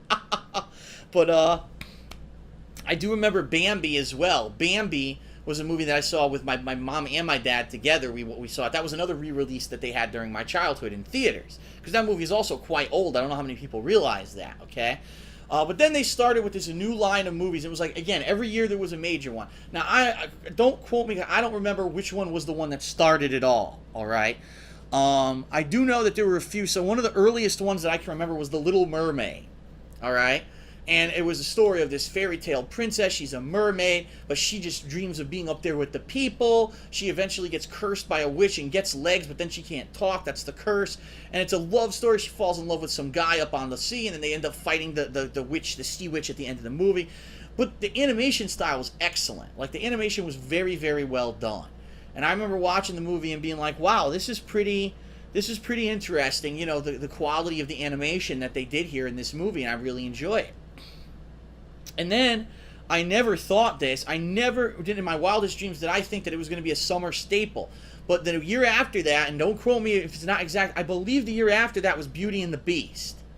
And that one, oh God, if the Little Mermaid wasn't sappy enough for you, Beauty and the Beast, I mean, it had something for everyone. For the little boys, it had this big monstrous beast. He was fighting, you know, Gaston the asshole and all that stuff going on. For the girls, oh, it's a love story, the lovey-dovey and the musical. Oh, look, the little pots are dancing and singing. And it was funny because all the Disney movies were always musicals. They never really made an animated movie that didn't have these big theatrical animated musical numbers in them. They always have that in them, which is kind of funny. So I remember that one. I believe the year after Beauty and the Beast was Aladdin. Again, don't quote me on that. I could be wrong, but I believe it was Aladdin. That one did real well. And then they had a couple off years, I remember. I think the year after that was Pocahontas. I'm trying to remember, because there were 3 of them in my head that I'm juggling around. I remember Pocahontas, The Hunchback of Notre Dame, and The Lion King. And I can't remember what order. I think Pocahontas was first. I'm almost positive Pocahontas was first. And then I remember it was... I can't remember if it was The Hunchback and then The Lion King, or The Lion King and I actually think it was The Lion King and The Hunchback. Because what I remember is Pocahontas sucked. I remember that so bad. It was such a shit movie. It was terrible. They took the story of Pocahontas, completely fantasized the whole goddamn thing. But that was the weird thing with Disney movies. They would always take like a classic tale, like Aladdin. That's Alibaba and his 40 Thieves has part of the actual story of Aladdin in it. Little Mermaid, actually, apparently there was some story, some lore about a mermaid. It was some kind of a mythical story. Same thing with Beauty and the Beast, the classic story. Everyone knows the story of Beauty and the Beast. And so, they would take these stories and they would change them to be Disneyfied, and they would have big musical number. Vanessa Williams, the Beauty and the Leaves and the shit and the shut up. But back then they were huge. Okay, back then it was like the biggest fucking thing ever. And I remember. So I think it was Pocahontas and then The Lion King. Now let me tell you something. The Lion King, in my opinion, is one of the best family movies of all time. It is one of the best animated movies of all time. It remains to this day my favorite animated movie of all time. Okay? The Lion King was just something different. It was a breath of fresh air. It didn't take any pre-existing story and try to give it a Disney twist. It was an original story. I didn't hear that ever before. A lion who, he's going to inherit everything, but then he has an evil uncle who basically sabotages everything, has his father die, and makes him think that it's his fault, so he banishes himself from the kingdom, and then he comes back later on in redemption to try to save everyone. Like, there's such an interesting, fun story, and I really enjoyed the story so much, and, I loved it. And I remember I went to the movies, I was blown the fuck away at how good it was. I was like, I gotta see this again. So I remember I saw it with my dad, my mom, and I think I saw it with my dad again. So I saw it 3 times. It's the only movie ever I've seen 3 times in a movie theater. Okay, ever. And I loved it so much. And it was like, dude, it was Lion King fucking mania everywhere. Anywhere you went was Lion King up the ass. You would go to, like I said, Burger King. Oh my God, let me tell you something. So there were fucking lines at Burger King for the Lion King Happy Meal. That wasn't called the Happy, I think it's the kids meal, because Burger King had the tie-in with Disney for the Lion King, and they had the Lion King toys. They were the most coveted things on the planet for children of the time. And the thing was, the way that they distribute those is that not every store gets every toy. So some regions got a lot of one toy, some regions got a lot of another, and kids had just an impossible time trying to collect all of them. You would go to the store and buy, every time you get the chance, I want the kids meal. Get it. It's the same goddamn toy you got 3 fucking times before. I don't want this piece of shit. You slam it down on the counter and be all pissed off. Parents would argue with the employees. No, my son needs Pumbaa, you fuck. Pumbaa, you son of a bitch. Go back there and get the fucking pig and give it to me. It was seriously like mania. It was absolutely insane. And I remember because I bought into it because I remember loving The Lion King so much. I wanted all the toys. I never got them all. I think I got the most. I got like 2 or 3 different ones, but there were like 5 or 6 different ones. I only got a few of them. But it was nuts. And the toys, they had toys in the stores, clothing. You kidding me? T-shirts, every character, every fucking pose possible. It was insane. And then it was so funny because traditionally my school at the time, my grammar school, would actually put on a musical every year, and each class would perform something for the musical. It wasn't like, let me put it this way, it wasn't a musical of a certain one subject, like a real musical. It wasn't like Guys and Dolls or Grease or anything like that. But each class would pick a subject matter and pick a song and perform a song for everyone, or a song medley. That year, my teacher picked The Lion King, and we did a medley of I Just Can't Wait to Be King, and then it went into Hakuna Matata, and then it went into The Circle of Life. It was like the biggest fucking production, and the parents were like, what the fuck, like, this is great, like, we can't believe that they put this together in such a short period of time when the movie just came out this summer, and they're singing a medley of the most popular movie out right now. It was absolutely nuts, okay? And it was pretty crazy. It was a pretty crazy time during The Lion King, okay? But I'll be honest, it was all downhill from there, because if I remember correctly, The Hunchback of Notre Dame was the next one. And when you actually watch that movie as an adult, you're like, what the fuck? That movie, I don't know if people who watch it realize this. So the head character is a priest who basically wants to have sex with women. That's the plot of the movie. A priest that says basically, why would if I'm supposed to be in charge of everyone being holy, why can't I have sex? And so the whole movie is he's trying to kidnap a gypsy and basically fuck her against her will. Like, this is the movie. This was the movie. I'm not kidding. That's the movie. And then the hunchback is this poor guy who's deformed, right? And he's in love with this gypsy woman, Esmeralda, and he's trying to protect her from the evil priest guy who's trying to basically kidnap her and fuck her. And then at the end of the movie, I remember, at the end of the movie, he can't have sex with her, the priest, right? He can't have sex with the woman. So he goes, that's it. If I can't have sex with her, no one can have her. No one can have anything. And he burns down the whole fucking church. I was like, what am I watching? Like, it's such a different... Like, The Lion King was a cool movie, family-oriented. This was like, whoa, this is a Disney movie? He wants to fuck her. That's the movie. He wants to dick her on screen. And then the other, of course, the cruel flip side of it, the hunchback is the hero, but the hunchback also, you know, Esmeralda's never going to love him. He's a hideous, deformed freak. So it's kind of like he kind of wants her too. So everyone's got a hard-on for the main woman in the movie. Like, what the fuck kind of disgusting movie is this? Okay? And then I remember since after that, it just kind of went downhill every year. I remember I would still see them. I would still see the movies that came out for Disney. But I was like, this is nowhere near the level like they did. They did, like I said, it was all slow built. Little Mermaid, Beauty and the Beast was really good, well done. Aladdin, Pocahontas was kind of Lion King was amazing, and then it was like, what the fuck? Every year it was like, what the fuck movie is this that they're putting out? I even am having some. I remember. So I remember now from playing Kingdom Hearts, some of the ones that they came out with. You're like Tarzan, Tarzan was interesting in like 1940. Like, what the fuck made them think that Tarzan was going to be popular? And then of all things, right? So, you know, if you want to hook the kids and you want kids to like the movie, you got to get Phil Collins to do the soundtrack. He's like, and you'll be in my heart, oh, from this day on, now and forevermore. And you're like, oh, what a bad movie. And Hercules, too. I remember seeing Hercules, and I was like, it's just not up to the level of what they were doing at one point. And it was obvious that they were just trying to do it for the sake of, they thought that every movie they make was hot shit and would catch fire. And then after a while, they realized that they weren't doing as well anymore. They were actually not doing as well as the previous animated movie. Year after year, it was going down, down, down, until finally, movies such as, Mulan, that's another one. Someone in the stream chat just said, Mulan, what about Mulan? Yeah, Mulan was another one that really didn't catch popularity with a lot of audiences. Okay? And then finally, it all culminated, it was like a decade of Disney movies. It culminated with Toy Story. And when Toy Story came out, I hate to say it, but that was like the death knell for 2D animation in the movies. Because Toy Story came out, it looked fucking amazing.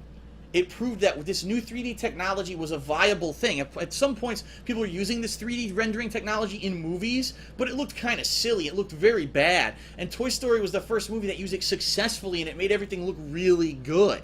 Alright? And ever since Toy Story, it was like, that was it. It was like, DreamWorks became the biggest fucking thing ever.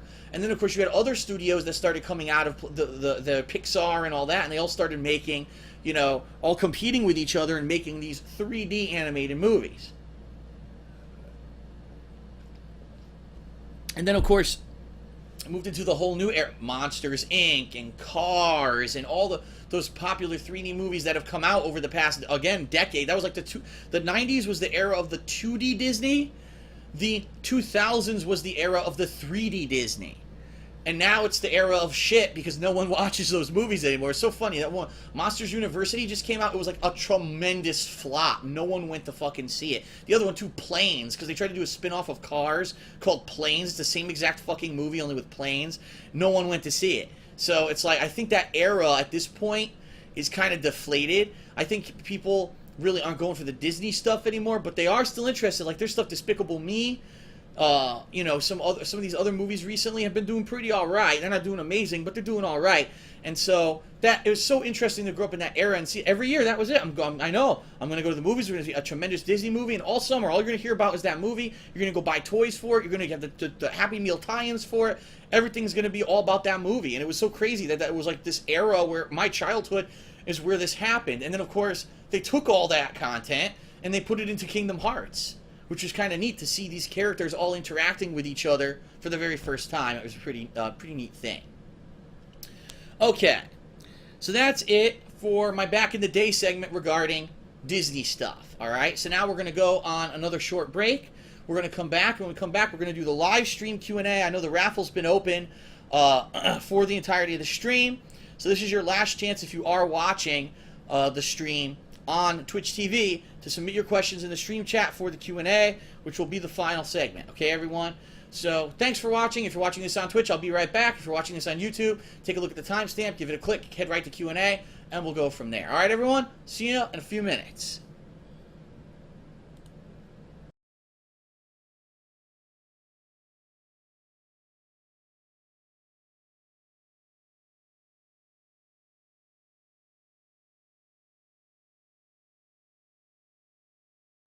Oops, I almost forgot to unmute the mic, but I got myself that time. All right, everyone. Welcome back to the Back in the Day segment of Hate Live. Okay? And the Back in the Day segment is going to be talking about the heyday of Capcom. All right? So, let me give you my personal experiences with Capcom as I was growing up as a gamer. It was always a love relationship, meaning Capcom loved its customers and I loved Capcom. They started out as a company that I only knew for fighting games. They branched eventually into so much stuff that they were just ingrained. They had these many series that were just like going everywhere into everything, and people absolutely loved it. So let me give you an idea what it was like back then, okay? Okay, so I remember my first experiences with Capcom were actually, if I remember correctly, I don't remember if I had actually played Mega Man 3 first or if I played Street Fighter 2 first. Street Fighter 2 was released in 1991. Mega Man 3, I can't put my finger on when it was released. But basically, my first arcade game by Capcom that I ever played was Street Fighter 2. The first home console arcade game that I ever played from Capcom was Mega Man 3. And I remember, I've already given my story of how I grew up in arcades, okay, and how I got into arcades at first and stuff like that. If you want to hear about that, that was a previous Hate Life podcast with Back in the Day. But I remember the day when I was going to arcades to play games that were side-scrolling beat-em-ups like Teenage Mutant Ninja Turtles and stuff like that. And then all of a sudden one day, there was this game there that was a head-to-head two-player fighting game. No one had ever really seen anything like that before. It was always like, either it's one player against the computer, or it's cooperative, or if there was a competitive game, it's usually like a shooter or something. There was never like a direct competition game before. It's you versus him, winner stays, loser pays. That was actually the slogan that they used on those games. Winner stays, because the winner, if you won the match, you get to keep playing without putting additional money into the machine. Loser pays. The loser either has to pay to play again, or he has to go to the back of the line because other people are waiting to play. Okay? So, we saw this game, and first of all, for arcade games, the graphics blew everyone away. Because the detail of the characters, I mean, we're talking an era, alright, when arcade games were turning from things such as, you know, the bleeps and bloops of Galaga and Centipede and Pac-Man and that kind of stuff, and they were finally becoming robust graphical experiences. So, of course, by today's standards, anyone who plays Street Fighter 2, oh, that's a child's toy. But to us, that looked amazing, okay? You were just getting into that era where games were looking more realistic. And really, the fighters in Street Fighter 2 were some of the most realistic-looking humanoids in gaming at the time. The fact that there were 8 characters you could select, 8 different characters, that was unheard of. It was not another arcade game ever where there were 8 different characters you could select from, okay? The fact that there were 6 buttons, it was at the time the most complex button layout for any video game in arcades. And for Capcom to take these risks, to somehow have the foresight that this was going to turn into something that people were really going to enjoy on a competitive level and become this big cultural phenomenon, I don't know. I really don't know, because it's funny, when you look at Street Fighter 2, alright, the original version, there are some things in that game that obviously Capcom realized, man, alright, if we want this to work and keep working, we need to actually tweak. So, for example, a lot of people don't know this, but in the original Street Fighter 2, two characters could not pick the same person. I mean, two people could not pick the same character. So you couldn't have both people playing as Ryu. It was called a mirror match. Wasn't allowed in original Street Fighter 2. And so what you would have in a lot of competitive settings at your local arcade, one guy would rush to the character that everyone wants to play as because he's the hottest character right now. People found out a new strategy with him or whatever. And everyone else would be stuck having to pick someone else trying to take down that person. Okay? And so Capcom realizing, oh man, if we want this game to become competitive, we have to change that. And so when they released the next version, which was called Champion Edition, they actually added in the mirror match capability. So for the first time, two Ryus, two Guiles, two Blancas could fight off with each other, okay? And it was just such a huge cultural phenomenon that it spawned so many different iterations of the game. So let me give you an idea. Within a 2 years period of time, I'm not exaggerating, it was about 2 to 2.5 years, you had Street Fighter 2, Street Fighter 2 Champion Edition, which added in new colors, mirror match capability, and you were able to play as the 4 bosses, which you could not play as in the original Street Fighter 2.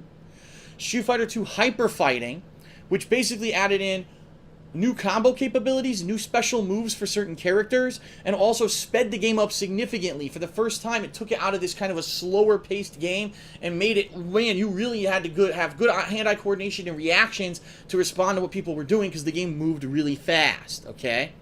Super Street Fighter 2, which was basically slowed the game down a little bit more, but it actually added in a few new things, including 4 new characters, alright?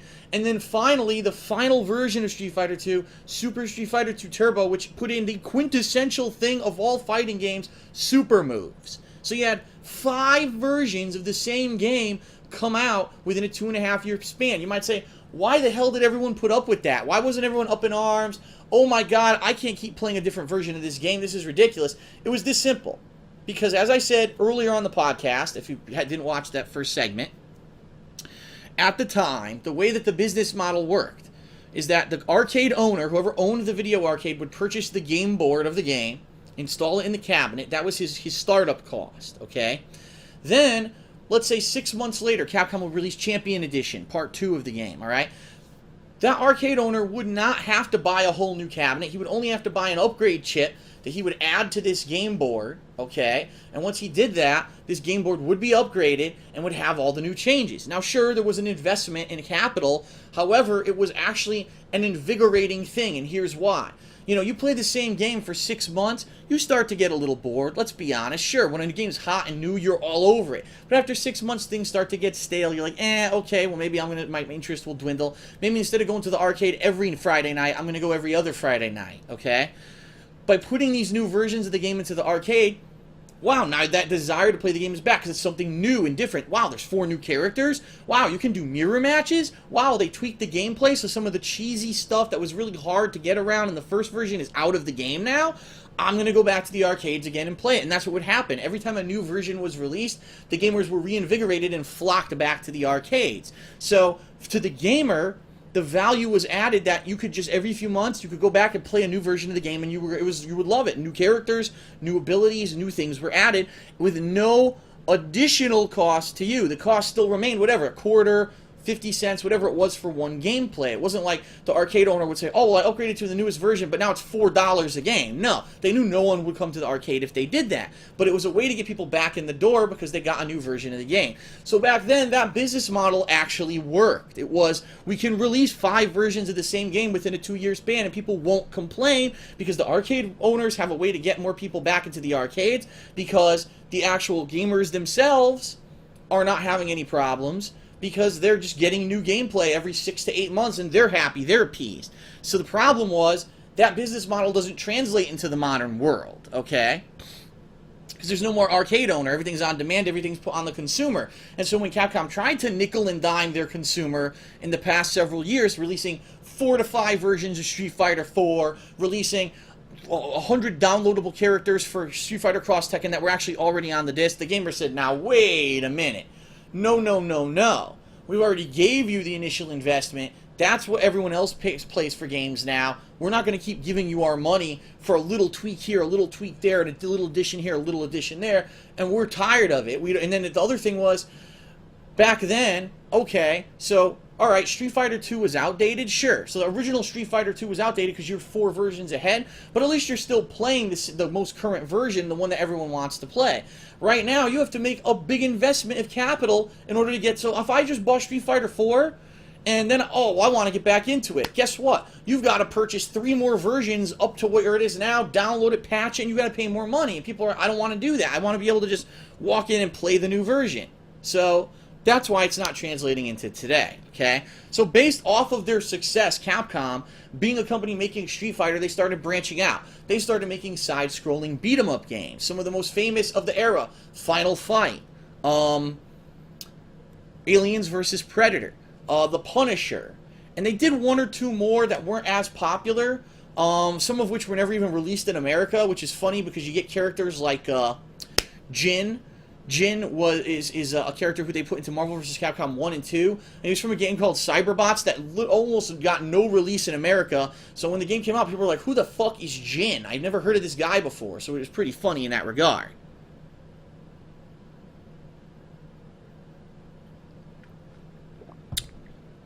Okay.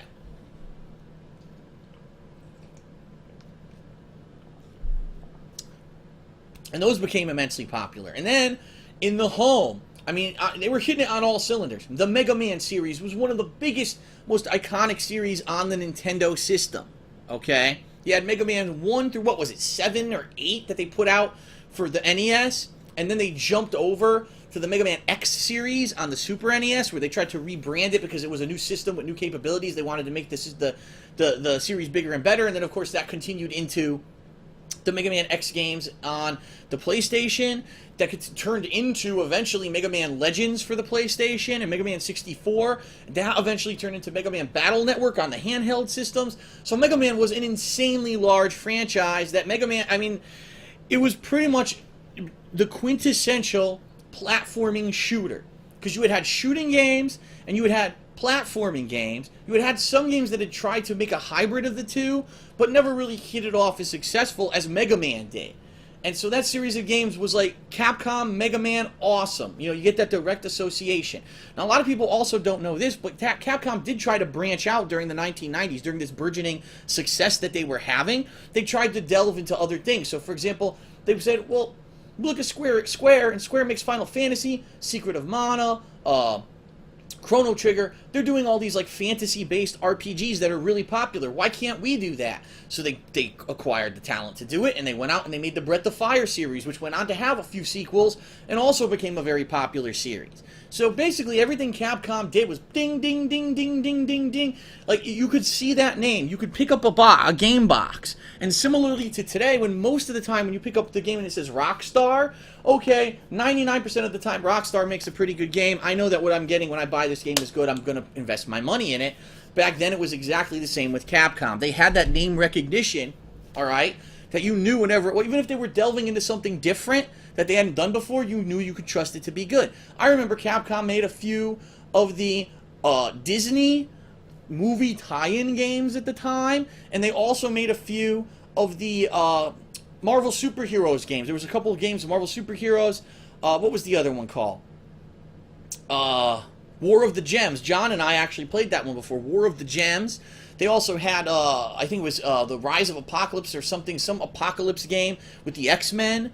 They had a lot of these games that just, you know, they rang on all cylinders and they became best-selling popular games at the time. I remember that. I'm trying to remember, there's like 1 or 2 others that were really huge, and they're not coming to mind right now, so I apologize for that.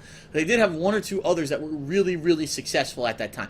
And then, of course, the big one, the one that brought Capcom into the modern era of gaming, was Resident Evil. Now, this was a series that was unique in the fact that it took action-based gaming, but put it and combined with this survival horror. You have limited resources, limited ammo, you always feel like you don't know what's around the next corner. There were jump scares, but there was atmospheric horror to the plots of these games as well. And a lot of people, it just rang on all cylinders, especially with the fact that those games were the first games to be on a system like PlayStation where you could do wider games, 3D gameplay instead of 2D sprites and stuff like that. Resident Evil was humongous at the time. I remember Resident Evil 1, 2, and then 3. And 3 is where a little bit it started to lose interest. I think because it took a while between 3 and 4 for 4 to be released, and 4 was kind of almost a reboot of the series with the way the gameplay was. But those 3 games were like huge money makers for Capcom at the time. Now, keep in mind, at that time, Capcom did not stop making fighting games. Capcom decided, we found our cash cow. We can use the money we make off these fighting games and basically use that money to finance all these other efforts that we want to branch out into. So after the Street Fighter 2 series, they made Street Fighter Alpha, Street Fighter Alpha 2, Street Fighter Alpha 3. All right, this was the prequel series, where a lot of your most famous Street Fighter characters actually came from the Alpha series, okay? Then they went on and said, well, at some point, you know, we have to get back to Street Fighter as a series, a numbered series. We have 1 and 2, we have to do a 3.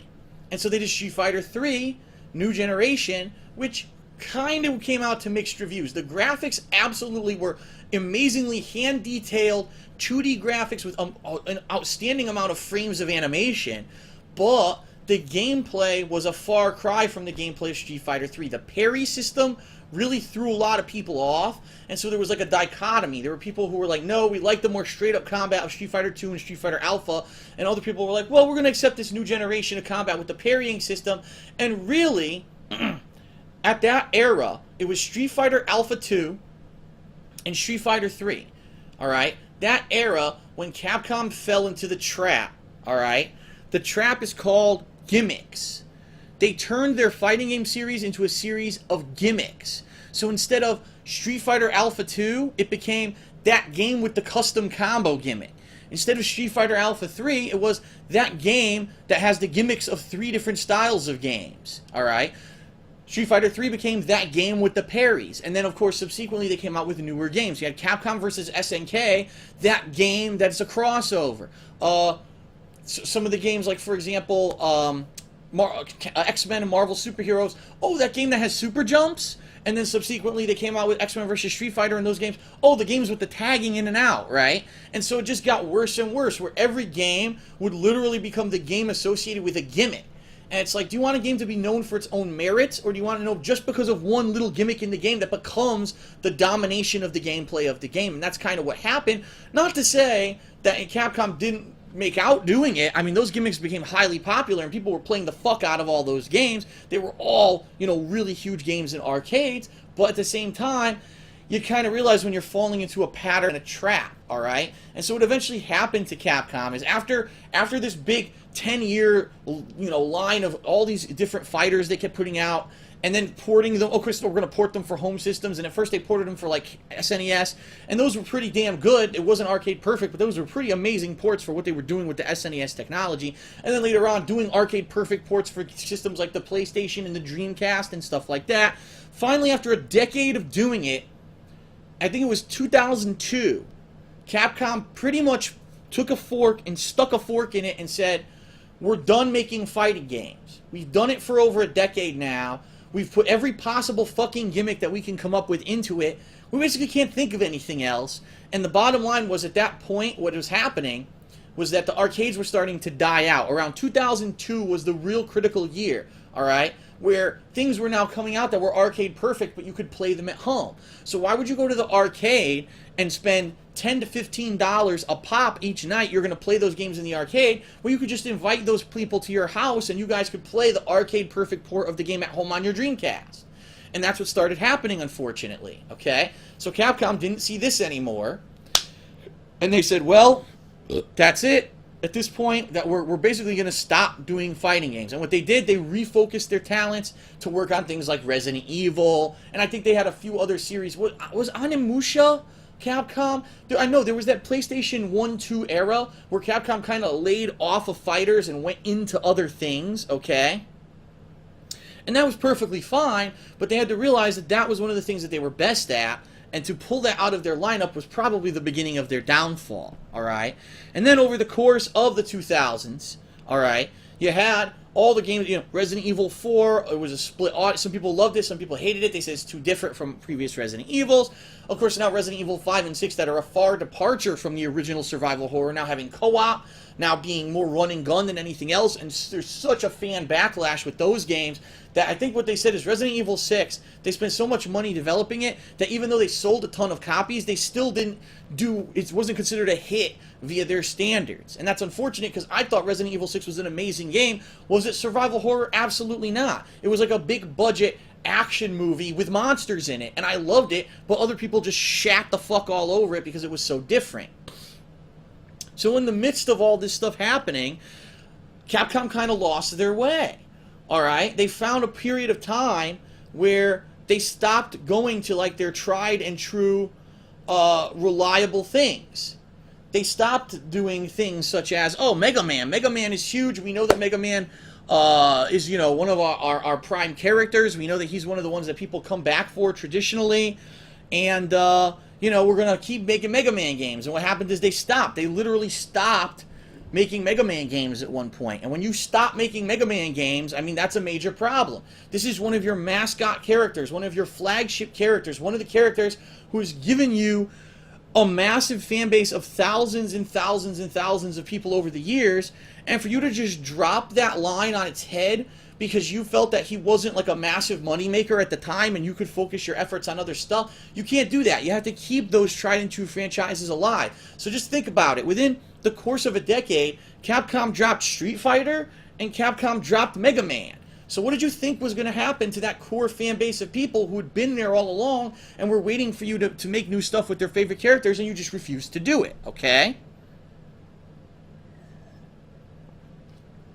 Now, admittedly, Capcom did something good when they brought back Street Fighter with Street Fighter 4 in 2009. Unfortunately for them, they decided to then take a positive and spin it into an overwhelming negative. And I don't know how Capcom manages to do this, but they managed to do it, okay? So they took a line where, okay, Street Fighter 4, it's white hot, everyone's playing it. Everyone reviewed the game highly, they liked the robustness of the game. So then what did they do? They immediately patched the game, changing the gameplay and kind of screwing around with the lineup of characters. Okay, we'll accept one patch. Then they release an expansion for it within a year. So this rebalances the game again. Even more characters, but by the way, it's not free. You have to buy the expansion. Okay. Then they release another expansion. And you're like, what the fuck? What's going on? And again, the difference here between that old model where they had expansion of expansion of expansion of Street Fighter 2 within a 2-year period was that the customer was paying the same amount and one amount, and that was it, to continuously play the game. It was the arcade owner who was taking on the large investment cost. Now, it's now the gamer that's taking on that additional cost. And the gamer's not going to have that. They're like, no, I paid $60. Why do I now have to pay $20 to continue to play this game? Why in a year am I going to have to play another $20 to continue to play this game? It doesn't make sense. Why are you holding it against me? What did I do wrong? And that's really how the gamers saw it. Like, you're nickel and diming me every year, forcing me to pay more and more money to play the same game and just stay up to speed. Because let's face it, no one was playing the older versions of those games once the new ones came out. Then Capcom made the ultimate disaster by releasing Marvel vs. Capcom 3 and then its expansion like 7 months later. So you completely changed the game within 7 months. So people spent $60, wasted 7 months of their time learning the game, just having to completely relearn it 7 months later, and they charged them again for it. And it's like, how does that work? And then, of course, just the infamous on-disc DLCs, which was the most boneheaded idea Capcom could have ever thought of. It's such an anti-user policy to include content that's obviously done at the time of retail release because it's already on your goddamn game disc. You pay $60 as an agreement to be able to use what's on the game disc, and then they charge you more money to unlock things that are already there. That is the most ridiculous policy that you can have as a game studio. Like, it is so anti-gamer, so anti-consumer, and it completely blew up in Capcom's face. So Capcom, they went from like AAA, take their word for it, high and mighty game development studio. Within the course of, say, 6-7 years, they've gone from up there to down fucking way the fuck down here to the point where, as I said in the news segment of this show, they only have about $180-something million in the bank. They don't even know if they have enough money to work on major development of games anymore. Street Fighter V coming in 2018.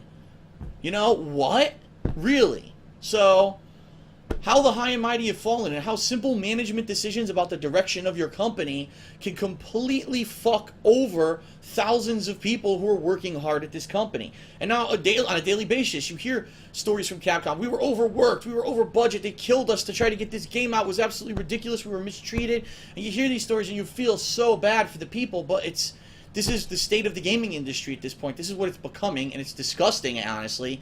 But that's what happens when something that was a cultural entity then becomes big business. As soon as it becomes big business, that's it. We've got to make these weird management decisions. We've got to make these gambles, these stupid things, these change of direction.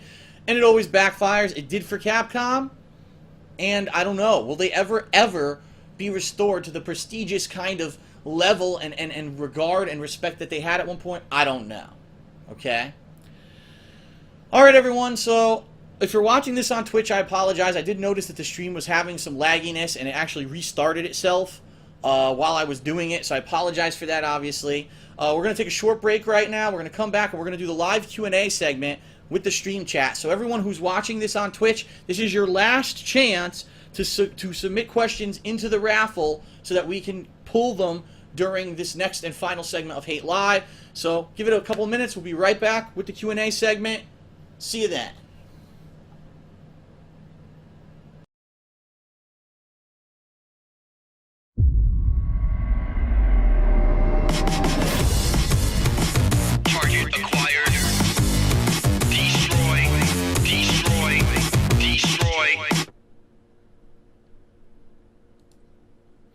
Okay, welcome to Back in the Day, the segment where I talk about my history as being a gamer, growing up with gaming, all kinds of different stuff. And today, I'm actually going to be talking about the history of consoles that I've had experience with, starting with my very first one that I ever owned, all the way up to right now, obviously with modern consoles. And just to see, you're going to see how I pretty much owned every major console that there was, with a few exceptions, during a period of my life where I really wasn't heavily into console gaming, and I'll explain about that when we get to it. So first of all, I'm 31 years old, alright? When I was growing up, video gaming was, for the very first time, kind of leaving arcades, maturing a bit, and getting ported to home consoles, okay?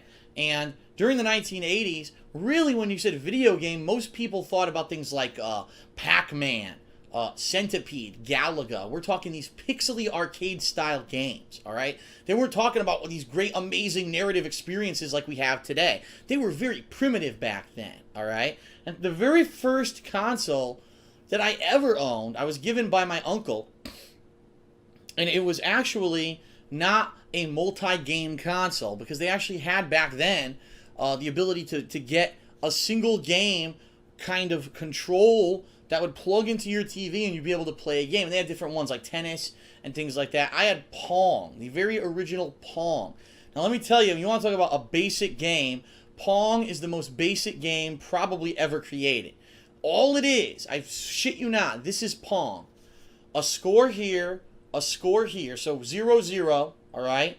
2 sticks that move up and down the sides of the screen, and a fucking square that's supposed to be a ping pong ball that goes boop, boop, boop, boop, boop. That's it. There's no crowd. There's no menu. It's just, you turn it on. That's what you saw on your TV. And it was black and white. The background was black. The letters, the sticks, and the square were white.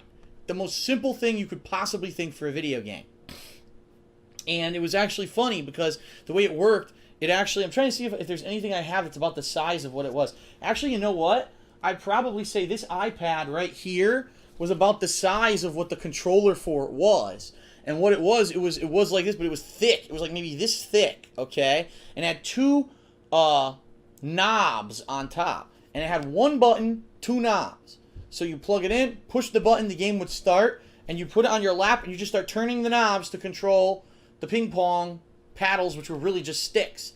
And so you had the 2 things going like this, back and forth, went boop, boop, boop, boop, boop, boop, boop, boop, and that would be it. In fact, the game never ended. You could go on infinitely. You just had to reset the whole thing if you wanted to reset the score. So really, there was no rules. It was just score. That was it. The most basic thing you could possibly think of. And I actually remember I liked it as a kid. I played it with my dad. And I actually, the thing is, it was so basic, back then with tube TVs, they had things that you really can't do. Like right now with my TV, I'm sure I've got a controller, but the controller, I can't fuck really with the color too much. You could, there's like different temperatures. But back then, they had a knob on all tube TVs called tint. And by turning that knob, you would actually change the color of your TV from, say, I don't know, some weird thing. In fact, you know what? I could give you a demo right now. This is pretty much what you could do. I could do it here with this. See this? Look, oh my god, now I'm green. Or, you go all the way to the left. Oh no, now I'm purple. Like, that's what would happen. You would actually click on this button. And, let me go back to where I was. You click on this, or turn this knob, it's a tint. It would change the tint of your TV. So I got bored of it just being black and white. And so I would turn the tint on my TV to make a different color. So I had hot pink Pong. I had neon green Pong. I had blue Pong. So that was how primitive they were when I was a child, all right? Now, the very first real multi-game home game console that I owned was the Atari 7800. Now, the Atari has an interesting history. The Atari home console had three major iterations, all right? There was the Atari 2600, all right? And this was the line-level Atari. You could play, it was cartridge-based, and I wish I had a cartridge here to show you what size they were. I don't have any anymore. They were cartridge-based. You would just plug the cartridge into the top, pop, just like that. The controller was the most basic thing you could think of. It was a square, so picture this, a square with a joystick coming out like this and one red button. And it would sit like this with the joystick and the one red button. And that's how you would play it. You just play it like this, and you would push the button. And that was it. It was the most basic controller you could possibly think of. One button, one joystick, no complexity to it. And so the games were also equally simplistic. However, it was funny how many classic games came out of the Atari 2600. Games like Moon Patrol, games such as Berserk, Defender. These were all pretty much ports of equally, basic pixely arcade games that were now being ported to the whole home consoles for the very first time. But that being said, it didn't mean that there was only arcade ports. There were also completely original titles, such as there was actually a Ghostbusters movie tie-in game for the Atari. There were all kinds of things. What was the name of the one I'm thinking of? Pitfall.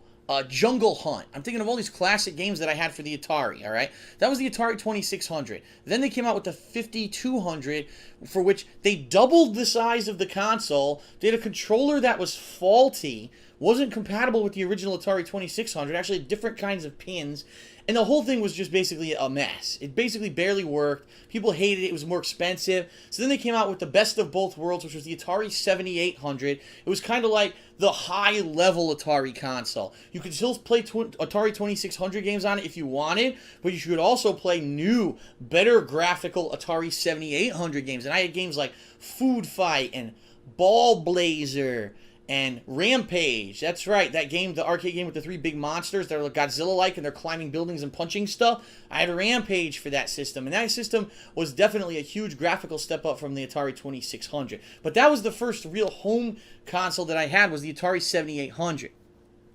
But it was weird, and the reason I say it was weird was because, well, first of all, back then, no gaming consoles had stereo sound. They all had mono sound. So it was funny because a lot of TVs didn't have stereo sound back then. It was just one channel of sound. But everything kind of sounded clouded and clunky, kind of like this. Everything kind of sounded like this coming out of the Atari. It just didn't sound very good. It sounded muffled like this. Unless there was a big high-pitched blip, then you would hear it like this. Blip. That's what it would sound like. And the controller, oh my god, the controller they had for this thing, I don't know who thought of this. Alright, how can I fucking even describe it? It was such a weird controller. I'm trying to look for anything in my living room that's the shape of it. I can't even find anything because it was so fucking weird. Alright, let me try to at least show you. So, it was long. Unlike the square controller of the Atari 2600, it was narrow. It was like maybe half the width of this, but it was long. So it was almost like holding a rectangular kind of a thing in your hand. And it had two buttons instead of one. So they said, oh, this is better now because there's two buttons. But the buttons weren't on top of the controller. All right, picture it's a long rectangle. They were on the sides. So you actually couldn't control it like the old controller. You would hold from the top and you push the button. You couldn't play it like that. Your left hand would hold the controller, your thumb would push the left button, your pointer finger would push the right button. You would actually use your hand to control the joystick, which sat on top of it. Okay, so you would actually play games sideways when you played the Atari 7800. You play them like this rather than like this, which was really weird. I don't know what they were thinking with this controller. Now, the problem was that the controller in its own design was innately flawed. Wait till you hear this. So the way the joystick, you would think, oh, a joystick, right? Just even look at a modern controller. Look how the joystick is, right? It's upright, and it sits there, and it's fine. The way that the joystick was in the Atari 7800 was that instead of having, you know how right here this is a ball, all right? It was sunken into the controller. So really what you had was a tall joystick, but it had like almost a gully in the controller. And the thing was infamous that after you just leave it out for a couple days, it would have a big dust buildup inside of the joystick well of the controller. Why they couldn't make it flat or have a protective covering or something, I have no idea. But it was just like really poorly designed. Every day, oh, we're going to play Atari, you pick it up, oh, you got to get the dust bunnies off this fucking thing, so you got to get cleaning solutions and shit to clean off your controller in order to play the game. It was really odd the way that they designed this controller. Alright? So that was pretty much my very, very early console history. Now, the next console that I owned, I'm sure many of you are familiar with, the Nintendo Entertainment System, or NES, or I guess you call it the Famicom in Japan. Now, the NES, for me, it blew me away. Because here's a system, it's versatile. It has a controller with a D-pad, not a joystick. It was the first gaming console I ever had that had this D-pad, and it really was the one that revolutionized the whole D-pad concept. That NES controller, the original NES controller, I actually have a fake one over here that I've been using. I used it on PC, I think. There you go. The original NES controller, I mean, this D-pad, out of all the gaming consoles I've played in my life, and keep in mind, I've like I said, I'm 31 years old. I've been a gamer pretty much my whole life. I still have not found a fucking controller that's as responsive as the NES D-pad. I don't know what it was about it, but this D-pad was so versatile. You could use it for action games, for shooter games, for RPGs. It was just so good. It was responsive. I loved the NES D-pad. I don't know why. I just loved it. Now, the buttons on the NES controller, on the other hand, were hit or miss. It was weird, because I owned a few different NES controllers. Some of them worked fine. And then others I would use for like a few weeks, and the button would like wear out. I had one controller where the button actually somehow loosened, and the spring shot the button off the controller. Alright? So, I don't know what it was about the buttons of the NES controller, but the D-pad I absolutely freaking loved. Alright? And the NES, I mean, let's face it, the wide variety of games that it had, the fact that for the first time ever, instead of having your cartridges exposed and plugging into the top of the system, they would slide into a compartment that would close and supposedly protect it from dust and other particulates. That was a cool concept. Of course, this was the infamous era of people starting to rent games. And what people found out very shortly is that unfortunately not everyone takes care of their games. And so you go to the rental store, you'd rent a game, you'd bring it home, you'd open the box, the game would be covered in gunk. You'd be like, what the fuck happened to this game? First of all, what is this? I don't even know. I can't even recognize what this is on this cartridge that I rented. Is it gum? Is it puke? Is it fucking shit? What is this disgusting sticky substance all over the cartridge? And then, of course, you'd put those in your system, and it would fuck up your system. And infamously, the infamous blinking yellow screen of death is what was the most dreaded thing that could happen to a person who owned the NES. Because a lot of the times, when you rented games or you were trading games with your friends, they would have dirt or particulates or whatever inside of them. You put them in your NES, it would contaminate the slot inside of your NES, which was actually very difficult to clean. Now, what ended up happening was when this started happening, you get this blinking yellow screen, the game wouldn't boot, you couldn't play the games, and all of a sudden, these third-party companies jumped on this bandwagon. They said, oh, rental games are now, it's like a big thing, so we're going to start making cleaning accessories for the NES and cleaning accessories for the cartridges. And I actually remember I had this one. It was a fake NES cartridge that you would get cleaning solution and put it on it, and you put it into the NES and close it and let it sit there for like 10-15 minutes, and then you would pull it out, and you would blow on it and try to dry it out. And what it was like an alcohol kind of a solution that would try to clean the contact heads inside of the NES, because once you got that yellow screen of death, you may never get another game to work with your NES, which was a major problem. Okay?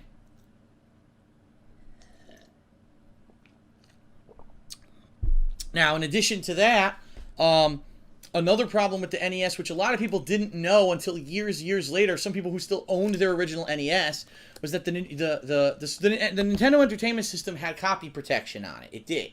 That didn't stop people from finding ways around the copy protection, okay?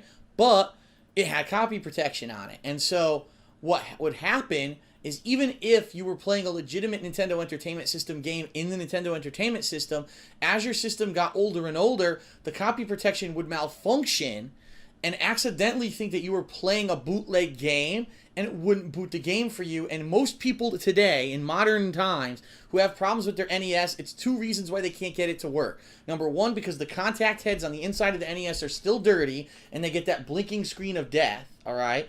Or number two, because the copy protection chip inside of their NES has malfunctioned, and the NES just will not legitimately think that any game is legit.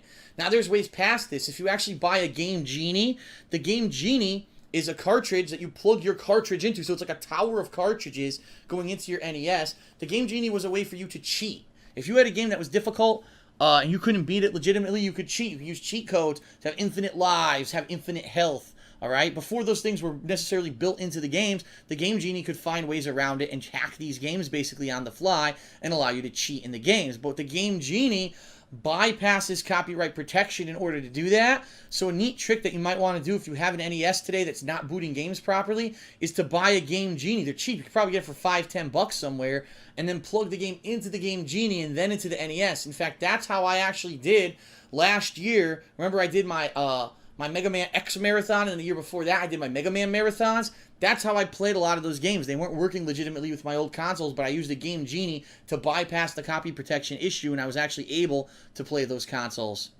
with no problem. Okay? So, after oh yeah, the Game Shark as well. There's also one called the Game Shark. There was the Game Shark and the Game Genie. Yes. And they both did exactly the same thing. Alright? After the NES was the Super NES. Now, the Super NES was a jump. Like, a big jump. Now, you can argue, okay, well, the jump from the Atari to the NES is a big jump. And in some cases, let's be honest here, there were some games for NES that were quite simplistic. But then, of course, you look at a game like Super Mario Bros. 3, and you're like, holy shit, what a complex, amazing game that was.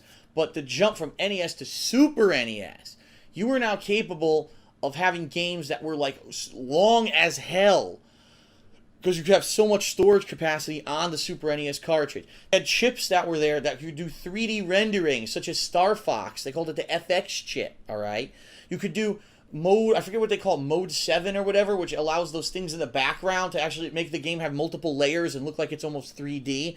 That was a new thing with the SNES. The amount of colors, I mean, the amount of vibrant colors that the thing could run, but also the sound on the Super NES was so amazing. It was a huge jump for a lot of people from NES to Super NES.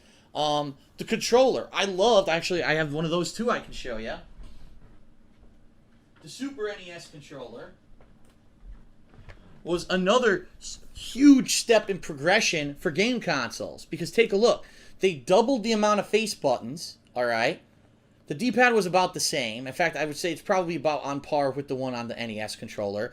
But for the very first time, you had, that's right, shoulder buttons. And it was actually funny because the Sega Genesis was out the same time as the Super NES, and the Sega Genesis controller was far inferior. It only had 3 buttons, it had no shoulder buttons, and it severely limited the controls you could have for certain games because it only had 3 freaking buttons on it. So what they ended up doing later on was Sega basically realized, damn, our controller's outdated. They made another controller that was a 6-button controller, official controller, and they kind of copied off of the Super NES controller. They had shoulder buttons and all the same shit that this one has. So it's funny that this kind of created the archetype. I mean, even look. Here we are. Here's the modern Wii U Pro controller, and look at how similar it actually is. It's got the same 4 face buttons, it's got the same D-pad, it's got the same shoulder buttons. Really, all they did was add triggers and added thumbsticks, but it's almost the same controller. So here we are, what, over 20 years later, and we're using almost the same damn controller that we did 20 years ago. So this really was revolutionary for its time. It really pushed out the capabilities of what a home console could do with video games. Okay? Now, the Super NES was good. Super NES really, from my opinion, for that era of it was always Super NES versus Sega Genesis, I thought the Super NES was far superior. Graphically, the music of the games, and the games. Let me tell you, they had some of the best, of course, all the first-party Nintendo titles were absolutely amazing, but now talk about the third-party support they had. Square Enix, before they were Square Enix, they were just Square back then, who was making all of those classic Final Fantasy, Secret of Mana, Chrono Trigger, Earthbound was a console exclusive. All role-playing games flourished on the Super NES. Don't get me wrong. On the Sega Genesis, there were some good ones you had. I think it was Lunar, Phantasy Star. It had some, but the ones on the Super NES just fucking took the cake. The amazing things they did with the graphics and stuff at the time were just, it was amazing. These great narrative adventures. But of course, action games, you had Contra 3. You had Super Castlevania. You had all these games that were just, they blew you away with these graphical improvements and new gameplay kind of mechanics. Super Metroid was a good one. Good example. Okay. Now, the Sega Genesis I did have, but I got it much later. I actually got the Sega Genesis probably the midway through its run. And the reason is because, like I said, I had an NES, and so progressively I just wanted the Super NES. I didn't want the Genesis at the time. But a lot of kids at school who I knew actually had a Sega Genesis, and they didn't have a Super Nintendo. So they would tell me about, wow, you didn't play Sonic the Hedgehog, you didn't play Toe Jam and Earl, you didn't play this or that exclusive game. And then, of course, the big thing that kind of sold me on the Genesis was when the fighting games came out, and Mortal Kombat on the SNES had no blood. And I know that sounds real stupid, but Mortal Kombat was like the quintessential gory video game. A game with no blood, for Mortal Kombat with no blood or gore, that's not Mortal Kombat. And I wanted to play the real Mortal Kombat, so I ended up eventually getting the Sega Genesis and getting the real Mortal Kombat for Sega Genesis. Okay? Also, there were a lot of good console exclusives for Genesis. I'm obviously not remembering them all. It's simply because, you know, it's been so long. I think the X-Men. There was an X-Men game for Genesis that was absolutely outstanding too, if I remember correctly. X-Men. Actually, yeah, there was X-Men 1 and 2 that were console exclusives for Genesis, and they were really fucking good. I remember those. And the Genesis, for what it was actually neat.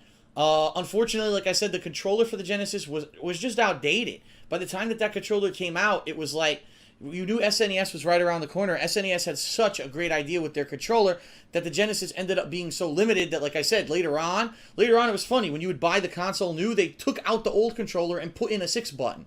So you couldn't even like get the original Genesis controller after a certain amount of time because they realized it was so outdated.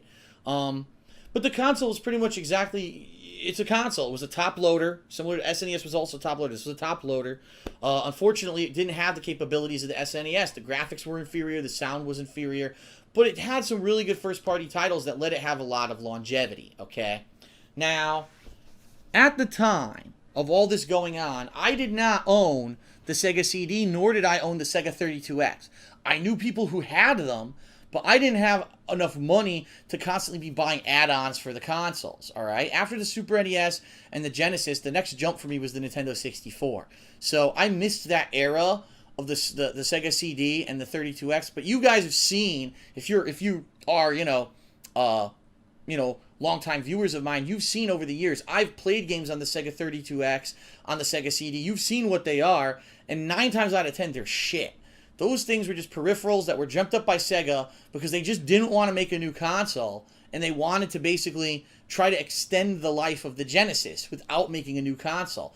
And it's just, there's no way, without designing a new console from the ground up, that you're going to make that console, that outdated console, stand up to the PlayStation and the Nintendo 64. It didn't make sense. The direction that Sega was taking didn't really make sense, and it was just a complete waste of their time, in my opinion. And a lot of money. Let's face it, they sunk a lot of money into the development of the Sega CD. And look at the stupid Tom Zito games with full motion video, where think of how much money they must have sunk into Tom Zito to make him develop those games, and they all fucking flopped. So, a huge faux pas for Sega there. So the next console that I actually owned was the Nintendo 64. Now, this was the era of the battle between staying with the old or moving on to a brand new technology. So let me explain. It was announced that there was going to be a next generation of consoles, and Nintendo originally said that they were going to make a console that was CD based, and they weren't going to develop the CD drive. They were actually going to have Sony develop a CD drive for their console. So they would basically buy these CD drives from Sony and install them into their console. Halfway through the development of this thing, someone internal at Nintendo decided they changed their mind. They weren't going with the CD drive anymore. And Sony basically said, what the fuck? What gives? We're already working. We're already developing this. You told us to develop it. What's going on? And Nintendo said, oh, well, we're backing out tough titties. So Nintendo went off and decided to make the Nintendo 64. Now, originally, this thing was supposed to be called the Ultra 64. And it was plagued with development problems. Basically, here was the problem. Nintendo said they wanted to go with cartridges over discs, CDs. However, it just ran them up the ass with production problems. Number one, cartridges were way more expensive to produce than CDs. Think about it. The CD is a CD. You put it in a CD drive, it boots. It's cheap. It's inexpensive. You know what I mean? It's replaceable. A cartridge has all this intricate technology inside. It's got microchips. It's got circuit boards. It's got all this shit that makes it expensive to manufacture. So that was number one. Number two, cartridges actually had significantly less space inside of them to store data. So you could store way more data on a CD than you could on a cartridge. And what ended up happening was a lot of game development studios who normally had these partnerships with Nintendo said, we're sorry, our creative vision for our games is far past the technology that you're providing us with your console. We're jumping ship. And that's what happened when major studios such as Squaresoft left Nintendo and made Final Fantasy VII for the for the Sony PlayStation. And what I'm getting at here, Nintendo eventually, after 2 years of developing this console, it was supposed to come out in like, I think 1995 or something like that. It ended up coming out way, way later because it got so many development problems and things. The thing finally came out. It was cartridge based and it had a controller that looked hideous. I'm gonna go out there and I'm gonna officially say this. I don't know if other people will agree or disagree with me.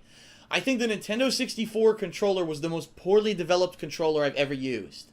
And what I mean by that, it just had no vision at all of what it wanted to be. It was so confused. It had a thumbstick that, unlike today, wasn't in the sides, it was in the center.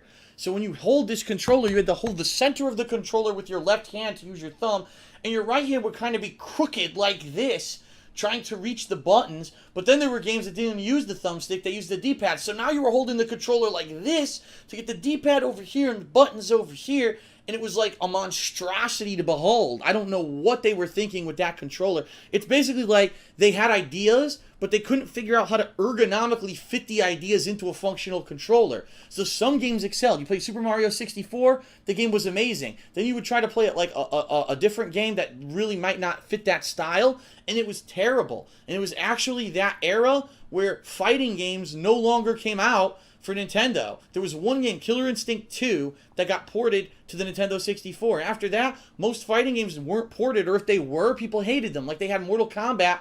I think it was Mortal Kombat Trilogy came out for Nintendo 64, and people complained like crazy that they couldn't play it. They're like, it's so hard to control on this fucking controller. All I want is a regular controller. This is what I want. And they didn't make them. So it was just like such a poorly designed controller. Now, at near the same time that Nintendo 64 came out, Sony took all that development they had already been spending money on for Nintendo, and Nintendo jumped ship. They made their own console called the Sony PlayStation, all right? The Sony PlayStation was revolutionary. Absolutely. That console took us into the next generation, all right? Number one, with graphics. For the very first time, you were able to do full motion video.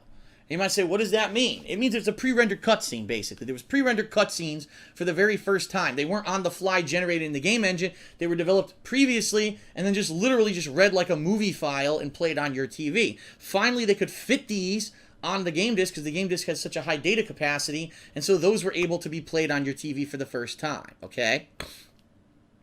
Just the length of games. Some games, some games had to be limited when it was on a cartridge. Now, you could have games that were just so long. because you had so much storage capacity on the CDs.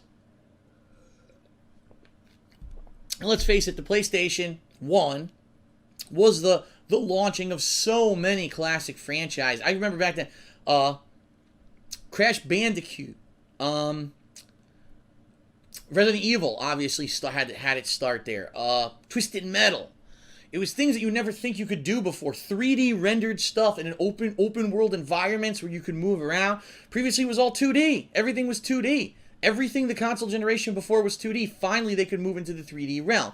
Now, not to say that the Nintendo 64 didn't do that, because absolutely it did, with games like Super Mario 64, as I previously said, Star Fox 64, which blew me the fuck away when I played it. I couldn't believe how good it was, the production values on it, Zelda, Ocarina of Time, and Majora's Mask. So it also had its fully 3D games that were great, but it was funny, because the flip side of that was that there were other games that were 2D games on there, because basically those developers didn't have anywhere to go. No one wanted to play 2D games anymore, because it was all about 3D. That was the new fad. 3D, 3D, 3D, 3D. And that's where I really feel that some game studios fell off, like, for example, Squaresoft with Final Fantasy VII. I honestly don't think that game was as good as Final Fantasy IV and VI, but because it was the first one on PlayStation with 3D graphics, people just fucking nutted themselves over it. Oh, it's Final Fantasy with 3D? Fuck it, it's the best game ever made. And I'm like, I really don't think so. I think the plot of 4 and 6 were better. I think the characters of 4 and 6 were better. The graphics of this are obviously awesome because they're 3D, but that's not what makes a game. But I think it kind of got caught up in that mania, okay?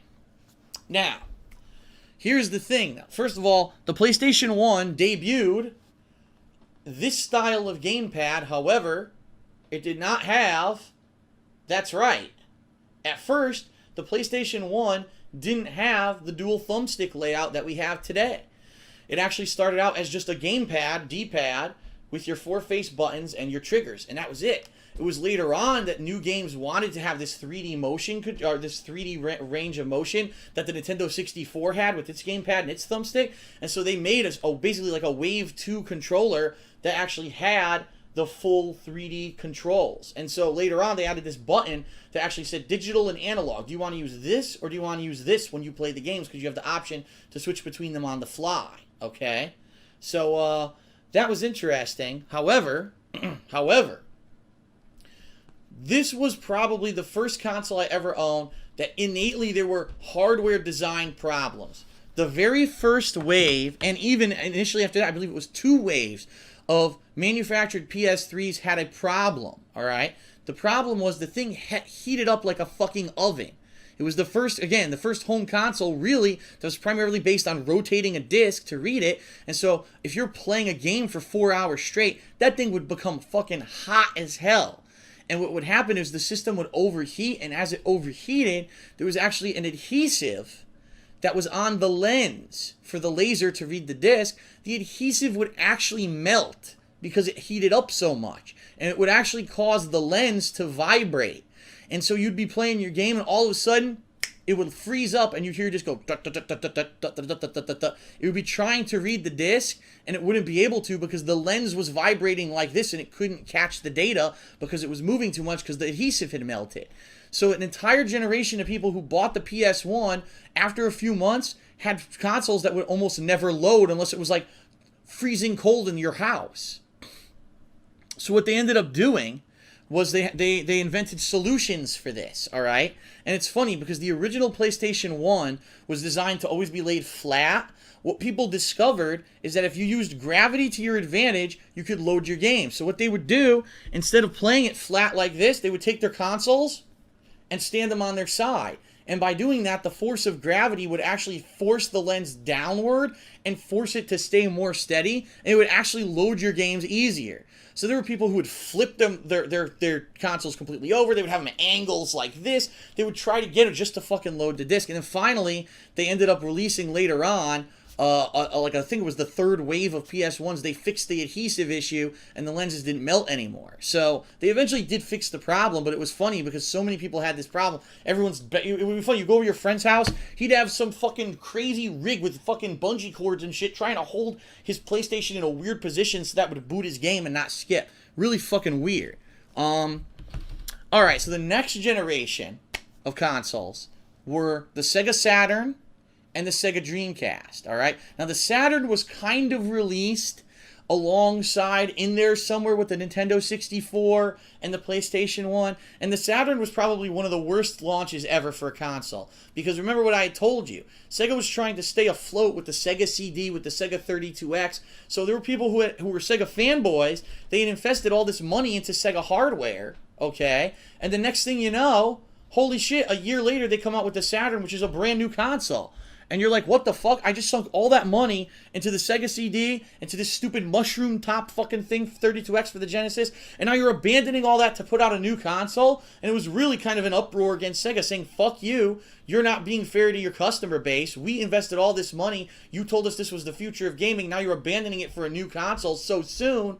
Fuck you, we're going to go with someone else. And so the Sega Saturn flopped in the United States. Most people didn't buy it. Those that did had a very limited title line. Now, it's funny, though, because I did own one. I actually went, before the Dreamcast ever came out, I actually remember this. I had gone to Toys R Us one day to buy something else, all right? And I walked into Toys R Us, and they said Saturn Blowout. Sega Saturn prices slashed. You want to know why? Because they had just announced the Dreamcast. So the Saturn had such a limited run in the United States, only, I think it was like a year to a year and a half, really. It really never picked up steam, and then the next console was already coming out. So they said, that's it, we're basically giving them away. I think I left that day, I left the store with a Sega Saturn, Guardian Heroes, a Phantasy Star game, one or two of the best RPG strategy style games for the system, and there was another one too. So I left there with like 5 or 6 games in the console for under $100, because they were just trying to get rid of the fucking thing. They wanted it gone. They wanted it out of their stores. All right.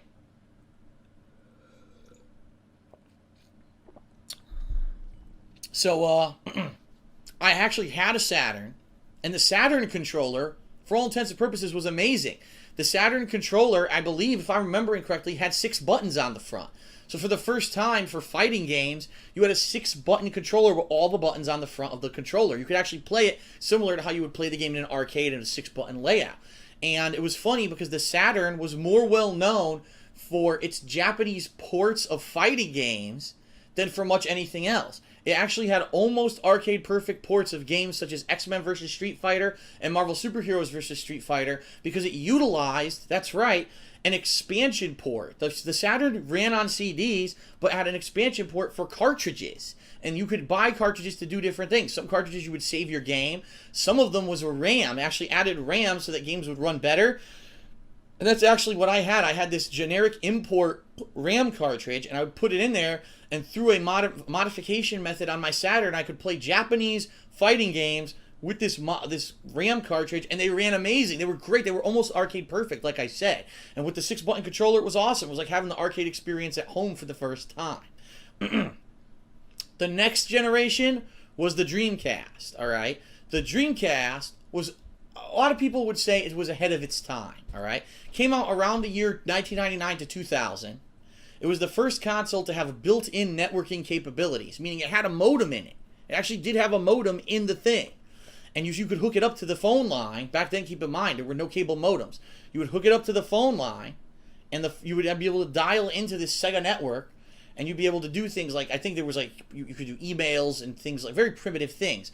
Now in Japan, you could actually play games online with the Dreamcast. But we didn't have the capability or the infrastructure in the United States to do that, so we never got to implement that online gameplay feature of the Dreamcast, all right? The Dreamcast had, again, a step up in graphics from the PlayStation. It kind of jumped ahead of the PlayStation almost. The controller was weird. Admittedly, I'm going to say the controller for the Dreamcast was kind of weird. It was, instead of a smaller pad like this, it was big. It was kind of clunky almost. It was lightweight. It didn't weigh a lot, but it was clunky. It had the 4 face buttons. It had shoulder buttons, but it had the thumbstick, but also had a D-pad, but it was like really tall almost, like wide. I don't know why they did that with the design of it. And for the very first time, they had what was called a VMU. So this was a hybrid. Previous consoles, either it saved your game on the game cartridge, or if you were CD-based, you have to buy a separate memory card to save your games. This one had what was called a VMU. It was basically the combination of a Tamagotchi and a memory card. Now, a lot of you have no fucking idea what a Tamagotchi is because this was a fad that lasted like 2 years and completely died out. Tamagotchis were these little games, very, very small, probably the size of a pack of Tic Tacs, okay, with a little LED screen and pixely graphics. And it would have basically, it would be a virtual pet that you would raise by touching, give it food, tickle it or whatever, make a cute sound. And it was really a fad. It died out. But they made this thing that was a Tamagotchi that you could do that with certain games. Like your save file, you would save to this memory card that had an LED screen on it. You can then take it out and go do tasks and shit with it outside of the game and then plug it back into the game and it would affect the game. But very few games really utilized it. It was, again, in Japan it was big. In Japan it was a huge hit. In America, really, it didn't catch on and there weren't a lot of games that utilized it, all right? The Dreamcast was huge when it came to fighting games. When it came, Street Fighter 3 Third Strike, Capcom vs. SNK 1 and 2, Marvel vs. Capcom 1 and 2. This was the only console where you could get definitive versions of those games. They did have PlayStation 2 ports of many of them, but they were inferior. The Dreamcast version of those games were the best ones. And this was the big fad where people finally started buying giant fighting game joysticks for their consoles because you finally had nearly arcade perfect ports, and those were the actual versions of the games that were played in tournaments. I remember Marvel vs. Capcom 2, Third Strike, CVS 2, those were the big three that were always played on Dreamcast, and I had this giant fucking thing called a MOS stick that I had for my Dreamcast that I could plug it in and play with 6 buttons and a giant thing. It was the very first console where people would do that, alright? However, also, it had other iconic titles like Power Stone, like Shenmue, Crazy Taxi. There was a whole slew of games for the Dreamcast that were amazing. And so the console, people said, it's ahead of its time. It had these features it built into it, like this Tamagotchi thing, the internet, that later on would become standard, like the internet thing especially, would become a standard feature of a console, but at the time it wasn't ready. The times weren't ready for it. Technology wasn't there yet. However, there was something infamously wrong with the Dreamcast, and it was that the control port, so the actual place where you'd plug in your controllers, were I believe it was either a fuse or the grounding of it. Something was wrong with it that after you plug in a controller a certain amount of times, or if you kind of jam a controller in, you could blow the whole port out. And I owned multiple Dreamcasts because my friends all had joysticks. We all had joysticks that we would switch between games. That multiple times the ports on my Dreamcast would blow out because of a short. And this happened with many Dreamcasts. It's actually funny because later on they just started selling the control port portion. They had do-it-yourself guides online, how to repair your broken Dreamcast, because so many people had this issue. And it's funny because to this day, you can almost never find a fully functional Dreamcast because most of them had this problem. And eventually, at one point in its life, the ports blew out and people just gave up on them and threw them out.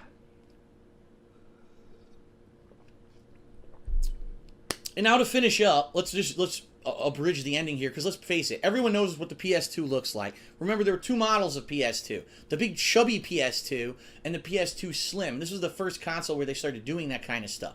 It was, I believe, the first one that had the built-in rumble. I don't believe the PlayStation 1 controller had the built-in rumble, but the PlayStation 2 controller did. So that was a jump in technology. Obviously, the graphical capabilities of the PlayStation 2. Yes, the PlayStation 2, you could buy a modem for it. Later on, the Slim had a modem built in for it, even though the online capabilities still were very limited. I remember that game Resident Evil Outbreak that everyone touted, oh, it's online play with Resident Evil, it's going to be great. And because everyone's internet sucked back then, the game was terrible. It was really funny.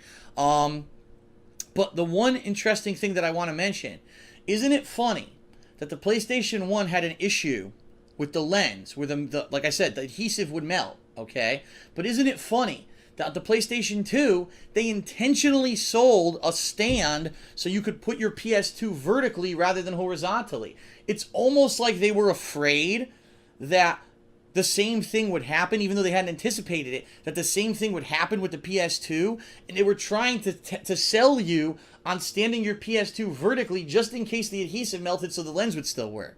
I thought that was kind of funny. I was like, gee, my PS1 looked like what this PS2 is designed to be standing like, because I had to do it to even get the damn thing to work, even though that wasn't the intention back then.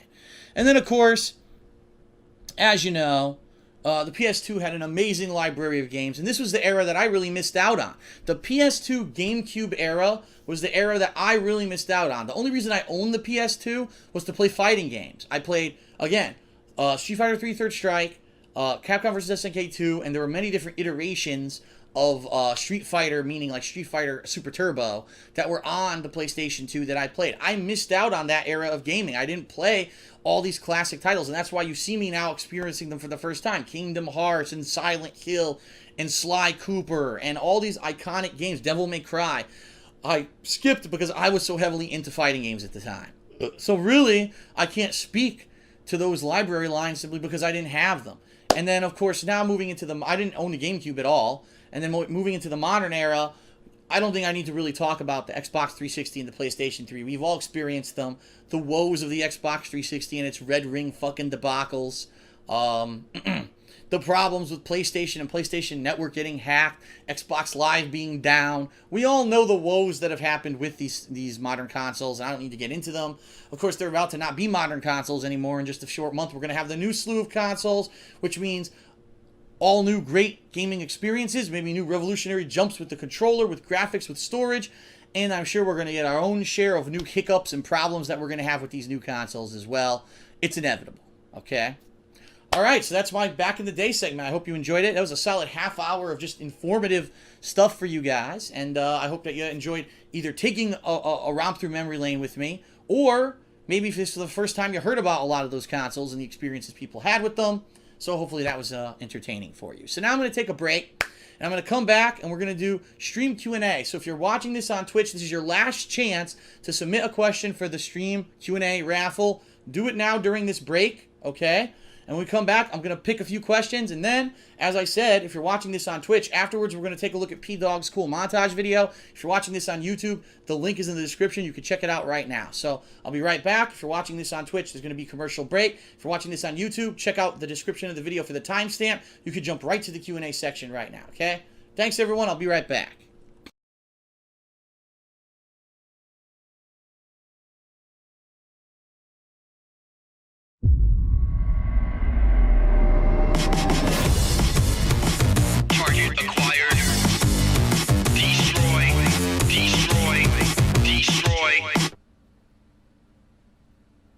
Okay, everybody. Welcome back from break.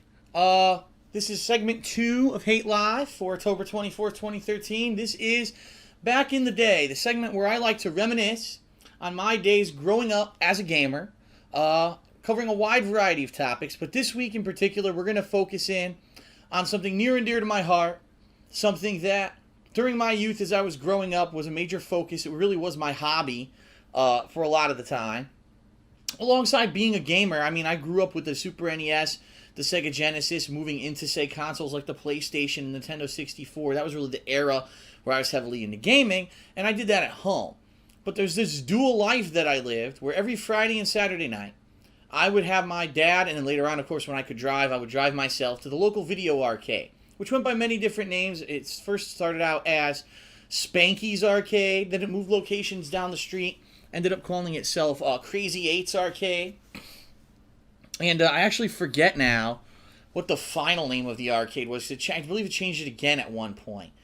And, you know, it was one of those, you know, it wasn't like a giant commercial venture. It was an independently owned store. It wasn't like a chain or anything like that. And it was kind of a hole in the wall. It had a couple pool tables, an ice hockey thing, 2 or 3 giant rings of arcade games that were kind of like back to back. Then you would have like classic arcade games up against the back wall. Had a little party room for kids who wanted to have birthday parties and stuff like that. Racing games that would usually have on the opposite wall so that there was some room for it. And this was really where I spent my Friday and Saturday nights when I was growing up as a younger adult. Let's put it that way. And of course later on, I evolved, and instead of going to this little local arcade, I ended up going to malls and the typical teen hangouts. But during this time, it was the burgeoning era of when fighting games were becoming popular. And I'll be completely honest with everyone, if it weren't for that resurgence in video arcades because of fighting games, I might not have been as heavy of a gamer as I was, I might not be doing this. What I'm doing right now today, I probably owe to the fact that I grew up during this period of time when fighting games became so popular that they completely reinvigorated the arcade scene. So what I want to do today, we're going to do another episode of Tales of Arcadia, where I am going to relay to you my experiences regarding video arcades, in particular, the history of fighting games, as laid out here by this website, fightersgeneration.com. So I do want to give them a shout out because I looked online for timelines. They had a really good one here that basically lays out, the evolution of fighting games from start to finish. And it's really well done. And I'm just going to basically go through year to year and explain to you what each game was, what the reception was, what the climate was like in my local arcade for these games. And a lot of these, some of you will obviously know. Street Fighter, Mortal Kombat. A lot of these you might not, especially some of these lesser known ones. Some of these SNK fighters, you may be like, I've never even heard of that before. What is that? So let's just get started. Let's just go right from the beginning. Okay. Right back to the beginning of Fighters, which was way back 1985. Now, I did not have the privilege of playing either of these games in arcades. These, from what I understand, these games are very primitive. They were fighting, but they weren't competitive head-to-head fighting. They were international karate and Yai-R Kung Fu. Yai-R Kung Fu in particular, I believe, ended up getting ported to the NES and became a pretty popular game. But really, the whole competitive fighting game scene began with a game called Street Fighter, and that game came out in 1987. Now, Street Fighter, I don't know if any of you have actually seen the game, okay?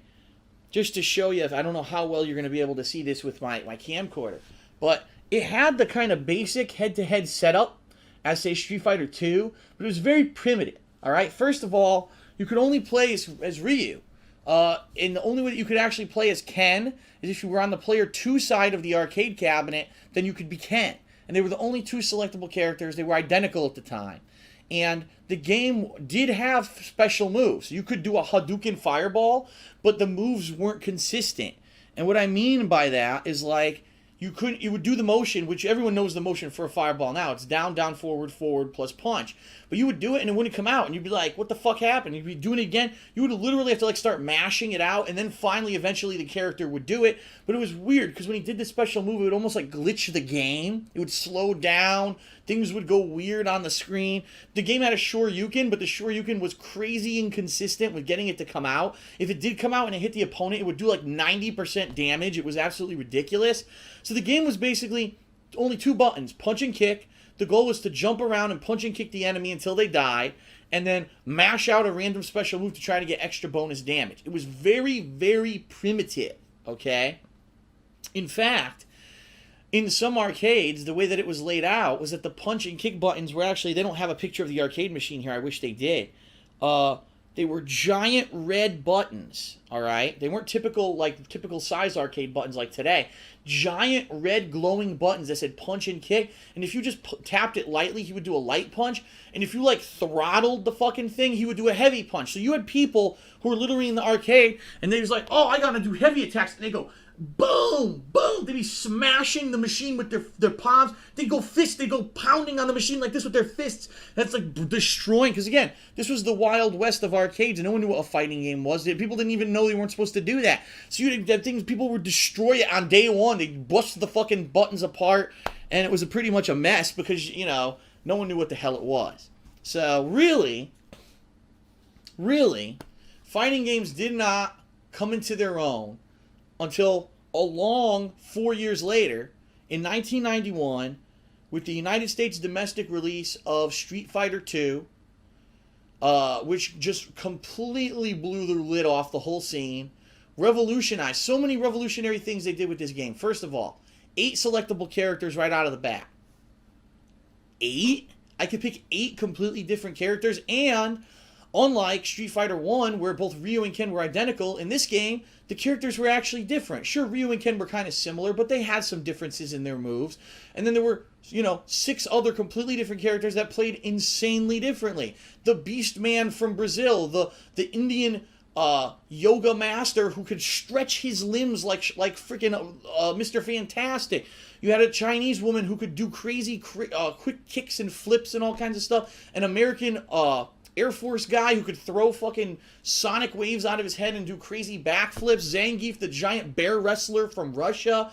E. Honda, the huge sumo wrestler who could actually fly his head forward and do a sumo headbutt and have a 100-hand slap. I mean, it was just unprecedented. It was unprecedented that you have that much selection in a game. In addition to that, 6 buttons, so 3 punches and 3 kicks.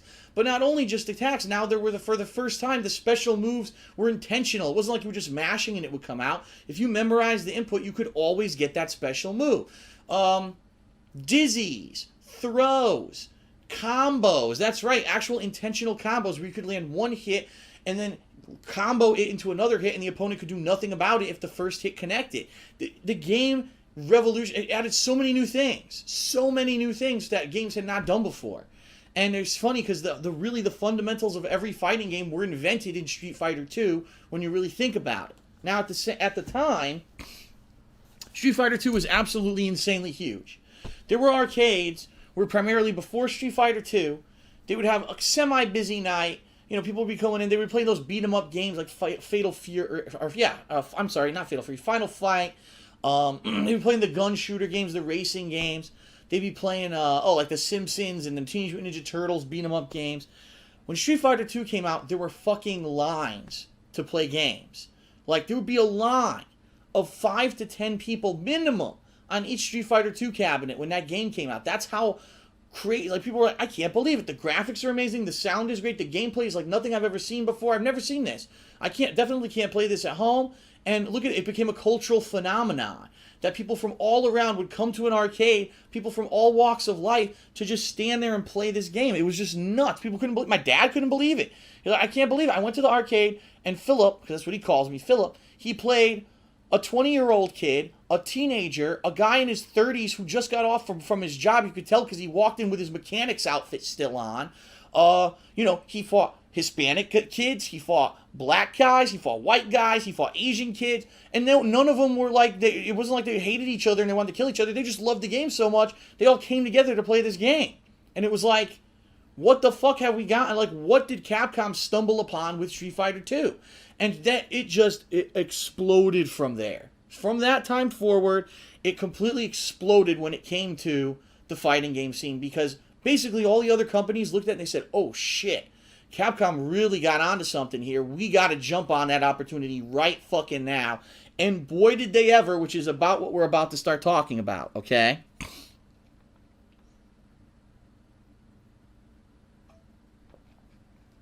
Okay, so, incidentally, Street Fighter 2, if I remember correctly, came out in January or February of 1991. Later on that year, the rival of Capcom was a really huge arcade game maker at the time. That's what they were known for. Their rival was called SNK. SNK also made similar shoot-em-ups, different kinds of games, beat-em-ups for arcades. They said, oh man, Capcom really came out of something with this head-to-head competitive kind of a game. Instead of you just playing the computer, these people want to play each other. Let's make a game like that. And they did. And the game was called Fatal Fury. Okay? Now, Fatal Fury was very different from Street Fighter 2. Let me explain. First of all, major change right here. If I remember correctly, the original Fatal Fury only had 3 playable characters. Terry Bogard, Andy Bogard, and Joe Higashi. Alright? So it was like, what now? It's like they're going back to the old formula. Instead of these 8, there's only 3. It didn't make sense, right? Now, there were other characters in the game, but you couldn't play as them. You could play against them in like the tournament mode or whatever, but you only had like 2 or 3 selectable characters for competitive play. Now, I could be completely wrong, but I'm trying to remember back a long way, so please forgive me if I'm wrong and there's a couple more characters in the game. But I know it was more limited than Street Fighter 2 for sure. The gameplay, SNK cabinets only had 4 buttons. So right off the bat, you knew you weren't going to be able to do as much as you could do in Street Fighter 2. So it was very limited. You had a punch button, I think it was a kick button, like a heavy attack button, and then a 4th button that you could use to do different stuff. And then the other thing is that, like I said, with Street Fighter, it introduced combos. So you do a jumping kick. If it lands, you can now do a punch on the ground and maybe even combo that into a special move, 3-hit combo. It wasn't like that in Fatal Fury. In Fatal Fury, it was like they had special moves. It was like, oh, fireball. You would punch the ground and a fireball would erupt. If it hit you, it would like knock you down. You'd fall on your ass. So it wasn't like you could do jumping attack into like a fireball. It was like if you hit him once, the guy flies back. So it was more of like strategy of how do I get one hit in here or there instead of how do I really strategize to get this big combo in. So it was really a different animal from Street Fighter. It really was. It was a different style of game. Even though it was still the head-to-head combat, it was different. It wasn't as well received in the United States. And in Japan, it did pretty well. But Street Fighter 2 pretty much blew it out of the water. And then 1992 was the year where really stuff took off, okay?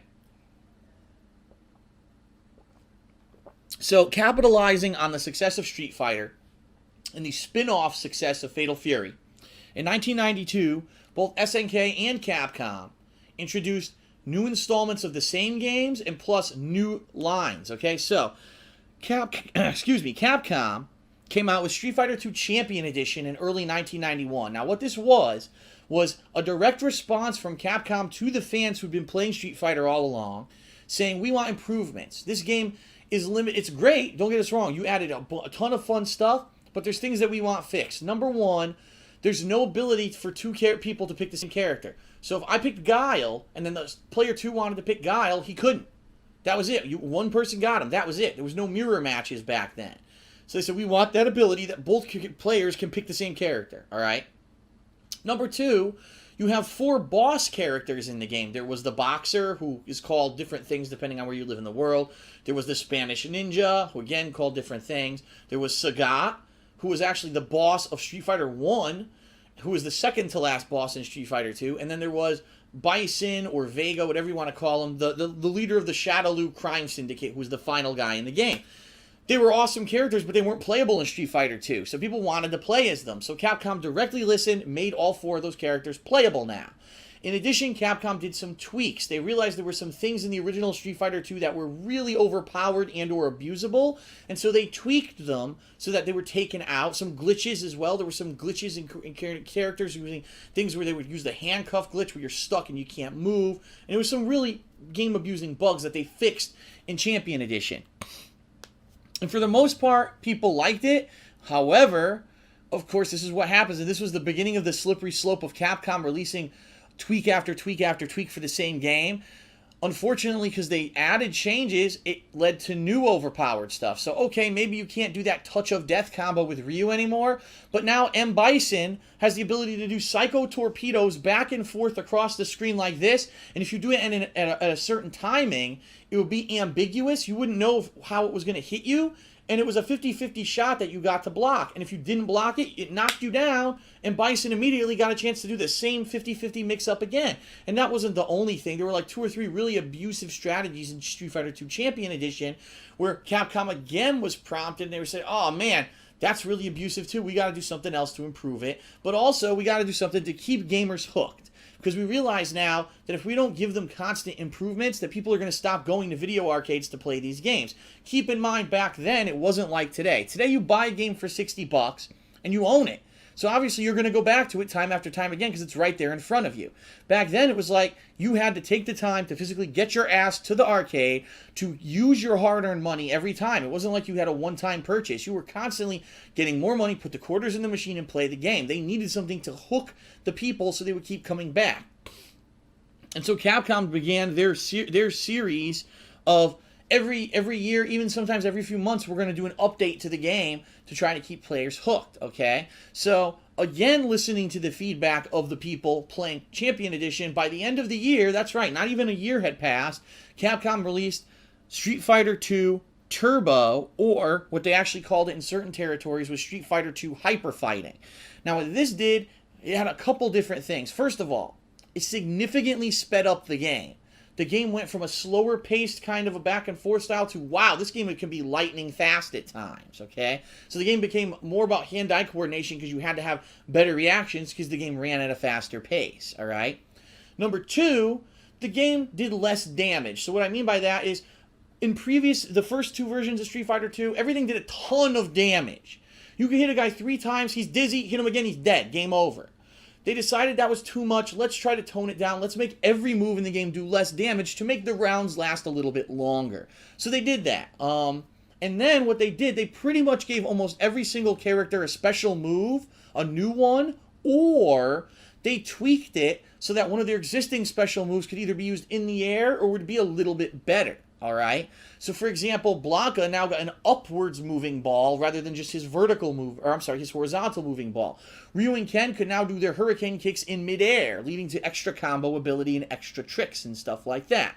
So it was adding more variables to the same game. Yes, it was still the same sprites, it was still the same music, but it was enough for people to say, yeah, this is different. I want to go back to the arcades and I want to keep playing Street Fighter 2. Now, this was the year that there was some major competition for Street Fighter 2 for the very first time, all right? First of all, we talked about SNK. Let's talk about them again. After the success of Fatal Fury, they said, we're going to go all out, man. We saw how successful Street Fighter 2 is. We're going to go absolutely all out now. And so they went ahead and they made a sequel, Fatal Fury 2. Fatal Fury 2 adding in a lot of new things, including a ton of new characters who you could actually play as in the versus mode. It actually added in a behind screen and forward screen shifting. There were two planes where you could fight, and that was what the fourth button did. It shifted you between the planes, so you could like throw a fireball, then go behind them and try to sneak up behind them and try to come across and do these crazy like crossover combos. Combos are still very limited, but the game was, you could tell they were putting in more effort. They were trying to make it similar to Street Fighter 2. Not as good as Street Fighter 2 still, I don't think, but they were trying to go in the same direction as Street Fighter 2, and it was quite interesting, the shifting angles that the game had. Then there was this game, a new series that they started called Art of Fighting. Now, Art of Fighting was interesting because, again, similarly to Street Fighter 2, similarly to Fatal Fury, it was very different from Street Fighter 2. This game had a unique camera angle where the camera was very close to the characters. It was like almost like the guy was in their face. He was like down here looking up at the fight rather than it being a wide panned out angle. And during the course of the fighting, as you would hit the people, the camera would zoom in and then zoom out. And it was actually a thing that they were advertising. Oh, it's the unique dynamic cinematic camera angles or whatever, okay? But again, similar to Fatal Fury, it wasn't really focused too much on combos. It was focused more on hitting one or two moves here or there, maybe one reversal move. If I remember correctly, and you can correct me on this if you need to, but I'm almost positive that Art of Fighting was the first fighting game to have super moves. And I could be wrong. It might have been Fatal Fury 2, I'm not sure. But before Street Fighter, that's right, before Street Fighter ever had them, the SNK games actually had super moves. And so there was this situation where if you had very low health and you had built up these special abilities during the round, at the end of the round you could do this special button input and your character would dash forward and do, if it connected, would do this crazy combo, like 100 hits. You go going nuts, and it would do insane damage. So it was like, even though you were about to lose, you had a one desperate chance to come back. And this was revolutionary because games didn't have that. It was all like, well, that guy's dominating you the whole round, you're pretty much fucked. Now it was like, wow, there's a move that's a desperation move that can allow you to come back and still win. And, yeah, that was the first game that had anything like that, okay? That game kind of had mixed reception because it was very limited in what it was. It was a slow-paced game. Later on, the Art of Fighting games got more similar to Fatal Fury and then eventually Street Fighter, and they did a lot better. A game that a lot of people said, this was the first game that I think a lot of people started saying, now this is a ripoff of Street Fighter 2, all right? It was called World Heroes. Similarly to Street Fighter 2, the game had a cast that was varied. I think it was 8 people, again, similar to Street Fighter 2. 2 characters were very similar, kind of like Ryu and Ken, but they did have some differences between them.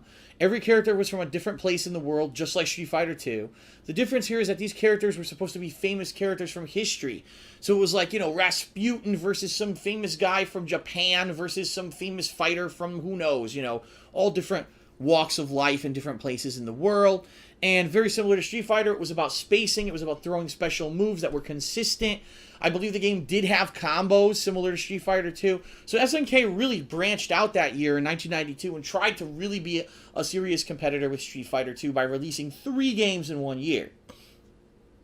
Also that year, at least for American audiences, came out the first real competitor to Street Fighter II in the form of Mortal Kombat. Now, Mortal Kombat, extremely controversial, especially depending on who you talk to about it, because unlike Street Fighter II, where it was like, okay, this game is kind of a little bit cartoony, it's more about the gameplay, Mortal Kombat was about the brutality of it all. Not to say that the gameplay was horrible. It wasn't great, but it wasn't, really terrible. But it really was about the gore. This was the first game you could rip a guy's fucking heart out with a fatality. You could rip his arms off. You could rip his head and his spine out of his body. There was blood. Every time you uppercut someone, an amazing amount of blood squirted out of him. Scorpion would spear you with his spear.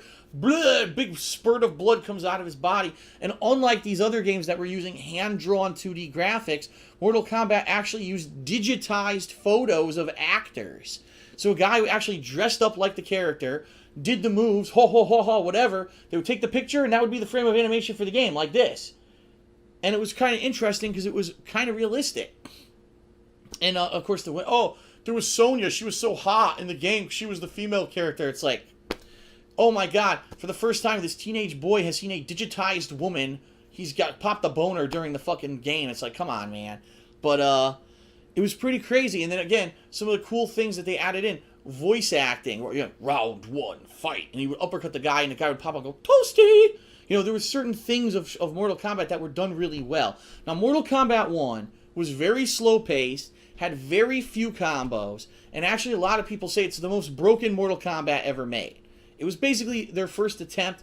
Really, what a lot of people, and I honestly have to say this, quite honestly, the reason Mortal Kombat 1 caught on was because of the gore. I'm just going to say that. If it didn't have the gore factor to it, I don't think it would have been as popular as it ever did. I don't think it would have turned into the popular series that it did. Because really, Mortal Kombat 1 was a very bare-bones, kind of crappy fighter. It wasn't that good competitively. Even though there were, at that point, everyone was trying to make their games competitive. It really wasn't balanced well at all. And, it was a pretty one-sided game if you knew what you were doing.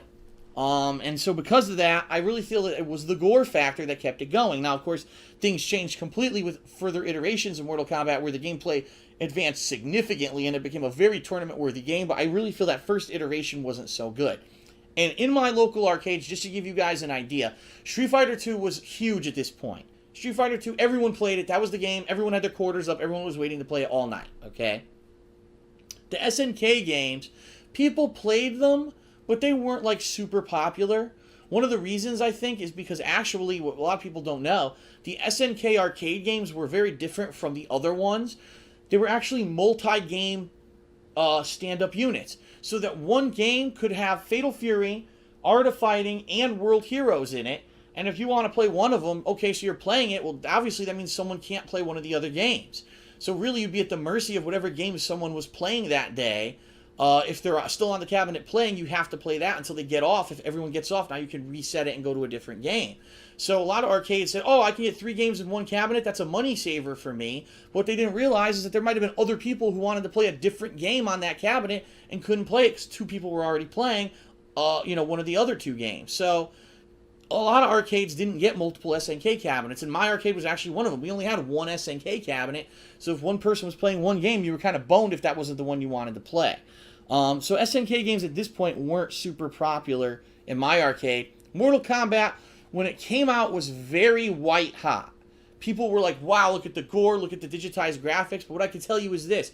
Unlike Street Fighter II, after just a few short months, the popularity died out. I think people realized that's not as good. The gameplay isn't as good as Street Fighter. And once the gimmicks are done, once you've seen every fatality, you've seen the ending of the game, okay, I really don't want to play that anymore. And what happened was after, say, 6 to 7 months, no one was playing Mortal Kombat anymore. It was all back to Street Fighter, especially with the release of Street Fighter 2 Turbo or Hyper Fighting, whatever you want to call it. People were back into Street Fighter again. So that led to the next year, which 1993, which was a very interesting year because this was the year of kind of like, I would almost say, oversaturation. And what I mean by that is that this year, just looking, it was the first year where you had so much competition for these fighting games that it started to dilute. it started to seep into each other, and people were kind of confused as to what they wanted to play anymore, okay?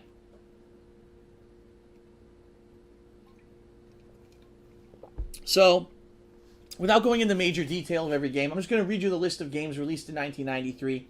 And there's actually one I believe they left out that I'm going to throw in there, okay? Eternal Champions, Fatal Fury Special, okay, which was basically a upgraded version of Fatal Fury 2, Fighter's History, Mortal Kombat 2, Samurai Showdown, Super Street Fighter 2, Virtua Fighter, and World Heroes 2. So, I will literally tell you which games were the knockoffs. Fighter's History was a knockoff of Street Fighter 2. It was actually made by not by any major company, but I believe, I forget exactly who it was. It was Toei or Tecmo.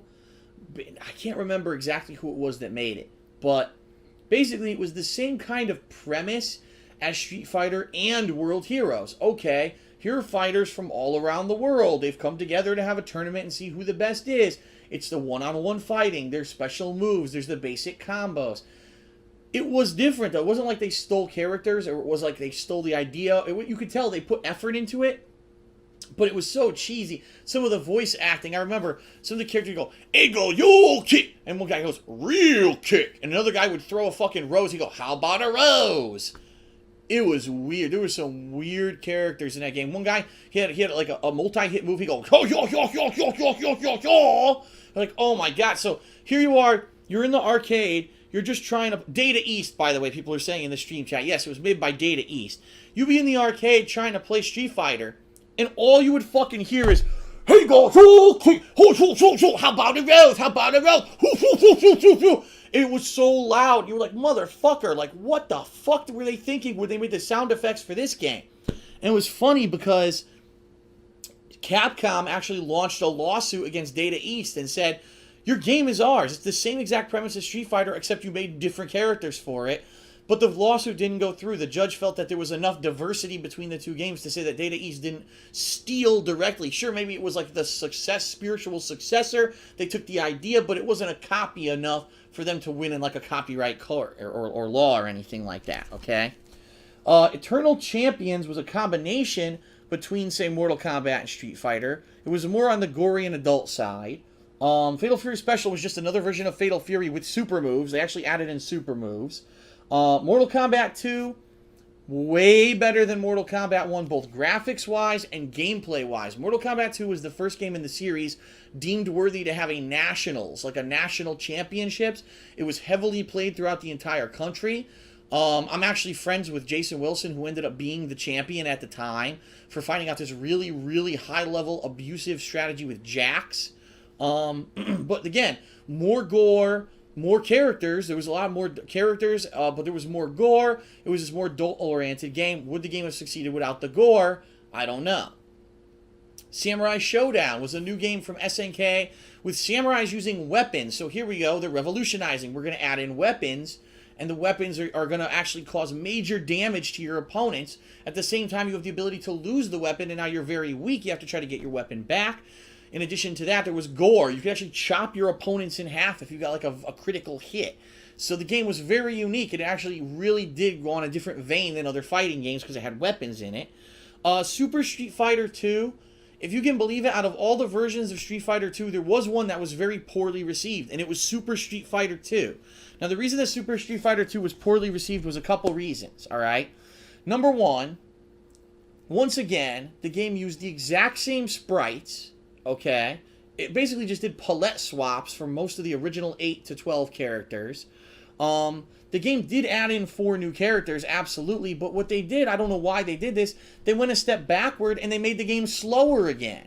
So with hyper fighting, you got faster and people got used to this fast-paced gameplay. They took it away and went slower again, and people were kind of scratching their heads saying, why did they make the game so slow again? It doesn't seem to make any sense. Why would you take 2 steps forward and take a step back? Okay? In addition to that, other games now were having these kind of cool gimmicks, desperation moves, super moves, and Street Fighter didn't have it yet. And people were like, that's lacking. Why is Street Fighter kind of almost behind the times now? We feel like maybe they are falling behind. Okay?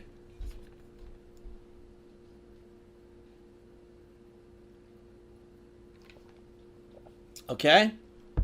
Up next was Virtua Fighter. Virtua Fighter was the very first 3D fighting game. What I mean by that is it wasn't 2D art or digitized graphics. It was actually 3D polygons. The game looked like shit. And even for the time, the game looked like shit. Like, people literally went in and said, wow, it's a 3D fighting game. Why does it look like block characters are fucking punching each other? So, the game itself was interesting. Characters could do giant moves that did like a ton of damage. It was moving on a 3D plane for the first time. Instead of being stationary on a horizontal plane, you could actually move in and out of the 3D plane. If you needed to move backwards or forwards, you could do so. But yeah, it was just really weird looking. And I really think that the look of the game turned people off to it because it just looked so primitive. It wasn't until like Virtua Fighter 2 and 3 that the game started looking really smart and the graphics were updated for the times. And people were like, okay, this is something passable. Virtua Fighter 1, at least where I was panned. Like, people didn't like it at all. And I think the arcade owner was kind of pissed because it was, he probably bought all this new hardware to run it and no one really played it because the game looked so odd. It was very bizarre. And then World Heroes 2, just a direct sequel to World Heroes. You know what that means. Basically, we're only up to 1994. And as you can see, we're going to talk about all these games. But at this point, 1994, we haven't even scratched the surface. I mean, 95, 96, 97, 98, up to 2000. I think this is going to be a multi-parter for back in the day, where I'm going to probably talk about 1994, and then on another episode of Hate Live, we're going to go further into it, into the later games, okay? Now, this is interesting because at this point, since Mortal Kombat now had the gore factor and had this more advanced gameplay, at this point, okay, kind of Street Fighter and Mortal Kombat were the two big ones. Street Fighter had the original core gameplay. They were the ones who innovated in the beginning. Mortal Kombat now had the digitized graphics, the gore, and the gameplay that was on par with Street Fighter. Who's the best one? And there really was this era of like these two different ways of thought. A lot of people were like, well, Street Fighter's more for the younger audience. Mortal Kombat's more for the adult audience because it's gory, all right? The other people were like, now, wait a minute. No, if you actually hardcore analyze the game engines of each one, Street Fighter is way more complex. It's got touch of death combos, it's got crossovers, it's got unblockable setups, it's got crazy throw setups, it's got this, it's got that. Mortal Kombat has some of that, but not as much. But you could tell that they focused more on appearances than anything else in Mortal Kombat. It's like I said, Street Fighter 2 still had the same sprites for the original 8 to 12 characters. Mortal Kombat 2 had completely new characters, new digitized sprites, and new story and everything. So it was really two schools of thought. And both games got heavy play. They did. Both games in my local arcade got very heavy play. It was like they were kind of head-to-head for a while. 1994, things went in a different direction because Mortal Kombat didn't get a sequel in 1994. And a lot of people were like kind of upset about that. Like, where is Mortal Kombat 3? Why isn't it coming out? And then it was rumored that it would finally come out the next year, 1995, which it did, by the way. And because it didn't come out in 1994, it seemed like Capcom took this opportunity to kind of jump ahead with a few new ventures. All right, in 1994, Capcom made Super Street Fighter 2 Turbo, but they also made the beginning of Darkstalkers launched that year.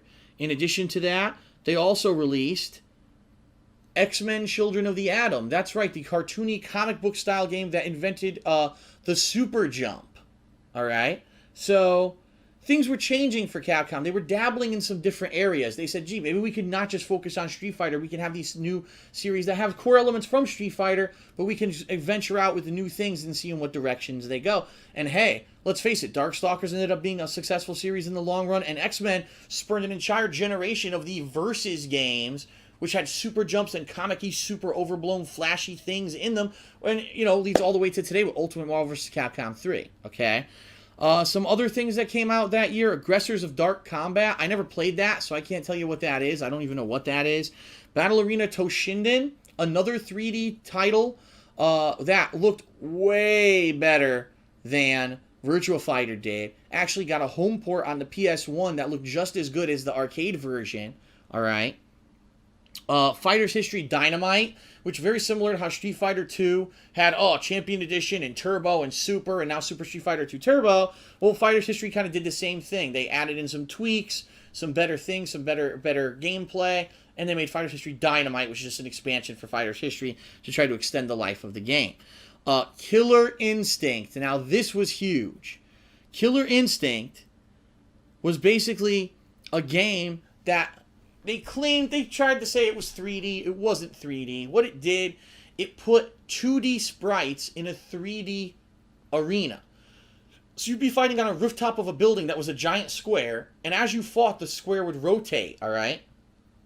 And at the end of the round, you could actually uppercut the opponent off the building as like a fatality if they were close to the end of the edge of the building, which was a neat thing. But the sprites were 2D, but they were 2D pictures of 3D rendered characters.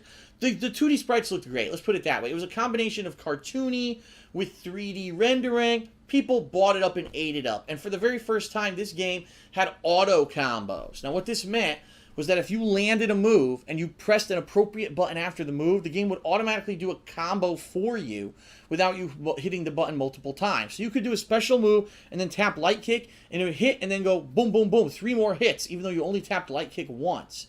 So people have learned these different combinations. There were combo enders. You could do a special move as the end of a combo, and it would vary how the special move came out, the properties of the special move. The game had super moves. The game had ultra combos, where at the end of the round, if they're about to die, you could do a gigantic auto combo with your character. There were glitches that led to crazy, insane juggles. Killer Instinct was an animal of its own. It was very different from the other games out at the time, and eventually it was funny because the game was intended to be this very combo-heavy experience, but when it came down to it, there were these things called combo breakers, which is if you had a super bar stored up, if someone was hitting you with a big auto combo and you knew what they were doing, you could do a reversal move that would break you out of the combo. And what ended up happening was that people who got top level at the game knew all the combo breakers. So every time you hit them, combo breaker, and you would never be able to do damage to them. And the game ended up at high levels becoming like Street Fighter. It really did. It was like one hit special move instead of using any of the auto combos, because everyone knew how to break out of them after the game got to that higher level.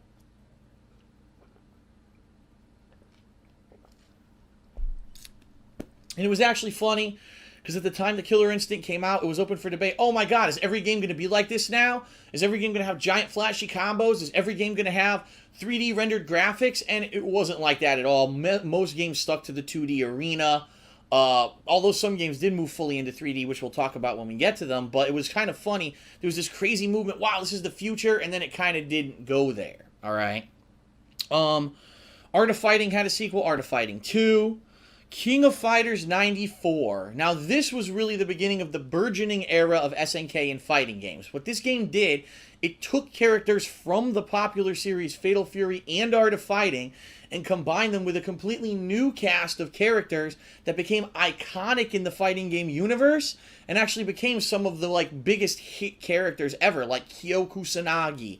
I'm trying to remember... Iori, I remember him, and there's just so many iconic characters that over the years came out of the King of Fighters series, plus it combined characters from other SNK games. So for example, there was this game called Ikari Warriors, where all it was 2 guys running around shooting. It was a shooter where you shot tanks and stuff and threw grenades. They took those characters from Ikari Warriors and put them as fighters in the King of Fighters. So it was kind of this interesting mishmash of characters from different SNK games put together, but for the first time it had these crazy new things, such as a dodge. If someone went to attack you, you could press 2 buttons and just go, and kind of sidestep, and their attack would go right through you. It was absolutely hilarious. People would charge up their super and throw it, and you just go, and it would go right by you, like, haha, you dodged the super. You could also charge up your super meter by holding down 2 buttons. It was the first game to introduce you're consciously charging the super meter rather than attacking or charging it through attacking or being hit. It also was a 3-on-3 game system. That's right, you had a team of 3 characters versus a team of 3 characters. It wasn't just 1-on-1 like all other fighting games had done up to that time. Primal Rage. Wow, this was a weird one. A game with digitized dinosaurs ripping each other to shreds, very gory, but in addition to that, they had nasty-ass fatalities. They had a fatality where a monkey, a giant King Kong-like monkey, would go like this, rip out his dick, and piss on your dead corpse. He'd piss on your face. There was one where this venomous dinosaur would spit on you, and all your flesh would eat off the bones. It was just pretty irreverent, all right? It was for the time. And actually, it got a lot of flack, just like Mortal Kombat for being gory. It got a lot of flack. This game also got a lot of flack. They're like, why do you have to have, the guys pissing and shitting on each other? Why is that needed in a fighting game? You know what I mean? Like, why couldn't it just be a straightforward fighting game? This was the beginning of the era where really there was this controversy, and some of the senators in the U.S. started going after games, saying they were too violent for our kids, and we need a ratings board, and we need all this because these games are getting too out of hand. All right? Samurai Showdown 2. Samurai Showdown had a sequel.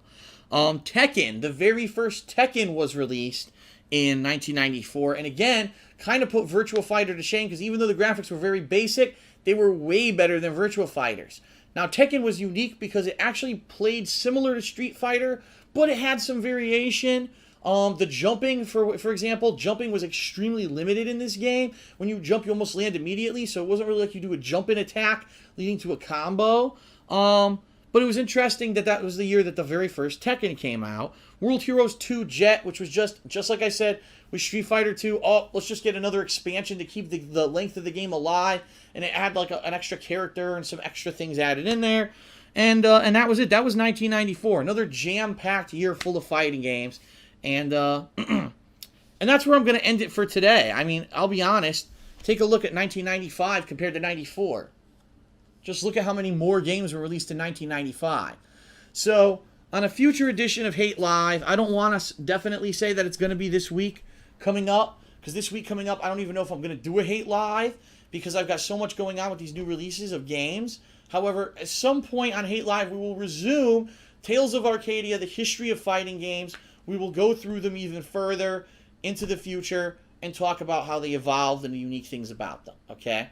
All right, so that is it for Back in the Day, Tales of Arcadia. We will resume in a future Hate Live. Right now I'm going to take a short break.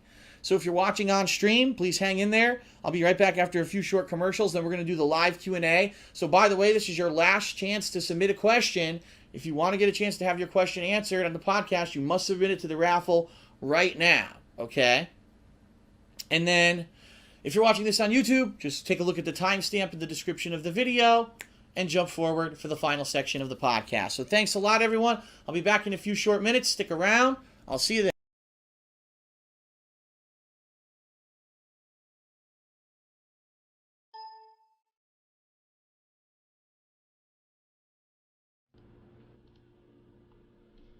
Crap, I clicked the wrong thing. Here we go. All right, everyone. So welcome back to Hate Live. This is segment number 2, which is Back in the Day. And a little out of breath. I actually just ran to my front door to check if I had a package. I did, so thank you, Dr. Zombius. I did get your package today. Okay. So, Back in the Day. What is this segment? This is the segment where I reminisce on my history growing up as a gamer.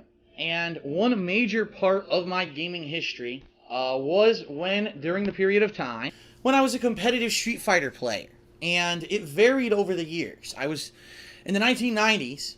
Basically, I loved Street Fighter. I played the hell out of it, but I never even heard of like a competitive scene. You can actually go somewhere and participate in tournaments and stuff like that. It was all foreign to me. About late 90s into the early 2000s, I was finally exposed to that scene when I was playing games at a competitive level, such as Marvel vs. Capcom 1 and 2. Later on, it crossed over into other games, such as Capcom vs. SNK 2 and Street Fighter 3 Third Strike. But over the years, the one game that I found to be, at least for me, my favorite Street Fighter game of all time, and the one that I played at the highest professional level, was Super Street Fighter 2 Turbo. And it's funny because over the years there have been so many different versions of this game, but to this day, only the original arcade version seems to be held in the highest regard. All the ports and the console adaptations and things of it, people still complain they're not arcade perfect, and there's people still say, why weren't they able to make an arcade perfect representation of this game? And no one can really give a legitimate answer. So Super Street Fighter 2 Turbo was the game that when I was at the peak of my Street Fighter skills, I was actually able to win multiple tournaments. I was ranked high in many tournaments. I actually got 4th place in the Nationals. It was pretty crazy, and it was a wild ride. So I actually have a viewer who earlier this week, actually it was a week ago, okay, about a week ago, a fan of mine named Private Joker, he put 4 questions regarding fighting games and my history in fighting games into the thread for my Ask the King, which is, if you're not familiar with it, it's my fan mail series where I take in questions from fans and I answer them live. And these 4 particular questions are kind of interesting in regards that for most of them I could probably elaborate on them and give you guys some interesting insight into the kind of stuff that I used to do when I was part of as a competitive fighting game player. And I said, you know what, rather than try to rush through them and Ask the King, let's actually elaborate on them and make them an official Back in the Day segment for Hate Live. And that's what we're going to do tonight. I'm going to actually answer these questions in detail, and I think you're going to find the answers interesting, okay? All right, so the first question that Private Joker asked, he said, Phil, during one of your videos where you discussed an upcoming topic for Hate Live, you mentioned talking about the fighting game community when you were a tournament player and losing a $1,000 money match. However, you never told the story. Can you tell it now? You know, I have to say this.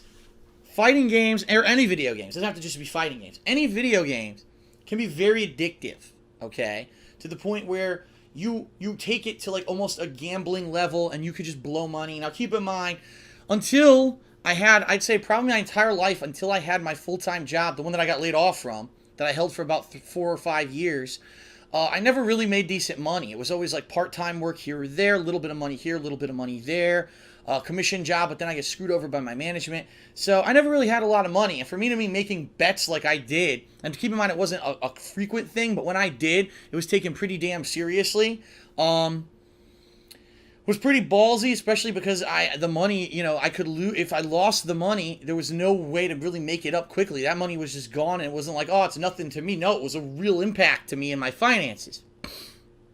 And before the days of when I was actually playing Super Turbo at a high level, there was the period of time when it was kind of like maybe the interim time when I played games, I played them at a tournament level, but I didn't win all the time. It was maybe once in a while I would place high or be like maybe mid-tier. I guess what you would say is, let's say, for example, if you're talking about pro wrestling, you got the lower tier, the jobbers. All right, those are the guys that enter and always lose. You got the middle tier, which are kind of like the mid-card guys. Every once in a while they get a push and they get to the top, but then usually they end up falling back down. Then you got the top guys who are always dominant at the top. I was kind of in the middle, where every once in a while I would do really well at a game like Marvel vs. Capcom 2 at a tournament. I would get top 5 or top 3. Other times I just completely choke and fuck up. And I'll be honest, back then I had a humongous fucking chip on my shoulder. You know, now when I play games, I joke around, I get angry, oh no, lag, and, you know, this guy's a scrub and he beat me, and I get pissed off. And sometimes I am legitimately pissed off because I lost because of lag, but I don't see myself as a tournament level player. Like Street Fighter 3 or Street Fighter 4, no, absolutely not. I would not tell you I'm a tournament level player in those games. I don't play them professionally. I don't even play them that much at all anymore. Anything that you see when you watch me play those games is like the taste of what I used to be when I took them seriously, all right? But back then, I had a giant fucking chip on my shoulder, and it was like, I can beat anyone. I'm not afraid of anyone. I don't care how much they practice. I don't care if they don't have a job like me. I don't care if you know, they basically don't go to school, don't have a job, and all they do is play Street Fighter, and that's why they're good. I don't care. I could still beat them. And obviously, that's a stupid mentality, because this was a time, and I'm not kidding you, there were people who wanted to become pro fighting game players. This was, by the way, before the time of YouTube. So it wasn't about, oh, I want to be a pro fighting game player and I want to be huge on YouTube and make YouTube money and be on Twitch and be a stream god and have people worship me on Twitter. No, none of that existed back then. For me, it was just like the bragging rights of saying I can beat anybody, okay? But there were people who would literally didn't go to school, didn't hold jobs, all they did was play Street Fighter. I have no fucking clue how these people had money to do anything, but they did. I guess they leached off their parents. They found some way to make money because all they fucking did was play Street Fighter nonstop, and so they would be the ones who would dominate all the time when it came to Street Fighter. And I was the kind of person, I said, no, I'm always the underdog because I have a full-time job, I'm going to college, I have all these other things that are more important than Street Fighter to me, but I'm still going to come to the tournament and whoop your ass and embarrass you, because shame on you if someone who plays Street Fighter all the time is going to lose to me. And so there were a few people who I had storied rivalries with over the years. One of them was Josh Wigfall in New York City. He was primarily Marvel vs. Capcom 1, we were rivals. And then when Marvel 2 came out, we almost became allies because that's when the tournament scene went from like local, where it was New York versus Connecticut versus New Jersey, to the national stage. So now it was like East Coast versus West Coast versus Texas, and it was different. It was very different because it expanded as a stage. So we kind of became allies at that point. And there's always been rivalries in the Street Fighter community, but at one point, for whatever reason, I ended up getting a rivalry with two people from Florida, one of which his name was Remix. He was an exceptionally good MSP player, all right? If you know what MSP is, Magneto, Storm, Psylocke. One of the best teams in the game by far, because it was one of the fastest teams. The Psylocke Assist, if you don't know Marvel vs. Capcom 2, you'll have no idea what I'm talking about. The Psylocke Assist is one of the fastest, launches you up, and could lead to massive potential to get infinite or lose your character, alright? But at the same time, that team takes a lot of skill to play with. You have to really have great hand-eye coordination. You have to not drop combos. It's not like Marvel vs. Capcom 3, where every character can hit you once and lead to a 100% combo. No. In Marvel vs. Capcom 2, it took a lot of effort to do 100% combos. So, he was very well respected as a high-ranked player in the Florida area. And I don't remember, this is what I mean, it's so long ago, and I really don't remember any of the drama or anything surrounding it. But I believe I bet him something like $500, right? I said, I'm going to bet you $500 and I'm going to challenge you at some tournament. And I remember when we held the money match, it was at 8 on the Break, which is a arcade still there in Dunlin, New Jersey, where the East Coast Championships were held annually. This wasn't the East Coast Championships. It was some smaller tournament that they were holding there, but he just happened to be coming to it. And then ultimately, I talked so much shit about this guy, Remix, that eventually another guy from Florida who was his friend, his name was Blazzini Flo. Great name selection there, buddy. But he also was like, oh, fuck Phil, he's garbage, he's a scrub, I can beat him too. However, Blazzini Flo was not really seen as like a high level. He was like me. He was a mid-level player. Every once in a while, he could really play solid and do extremely well. But for the most part, he was considered like a mid-level guy. And so that was way more of an equal match than I think the match with Remix was going to be. In fact, quite honestly, at the time, I probably didn't even think I was going to win. I wasn't even drinking my own lemonade, you know what I mean? Or Kool-Aid, whatever you want to call it. I was more just trying to be really cocky and get a name for myself as, wow, that kid, even though he might not have had a chance against this really good, well-known player, Marvel vs. Capcom 2, he had the balls to step up and challenge him for $500. That kid has balls.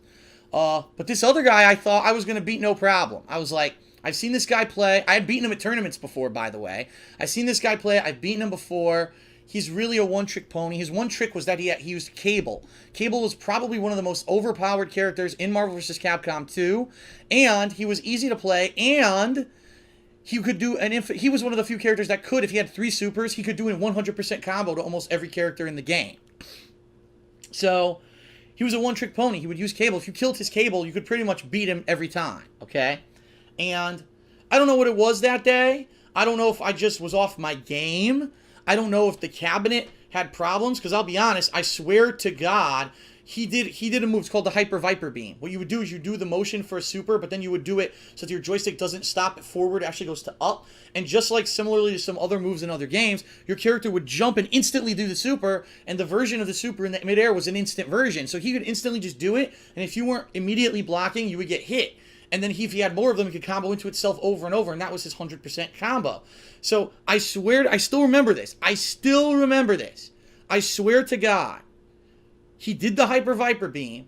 I went to block just like this because it was predictable, and it fucking hit me, and he killed my whole team. And I said, what the fuck is this?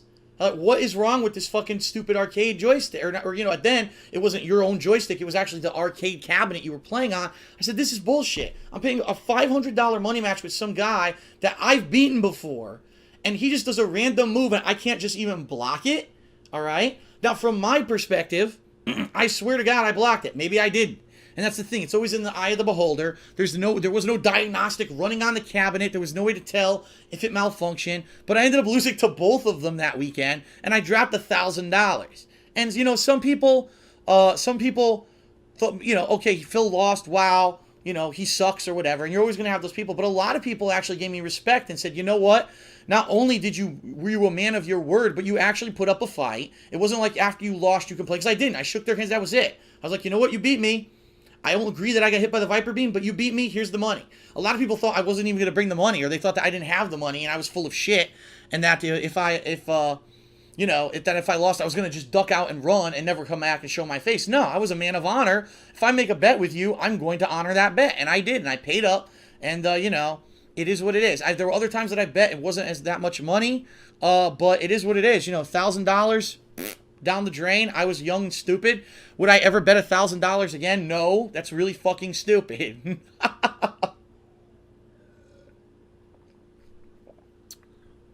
Okay. So, that's question 1. Question number 2. Now, this one's a short answer. He asks, Phil, do you still talk to Min? There were lots of videos early on in your career of you guys going to tournaments, practicing for Street Fighter 4, but he hasn't been in any videos and you haven't mentioned him in years. Yeah, basically, here's what happened. Min was a friend of mine. I've known him from the tournament scene. He's from... I believe he's been into New Jersey area. He's been in the Rhode Island area. He's lived a lot of different places. At one point, he lived in Connecticut. It just so happens when I moved into this condo in 2009 and I started making videos seriously and on a regular basis, he lived in Connecticut.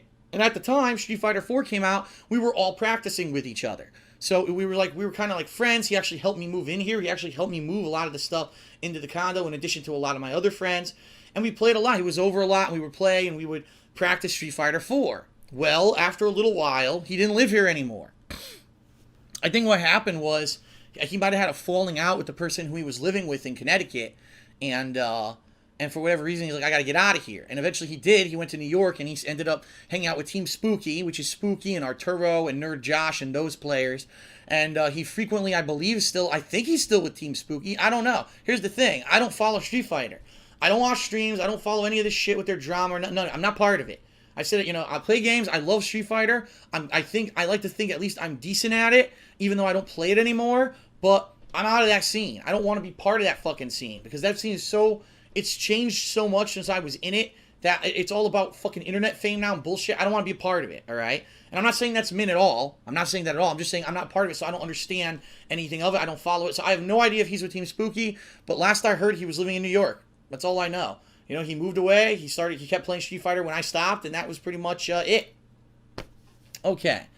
Next question. This is a good one. He says, Phil, during a video where you discussed your history with competitive Street Fighter, you talked about how during an EVO season, I think it was 2006. I think he's wrong. I think it was 2007.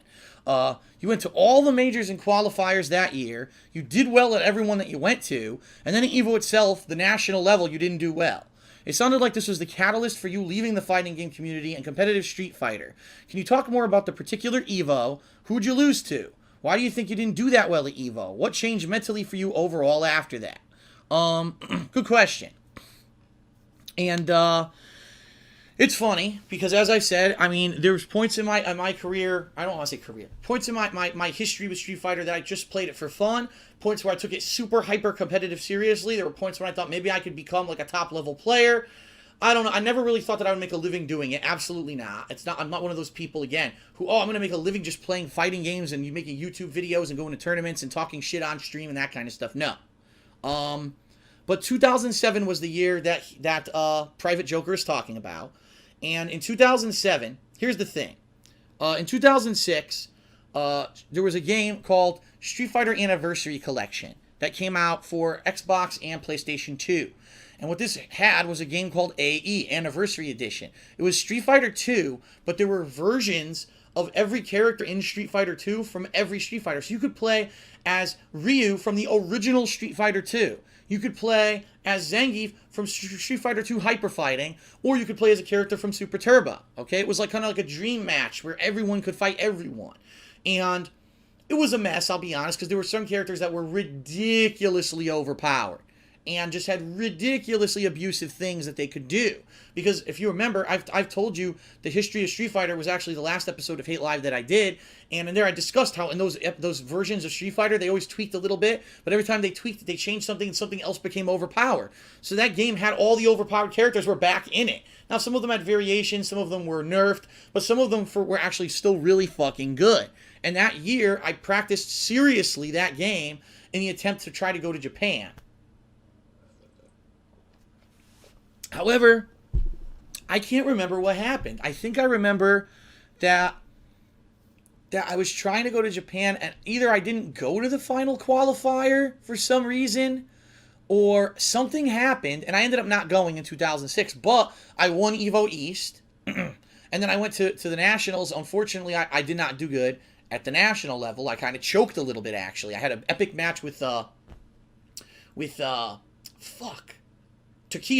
It was me against Taquito. We both picked Champion Edition M. Bison. We both knew the same strategies of what to do, and I fucked up once, and it led to me losing the match, because once you fuck up once, that Bison can go on this pattern of attack where you can't do anything about it. That's how broken the character is. So because of one mistake, I lost to Taquito, and I also lost to Alex Valle. So it was like, damn, I won EVO East, I did real well all year, and then I fucked up at the National. So then 2007, a new version of the game came out. It was Super Street Fighter 2 Turbo, but it was actually, I believe it was on PS2 again. It was a different version of the game. It wasn't Arcade Edition. It was like a reported version of the game for, PlayStation and Xbox.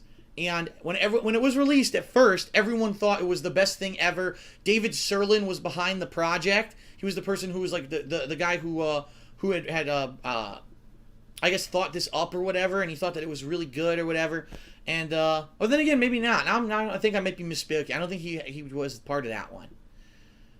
Disregard that last statement because I don't know if it's true. But anyway, this new version of Super Turbo came out. Everyone's like, oh, it's the best thing ever. It's finally arcade perfect Super Turbo on the PlayStation 2. It's amazing. And I practiced the fuck out of this game. Okay?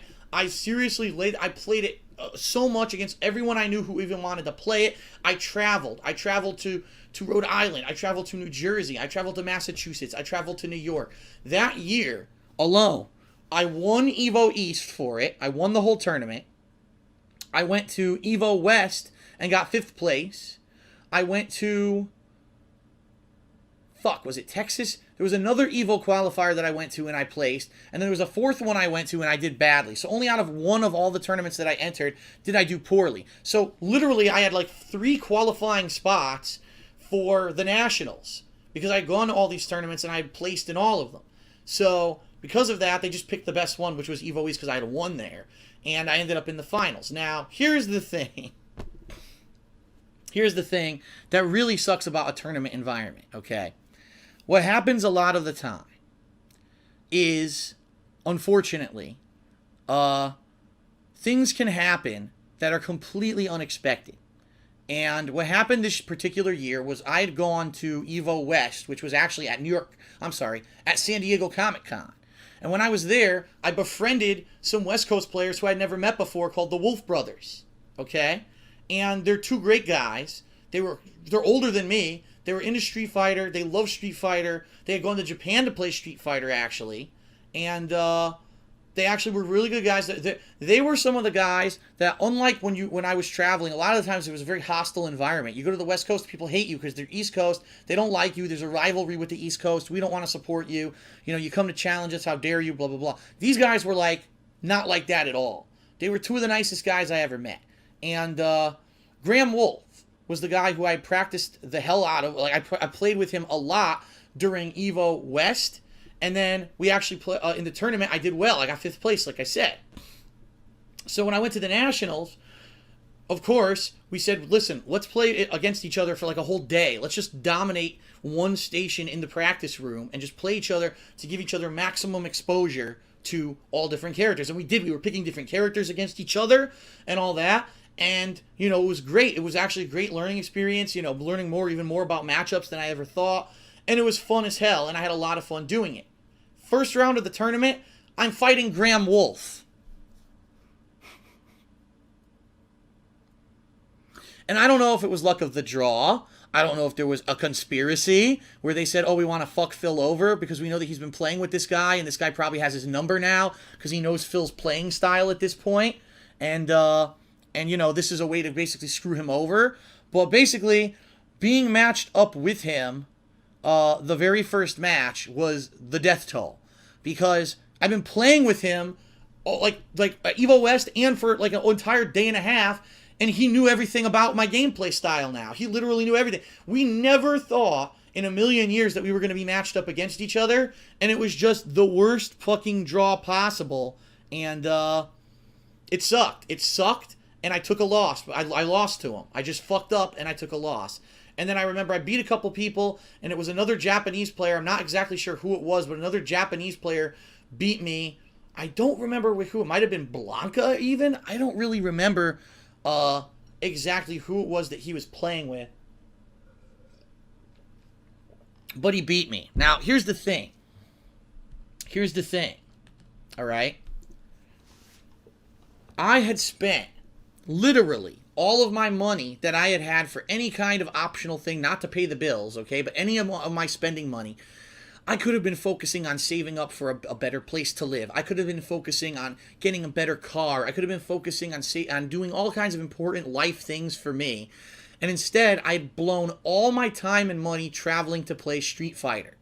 This was 2007 was a year of my life that I feel I gave the whole year of my life to Street Fighter. Outside of my work and stuff like that, the only time that I spent outside of that was playing Street Fighter. And to go to the Nationals and have that shit happen, it could crush you. Because you're like, what the fuck? Like, what am I doing with my life? And really, it was like an eye-opening experience. What the fuck am I doing with my life? I just spent all this time and money to play fucking Street Fighter, of all things. And what do I have to show for it? Sure, I got some respect. A lot of people respected me that year and said, wow, that was the year that Phil really showed he's a tournament level guy. Because here's a guy who a lot of people say he's not really good. He's not as good as he even places in tournaments. They talked a lot of shit. But that was the year that I went to so many tournaments and I did well at almost every one. And people respected me after that. And people, when they said DSP, they said he's really good at Super Turbo. He's one of the best. So for that, I mean, in that regard, it was a nice thing to have name recognition, but at the same time, name recognition only gets you so far. Who cares? What did that do for me in reality? Nothing. So I spent all my money and all my time on this hobby. I was like, what the fuck do I have to show for it? And I was so disappointed. And so it was at that time, that was literally the turning point where, by the way, my back started to hurt. Okay? Around that time frame, actually. And I said, you know what? Enough is enough. I said, I'm done. I'm quitting cold turkey. I'm not saying I'll never go back to it, but as of right now, I'm quitting Street Fighter cold turkey. There's no reason for me to continue playing, and I really am just upset with the whole situation that I spent all my time and money.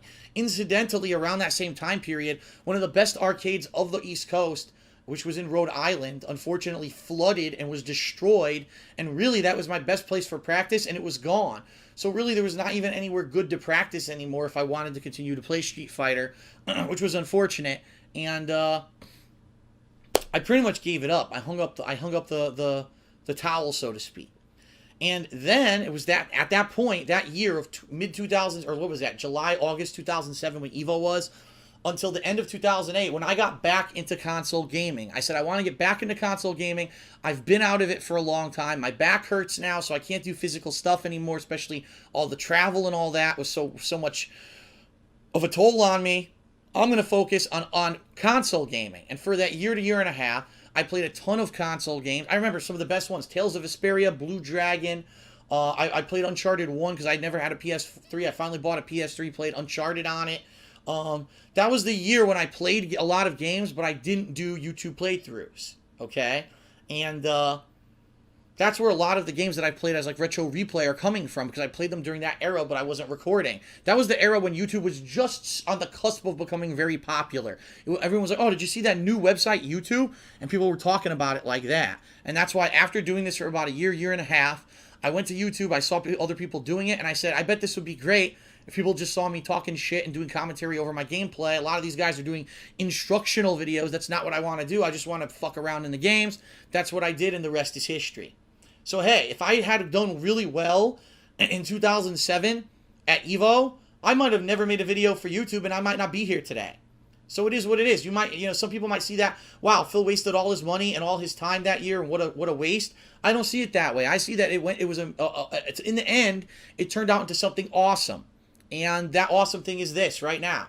This stream I'm doing, this podcast I'm doing, would have never come about if I continued to play Street Fighter at the level I was playing it at. So maybe it was a good thing that I ended up where I did in the long run. Okay? All right, now, the last question. This is a good one, too. Excuse me. This is a good one, too. Is, again, last question from Private Joker. And he says, hey, Phil, during the Super Battle Opera qualifiers that you attended a couple years ago, and I think if he's talking, I think it was either 2008 or 2009. It was the year when John Rambo qualified. And I didn't. Okay, whatever year that was, because I don't even remember. After you didn't win the first tournament, because there were 2 tournaments, and the winner of each tournament would actually go to Japan, okay? And a Vega player won the first tournament. You chose to play the second tournament with DJ. And let me explain the rules. The way it was in the first tournament, anyone could play as any character, but you had to stay with that character during the entire tournament, because that would be the character you would play if you went to Japan to represent the United States of America in this Super Battle Opera Super Street Fighter 2 Turbo qualifier. I know that's an insanely long statement, okay? A Vega player won the first tournament, meaning that I couldn't play with Vega, and Vega's one of my best characters in Super Turbo. So I had to choose what was going to be the second character that I would play with in the second tournament. All right. So he says the second tournament you did not choose to play... oh, here we go. You chose to play the other tournament with DJ, okay? There are 3 tournaments now that I'm thinking about it. I'm getting so confused now. But after Vega was eliminated, I chose to play with DJ, okay? During the third tournament, that was the last one, you played against Dom Dai in the grand finals in a close match, but you lost. I want to know why you didn't use Balrog. Balrog is the character you won EVO East in 2005 and 2006 with. That's not true. It was 2006 and 2007. And he's much higher on the tier list than DJ. Don't you think it would have been a better pick overall for the second and third tournament? And again, that's from Private Joker. Well, this is an interesting question, because a lot of the times in tournament level gameplay, you may see a top player picking a character that may not be necessarily the highest ranked character in the game, but it's a character that they're really good with. You might say, but that doesn't make sense. Just pick the character that's more powerful, right? Sometimes it's collusion. I'll be honest. Sometimes these people are just colluding to split pots. No, that's not what this was about. This was about going to Japan, okay? In a lot of cases, when you're in a tournament mindset, you have to think of a couple things. You have to think of, number one, who am I playing against? What is the potential of what characters will this person pick? Okay. Number two, because this was a unique tournament, two of the people who had already played and qualified for spots I knew were out of the tournament. I thought that DJ would actually be a better character against the remaining opponents who were in the tournament. Okay.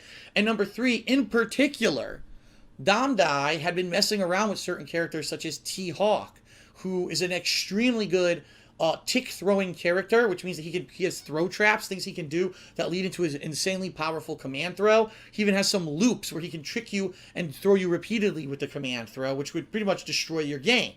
So my counter for that was DJ. Now, I had no idea who Dom Dai would pick in the tournament. He had the ability to choose it. He could have chose T-Hawk, or he could have chosen Ryu. It just so happens he ended up playing with Ryu, which is a much harder match for my DJ. And if you actually watch the matches, they're fucking good matches. They're very close. I actually managed to win one, even though it's very grueling and it's almost an impossible matchup for a particularly good Ryu player to lose. And I actually remember the match. The first match, I made a mistake, and he beat me. I said, oh, fuck. I'm almost done, because if I lose again, I'm out. The second match, I put everything I possibly could into that match. The best hand-eye coordination, the best reactions, the best timing, combos, tricks, footsies, and mix-ups. I did everything. I threw everything out there that I possibly could. And I beat him that game. But I had to beat him another game. And I actually remember, this probably is one of the very few times in my life I could tell you I felt mentally exhausted. I was like, I had to use so much power, brain power, and hand-eye coordination and everything to win that match. I'm just drained. And I remember in that third match, I was like, I just can't do it. I was trying, and I was losing. My hand-eye coordination wasn't as good, and I wasn't thinking as well. I wasn't tricking them as much. I wasn't, putting as much thought into it, and I blew it, and I lost. And it was like, was it a crushing blow to me? It was disappointing because my whole life I'd wanted to go to Japan, and actually I had even talked to my boss that year and made arrangements that if I had won, I was going to be able to go to Japan and do all this stuff. And then not qualifying was disappointing. But by no means do I think that was like, oh my God, it was horrible. I really put it all out there, that match, and I just got outplayed. But first of all, it's a hard matchup for DJ to begin with, but by a very skilled player. Damdai is an extremely skilled player. By the way, he plays a shit ton more than me. He still, to this day, apparently is traveling everywhere to play Street Fighter, which I find pretty crazy. And, he got to go to Japan, and he blew it when he went there. He did. He did. He blew it when he went there, but would I have done any better? Probably not. I probably would have blown it too if I had gone to Japan. And that's that. That's your answer. Okay? All right, so that is it. Those are all the questions that Private Joker asked me. That's a really nice, solid back-in-the-day segment. Lots of content covered there about my history in Street Fighter. I hope you enjoyed that. I'm now going to take a final break, and when I come back in just a few short minutes, we're going to now actually do the stream Q&A. So if you have not yet, this is your very last chance to submit a question via the stream raffle on Twitch. When we come back, I'm going to start drawing random questions, and we're going to do that till about 11 p.m. when we're going to end the stream, and we're all going to watch the press conference of Sony and see what they have to tell us about PS4 tonight, okay? So I'll be right back, and after a very short break, hang in there, and I'll see you for the Q&A.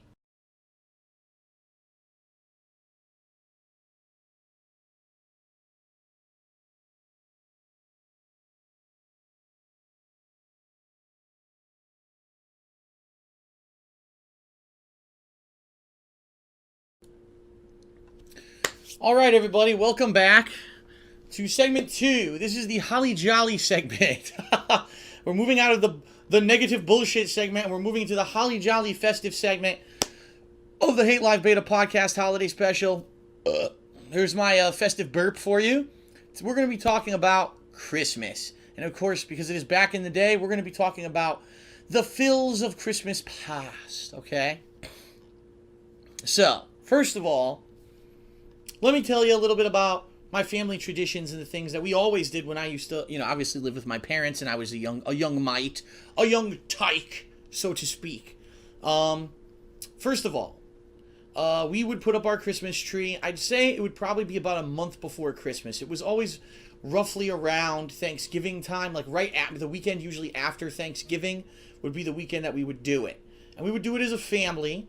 And by the way, back then when I had Christmas trees, it was before they even sold Christmas trees that had the lights on them already. You had to light the tree yourself. And some years we had an artificial tree. Other years we had a real tree. We kind of alternated. For a few years. We liked having the real tree. It smells great, but it's also a huge hassle to move in and get rid of later on. And we would trim the tree ourselves as a family. Traditionally, what would happen is my mom and dad would do the lights and the garland, but they would let myself, and for a few years when my cousin lived with me, we would put the ornaments on. Now when we started, we had ornaments that were all kinds of crazy stuff. We had Daffy Duck and Mickey Mouse. We had angels, but we also had cartoon characters, and it was basically a mishmash of everything. And we used to have colored lights and a colored star atop the tree. All right, but then I'd say probably about midway through my childhood, my mom wanted a new tree, and she wanted it her way or the highway.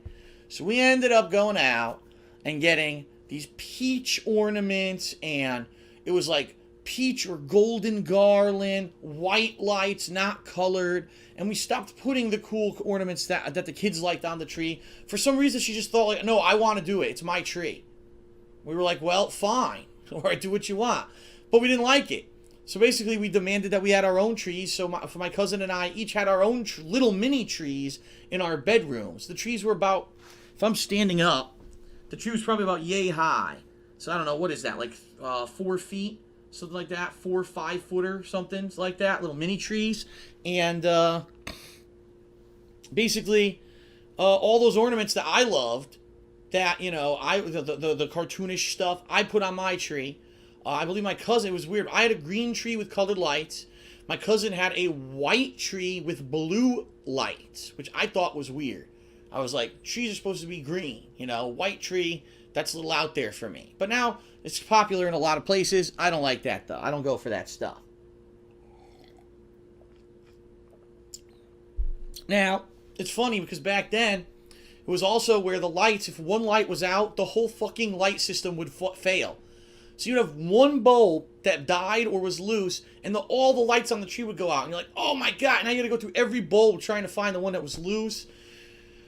I said this a few weeks ago, after I got back from doing, Christmas shopping with my girlfriend Panda Lee. I said, you guys if you do Christmas trees now, you're spoiled.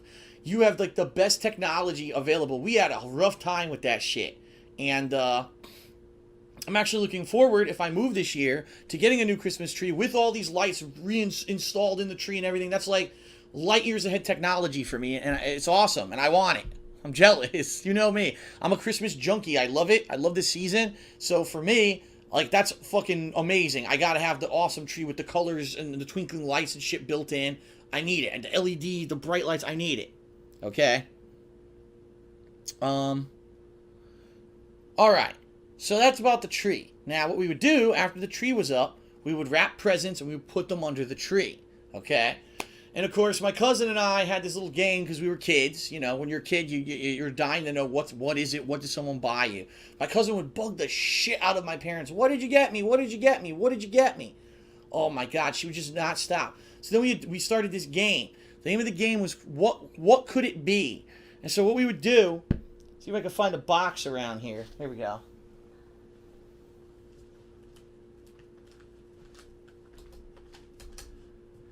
So pretend that this is wrapped, all right? This is my iPad box from when I got the iPad last year.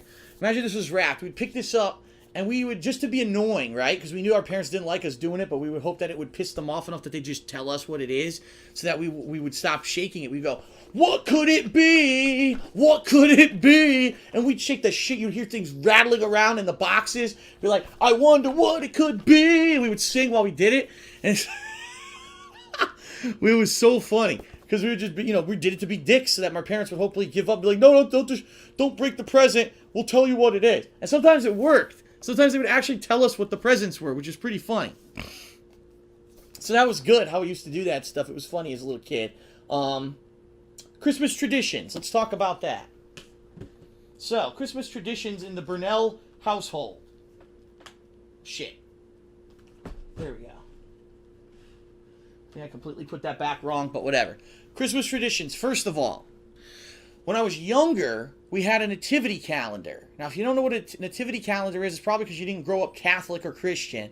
What it is, it's a calendar that has like all the days of December up to Christmas on it. And every day you open up a door, and depending on what kind of nativity calendar is, it'll be different. Some of them have like a little saying or a little quip, maybe a quote from the Bible.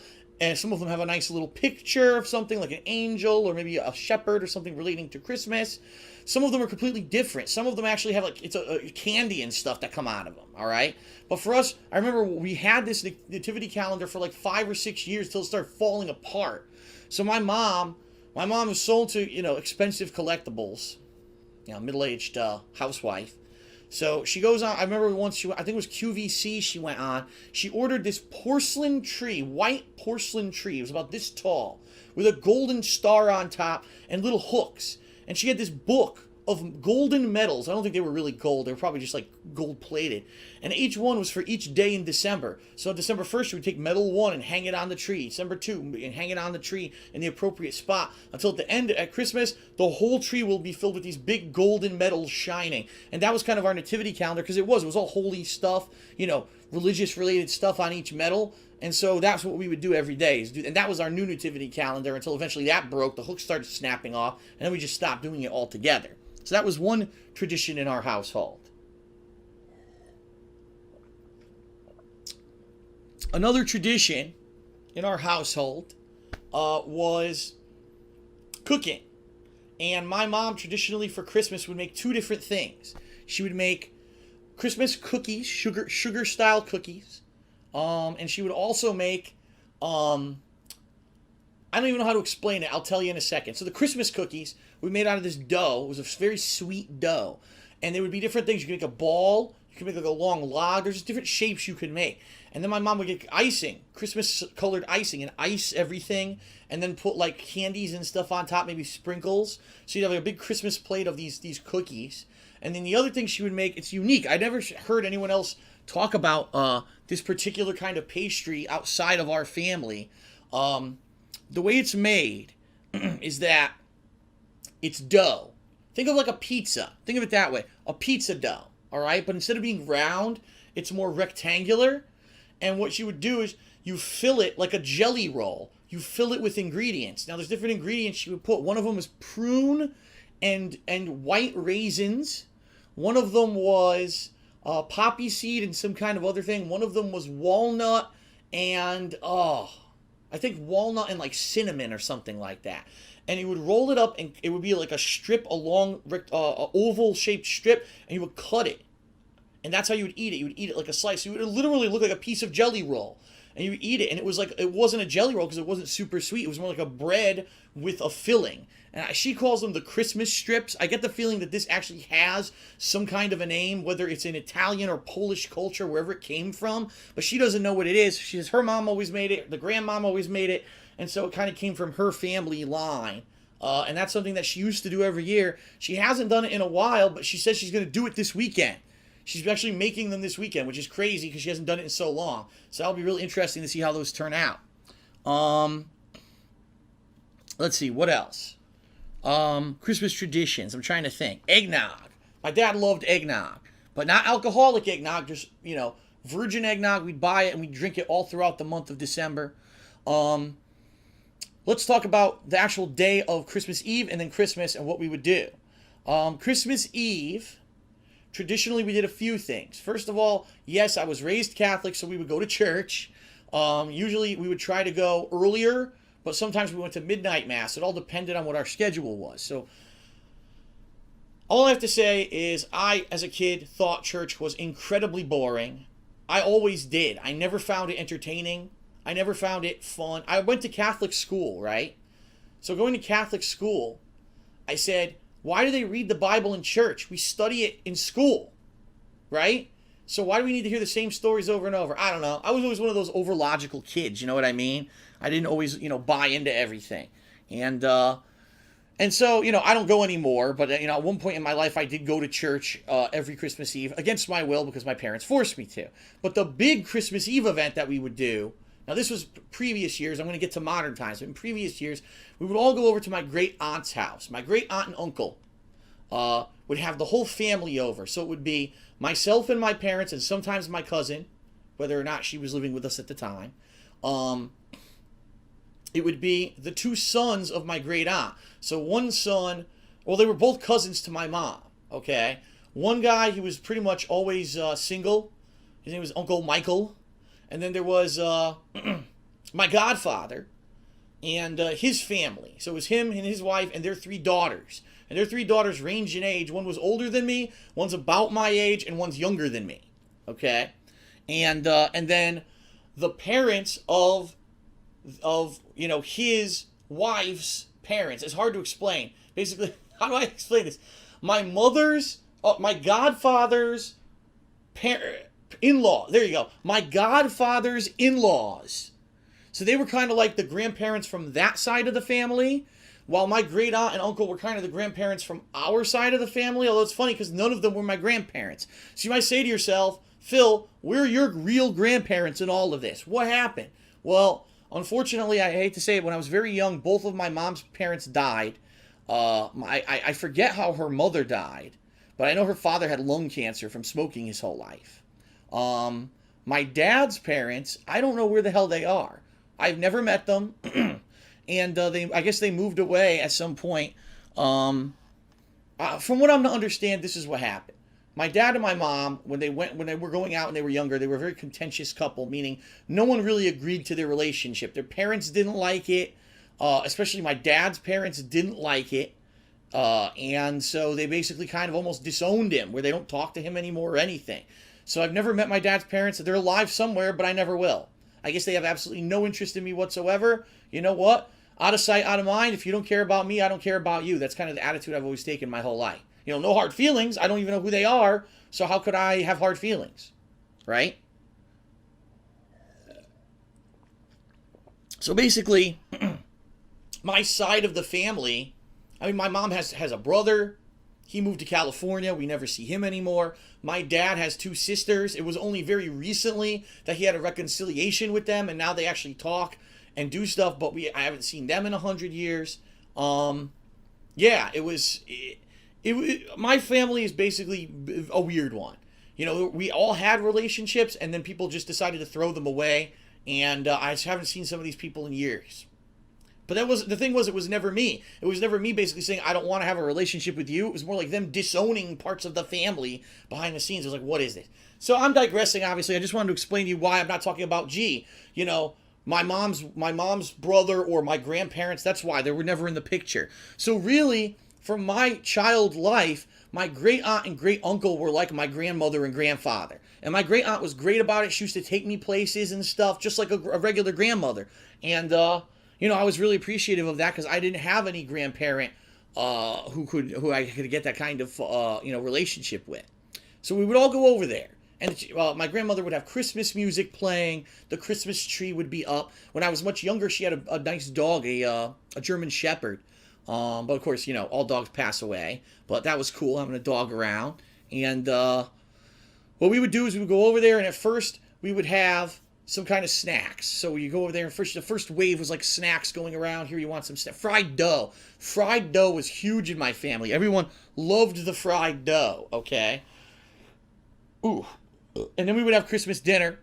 And Christmas dinner, of course, you'd have all the adults. So you had my mom and dad, my Uncle Michael, my godfather, and his wife, and her parents, all at the adults table.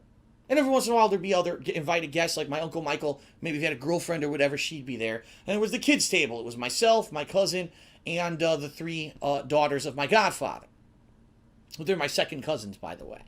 And, you know, we would all eat, and then we'd digest for a little bit. Everyone would have like a snack, like a cookie or tea after dinner. And then my great uncle would dress up like Santa Claus, which is so funny. Because I'll admit, I mean, it's funny how I can think back and I can still remember. I was fooled. I thought that was Santa. I swear I thought he was Santa until finally it kind of, you know, one year dawned on me. That's my great uncle. You know what I mean? So he would come out, oh ho ho. It was funny because my great uncle is skinny. So he would puff himself up with like a pillow and he'd put it in his shirt and he'd come out as Santa. And oh, it was great. We would sit on his lap. You know, what do you want for Christmas? And we'd tell him, and then he would give us some presents. Like there was always a stocking full of presents that we would get, and we would open them up, and we would do stuff, you know, play with the toys or candy or whatever it was that the presents were. What other things happened? Oh, so some interesting, funny things. My great aunt is the kind of woman, and I know all of you probably have one in your family too, refuses to accept that food has an expiration date. Unless it's like something that gets moldy, all right? So we'd go over her place and she'd put out this Christmas candy, right? And the one that always got me would be licorice or that fucking candy ribbon shit. I don't know who on the planet likes the candy ribbon stuff. I need to know. Because you have problems if you like that stuff. It's gross, all right? But you'd go to get the piece of candy. She'd have like a candy dish and you pick it up to eat it. You're like, oh, this is here for Christmas. And you go and you're like, why is it rock hard? You're like, you get something that normally should be soft. Like, oh, my tooth. You find out it's like ancient. She would leave out ancient candy as like booby traps. Like, what is wrong with you? So we'd purposely wait and not eat that candy and wait for her to bring out like the new candy, the Christmas candy. Pretty funny. And then, of course, as we began to grow up and become more young adults than just children, we would start to see the cynical side of things. And so my Uncle Michael, for whatever reason, I don't know why, but he would wear a pair of snakeskin boots on Christmas Eve. I don't know if he did it as a joke. See, now that I'm an adult, I was saying, if I was stupid, you know, I would, you know, Christmas Eve, I'll wear my cowboy hat around or something, you know, as an inside joke. But the kids, we would make so much fun of him behind his back. He's like, he thinks he's a fucking cowboy. He's walking around the house in snakeskin boots like he's going to wrangle something up. He looks like an idiot. We're not in Texas. What the hell is he doing? Pretty funny. So that was just a few of the little things that would happen, okay? Then, once all that was done and we all had our presents, we would head home. And it was actually perfect because when I was a kid, when you're out and you have a day like that, you're overtired now because you've been out all day. Santa was here and you had your presents. So we would go home with all my presents from there. I would pretty much pass right the hell out. I would wake up the next morning. And yes, I was one of those annoying kids that would wake up at like 4 in the morning to go look at my presents. There were years where I knew my parents wouldn't want me to get up at 4 in the morning. So I would go downstairs, because my bedroom was upstairs in my parents' house. I would sneak downstairs to look at the presents. I would sneak downstairs to look at the presents. I'd like, ooh, look at all those presents. Because here's what my parents would do. They would only put a few presents under the tree, and then Christmas night, they would go out and put out even more presents and say, oh, those are from Santa, or whatever. So it was funny. And then one year I actually caught them putting the presents out. And that was really, if I remember correctly, it was a combination that year. Two things happened. I remember the year when I found out that there was no Santa Claus. There's no Santa Claus. Well, if you're watching my content, I think you pretty much know there's no Santa Claus. All right. The year was, I remember distinctly. It was the month of December, and I was watching QVC. And one of the women who was selling a product said, oh, isn't it just a shame when finally you had to tell them that there was no Santa, or when the kids realize there's no Santa and they don't, wait up for him anymore. And the woman actually got fired. I remember this. It was in the news. The woman got fired from QVC because she admitted on TV there's no Santa Claus, and there was high potential that kids were probably watching the show. So she admitted this, and that was the year I was like, there's no Santa Claus. So I remember that year I snuck downstairs around like midnight, 1 in the morning, when my parents were putting the presents out, and I caught them putting the presents out. And I said, okay. All right. So, oh God, everyone in the stream chat just heard that I said there's no Santa. They're flipping out. Oh, there's no Santa. All right. Okay. So, sorry, I got distracted. So, Christmas morning, I would get up as early as possible. That was feasible. I would run downstairs. I would tear open my presents. There'd be wrapping paper everywhere. And this, someone asked me this on Hate Live last week, some of the best presents I've ever gotten. I can tell you right now, some of the things that I remember. I mentioned on Ask the King, a giant He-Man thing that was like Eternia. It was this huge multi-castle thing. It was so big that we had to build it in the attic, because there was no room even in my room to do it. We built it in the freaking attic, so I would go up there and play with it with all my He-Man figures. Obviously, some years I got things like the Nintendo Entertainment System. One year I got the Super NES. That was a huge year. I remember that year was the year of gaming. I remember the feeling of getting that Super NES and plugging in the new game smell used to have with a new console, and plopping in some of the best games I've ever played in my life, like Super Mario World, Mario Kart, that kind of stuff. I was so blown away by the Super NES when I got it. It was one of my favorite game consoles of all time. Trying to think of anything else notable that stands out. I actually remember later on I got a few PlayStation games. I remember when PlayStation 1 was out. One year I got Metal Gear Solid, Resident Evil, and something else. And I played Metal Gear Solid for like 10 minutes. I never played it again. I just had to throw that in there. It's true, though. I just had to throw that in there, though. Okay. So, Christmas Day traditions. What do you do during the day? Well, it varied. It usually varied. Usually, my great aunt would actually visit us on Christmas Day, because we visited her the night before. She would come visit us on Christmas Day, and we'd have some tea and relax and exchange gifts, stuff like that.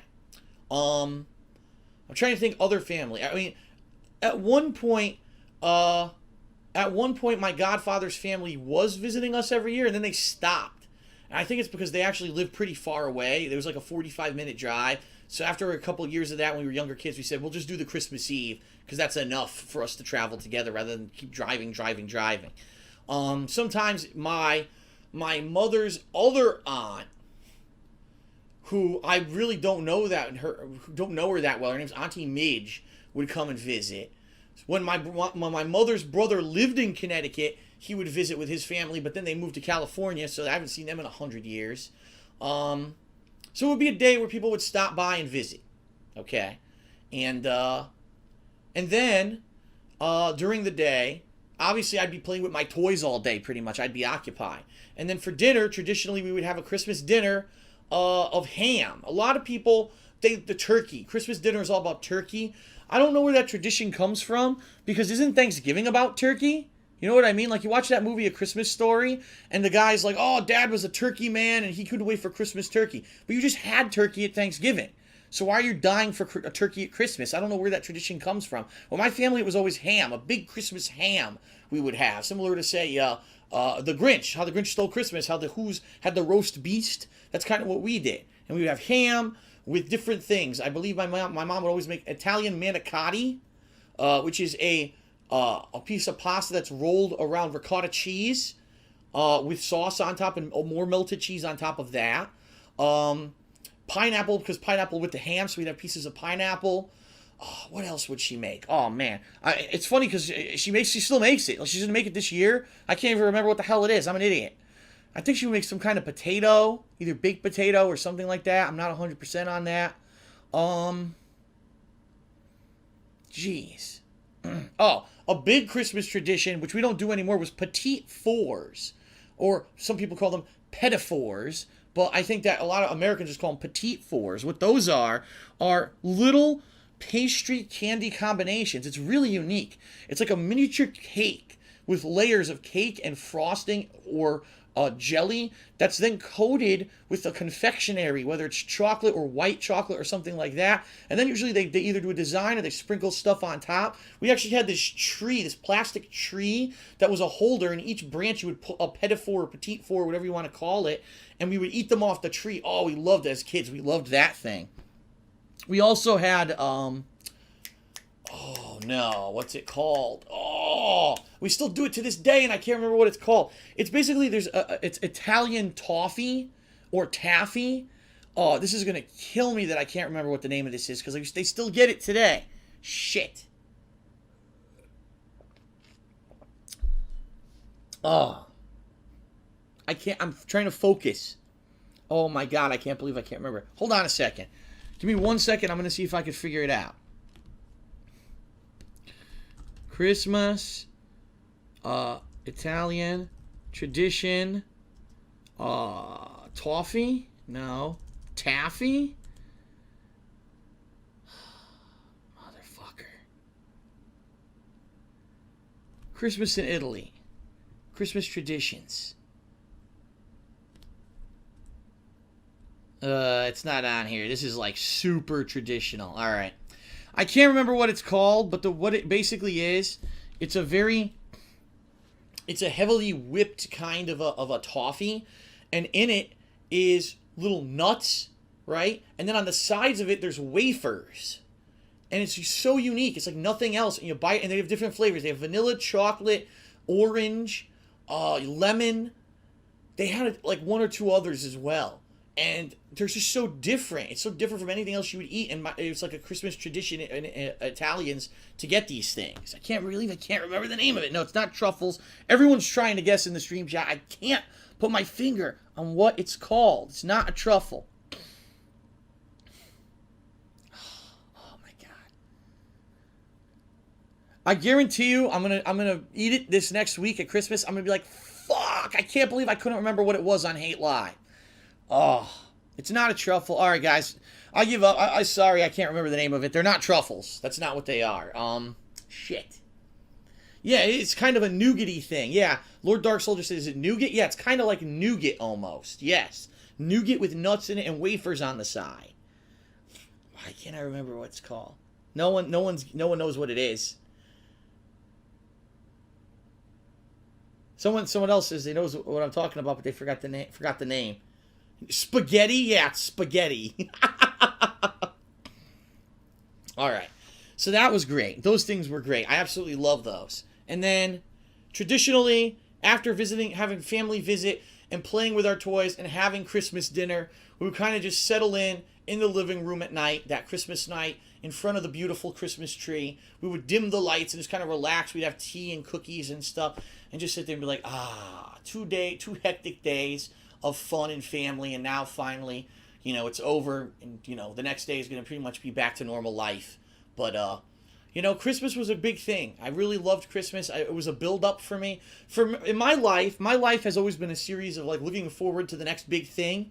And I have to say something, and this is kind of unique. Since I started on YouTube and on the internet doing content, I'm not like that anymore. I used to be the kind of person, I'd be like, oh, I just got to get through today, another shitty day. But in 2 weeks, I'm going on this trip, or in 2 weeks, I've got this coming up, or in a month, this coming up, Christmas is coming up. I was always one of those people always looking forward to the next fun thing rather than focusing on the here and now.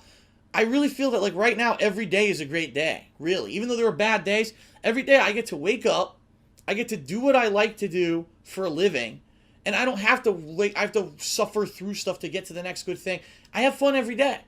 So my life is so much different since I got to do this. And I do want to say during this holiday season, thank you to everyone who's ever, in past, present, or future, been a viewer, been a supporter, been a fan. You got to understand that you guys have changed my life. You make it such a positive experience, regardless of any kind of, nonsense that happens and creeps up. As you can see, I'm stronger than ever. I'm not going anywhere. It doesn't matter how many thousands of little infants are going to turn me into try to make a laughing stock out of me. I'm still here. I'm not going anywhere. I'm pushing forward strong. 2014 is going to be a great year. I know it. Regardless of all the nonsense that's going on right now with YouTube and all this stuff. And it's very easy to focus only on the negative stuff when there's a lot of it. What you got to do is really focus on the positive stuff. Right now, I get to do a fun thing. Every single day is my job. I get to, share it with you right now in this kind of special way. I absolutely love it, and I thank everyone out there, really, from the bottom of my heart. Thank you, because you made this possible for me, and I know it. I know that even though I was the one giving entertaining content, it's your viewership that allows me to survive, and thank you so much for that. I just want to say thank you to everyone, but also Merry Christmas, Happy Hanukkah, Happy Kwanzaa, Merry Festivus, whatever it is that you may be celebrating. If you do celebrate a holiday right now, have a happy one. Have a good one. Don't take things for granted. A lot of people say, oh, I got to go meet with my family now, and I got to do this. And don't be like that, all right? Because I can definitely tell you from my perspective, right now, I don't have a lot of family. Really, right now in Connecticut, I've got my parents. Every once in a while, I see my cousin. I got my great aunt, and that's about it. I don't really talk to anyone else. There's no family or anywhere nearby. I do miss the days when I was a kid, when I had a family and we would have these great holiday traditions. And it was funny because, of course, when I was a kid, I was like, oh, we got to go do that. We got to go see this person. But now I'm different. Now I really do feel things are different now. Things are I'm in a whole new perspective of my life where I wish that I still had that. So don't take it for granted if you have it. Whether people annoy you or not, learn to have a sense of humor and laugh with it and live with those people and cherish these times because you may not always have them. Okay? Here's hoping that in a year's time, I'm not here. That I'm in my new home with Panda Lee. We're starting our own family. And that doesn't mean that I'm trying to have kids right away. I mean that when we live together, that we'll have our own family, it would be considered. And we start our own traditions, And that's just it. I really feel I'm at that level of my life where I'm ready to move to the next level. I'm ready to start my own stuff. Rather than living in the past and all the things that have passed by and I've lost, it's time to move forward positively to the future. And I hope that you and yours have a very, very happy, safe, and fun holiday season. Okay? All right. So that's it for Back in the Day. It was a pretty good segment, right? All right. So right now, I'm going to go on a short break. Wait a minute. A Toroni. Someone's got it. Toroni. Yes. Toroni is the holiday food. That's what it's called. Toroni. Thank you. Thank you. You got it. Yes. Toroni. It's holiday victory. Toroni. I'll be eating Toroni this week. I love it. Okay. All right. So thanks, everyone. I'm now going to take a short break. We'll be right back. And when we come back, it's going to be the holiday Q&A. I hope they've submitted good questions. Or were they a bunch of Scrooges? We're about to find out. So I'll be back in a few minutes. Don't go anywhere. Hate Live returns very shortly. And of course, if you're on YouTube, just click the timestamp to skip this break.